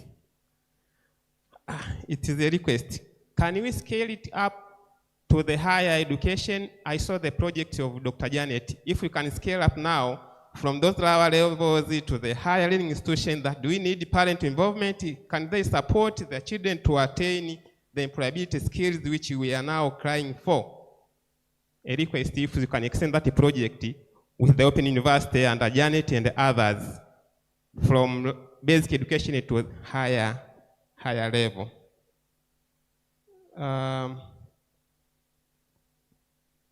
Yeah. The third I reserve it. Thank you very much. We have Dr. Shavega, the Dean, Faculty of Education. I have now pronounced it correctly. Last time I said the Dean, Faculty of Education. No, Faculty of Arts. This is the Dean, Faculty of Education. Dr. Teresia Shavega, Senior Lecturer, who will soon be a professor.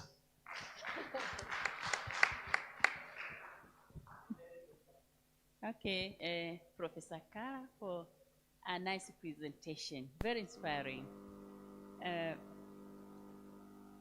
I'm concerned with the meta-analysis study which you did, very interesting, but I was curious to know that if you did that study that covered large area, did you consider differentiating parenting in collectivistic society and individualistic society? How do they differ? Yeah, thank you.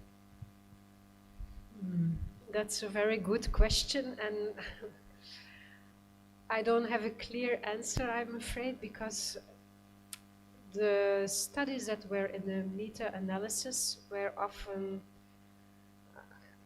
done in the same culture. So often it's a meta-analysis on studies in Western culture, and often they are rather individualistic, not so not collectivistic. Yeah, it could be, it could make a difference. Because you are a specialist on that area, I think maybe you can tell us something. You did that study, such a study in European countries, which are really individualistic, and you did studies in Africa, which are collectivist. I think you can say something. How do they differ? And what are the good way forward for parenting that we can take as a take-home exercise? Well, first, I think more research could be done in, for example, in Africa on general parenting. I think you can also say that, Janet, that we don't have that many studies on parenting, so it would be very interesting to look more closely what is really happening here in parenting. And in a collectivistic culture, I think the community is more responsible for upbringing the child, not only the parents, which is seen in our countries in Europe, for example, leading to the fact that a lot of parents in Europe experience stress in parenting because they don't have the social support of the community. They lack that. They are not able to talk, to communicate about their problems of parenting. And that could be really an advantage here, that maybe, yeah, as a community, you do more together and you can organize better groups to talk about this. I have seen this also in the project that we have done so far. That is not my merit, but I can see Janet and her team really can easily bring people together on a topic. And I think you should take advantage of that. So bringing people together from the community to discuss things like this, discuss like, how parents can be involved in parenting. So I think that is really, an advantage here that you could use. Right, thank you. We also have, maybe we can respond to the earlier observation. Is it a question, the earlier one, the gentleman that side? Do you still remember the question or what he said? The first one. Oh, the first one, it was about higher education. Yes, but I don't have really figures on that or studies. I'm sorry, I didn't look into that.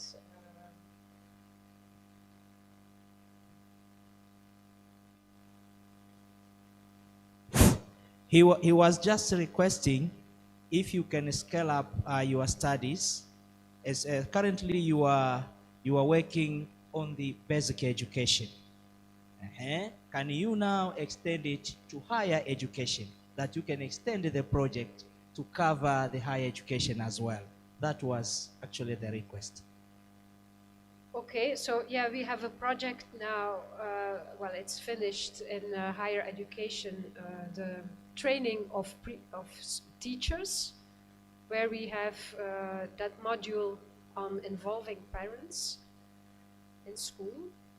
And so that is a module that we have implemented and evaluated and with good results. So that is kind of scaling up our project that we have done in elementary school.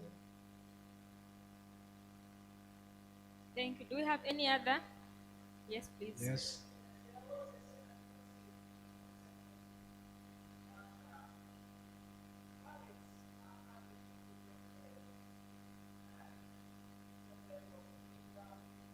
Mm-hmm. Yes.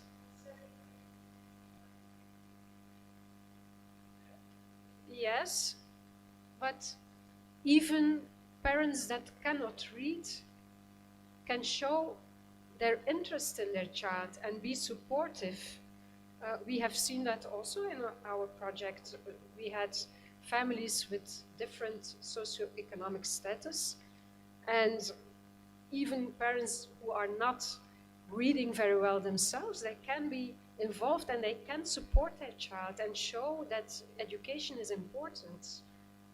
So you don't have to be the most educated parent to show your support in your child. That is really a take-home message too.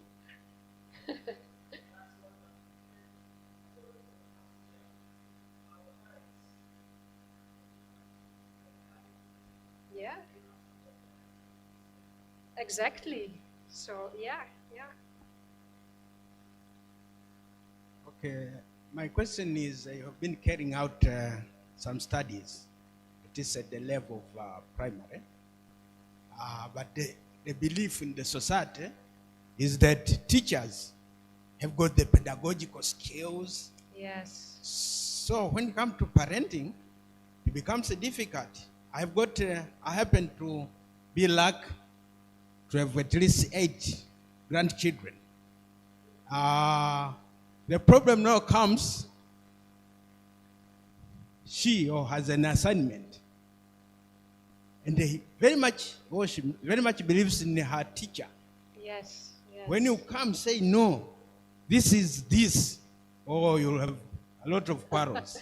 Yeah. Now, what are the challenges when you are carrying these studies as far as the two competing, the parent support, but the children knows, the child knows that well, the teacher knows more than anyone in the world. So, what are the challenges probably on this?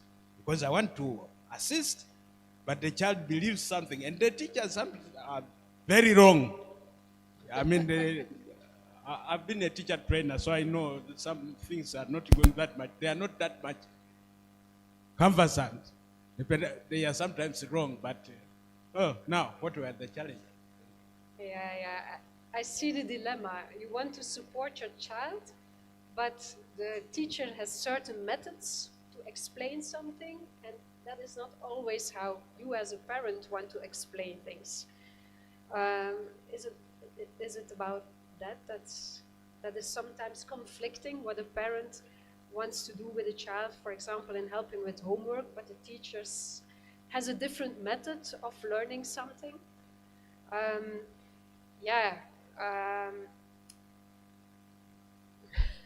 That's a good one. I think as a parent,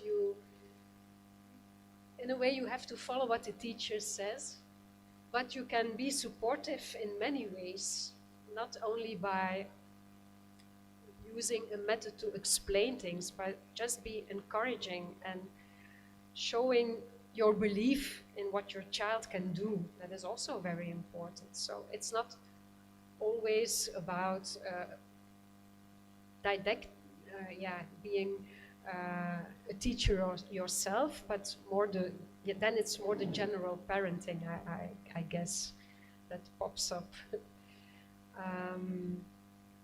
I wanted to say something else too, but I lost it.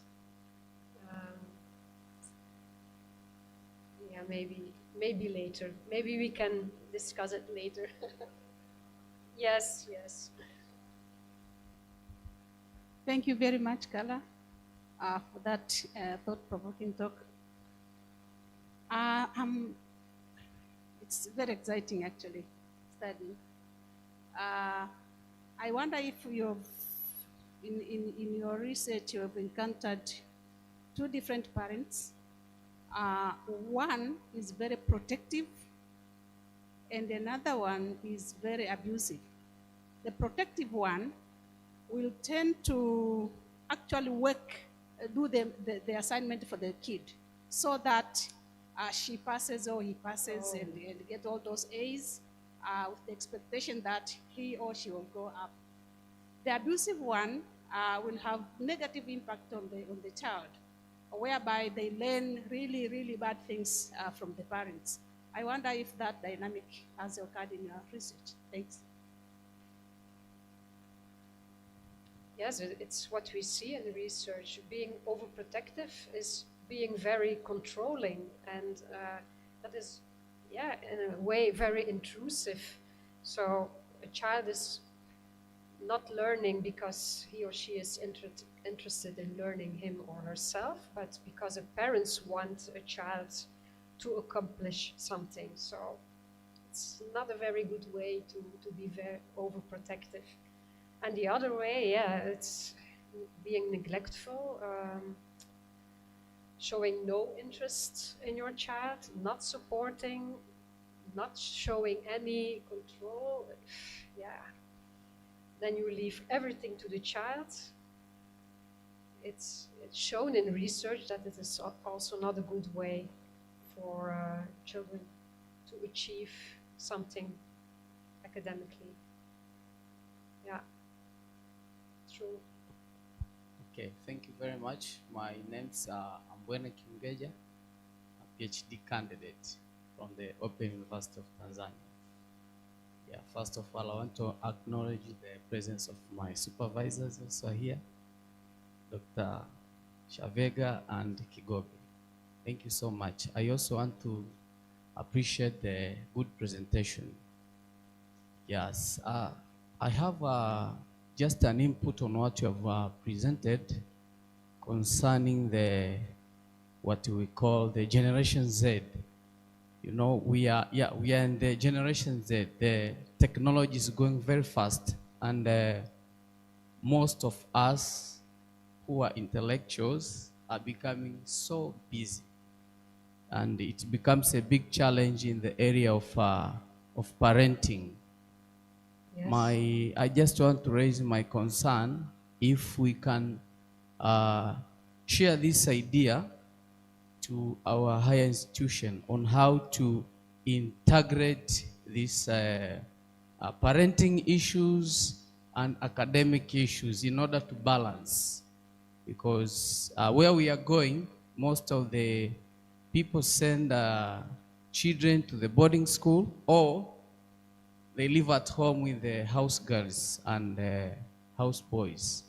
So parenting becomes a challenge in the area of academics. Now, how are we going to integrate this academics or busy world and the area of parenting? Thank you. Oh, that's not an easy question, because yeah, a lot of ideas come up.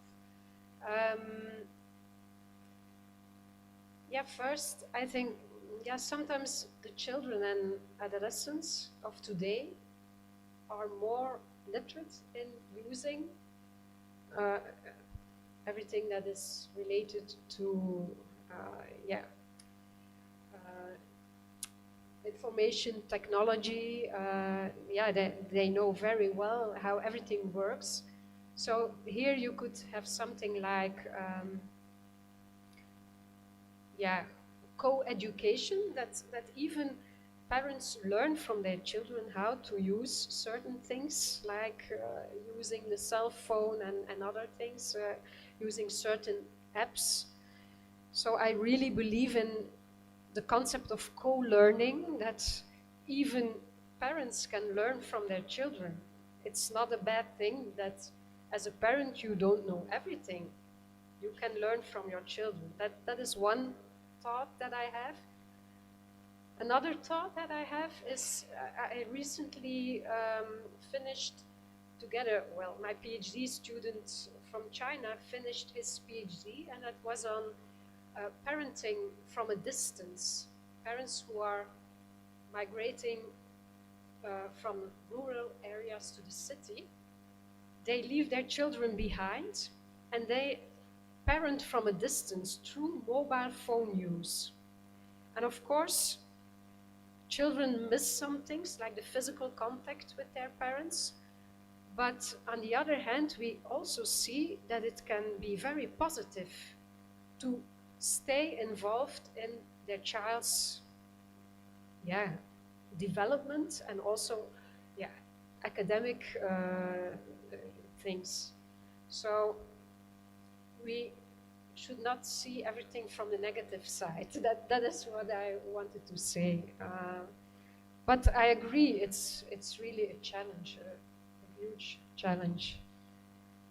Yeah. Thank you very much, Professor Kala. You're welcome. It seems that your topic is very interesting. Yes. And majority of people here are still having questions, but we are lagging behind. Yeah. Maybe moderator, can we have maybe 2 or 3 and then we close? Is yours now. Okay, look at the interest of time, we only have 2 so that we can close. But we can close, and I'm happy to address any questions later on when we see each other. That's maybe better. You can go into, All right. I also wanted to say that I have all the references of the studies that I used, so if people are interested in this, I am happy also to share the papers. These are all the studies that I used for this presentation.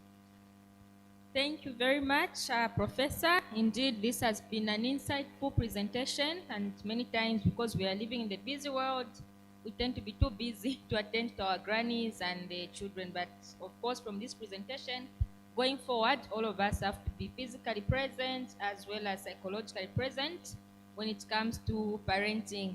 So thank you so much. We're going to give 5 big claps to the professor for this wonderful presentation. Thank you so much. Thank you.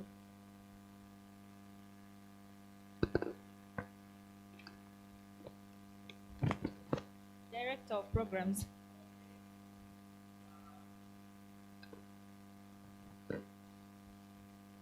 Thank you very much, Professor Kala, as well as our moderator, Dr. Rosie Chikopela from Zambia.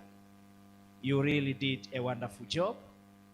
And the professor's topic was so interesting as it touches our daily life. We are the parents.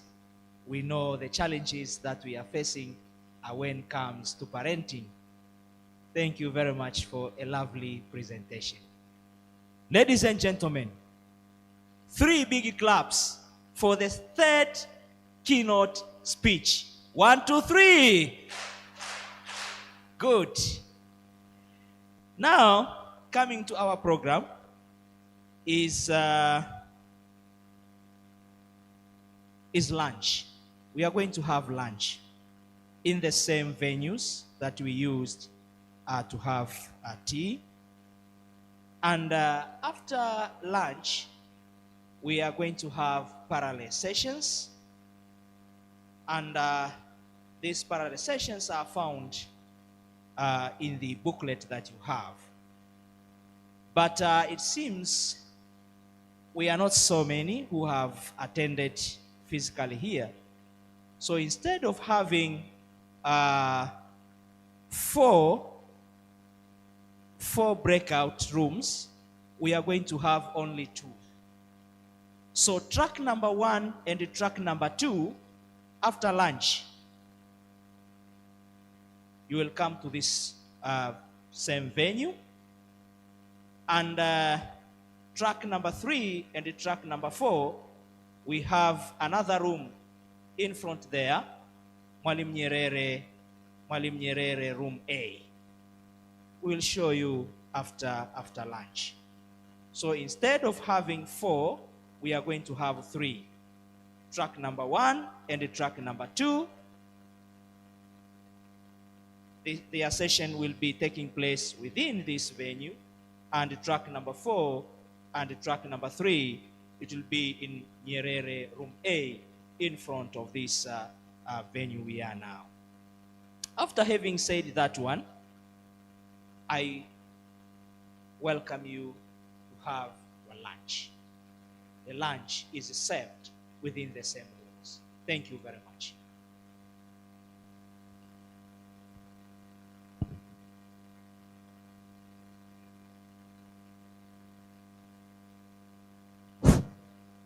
$40 minutes, We're just going to have only 40 minutes for lunch so that we carry on with our program, which is the last part of our today's session.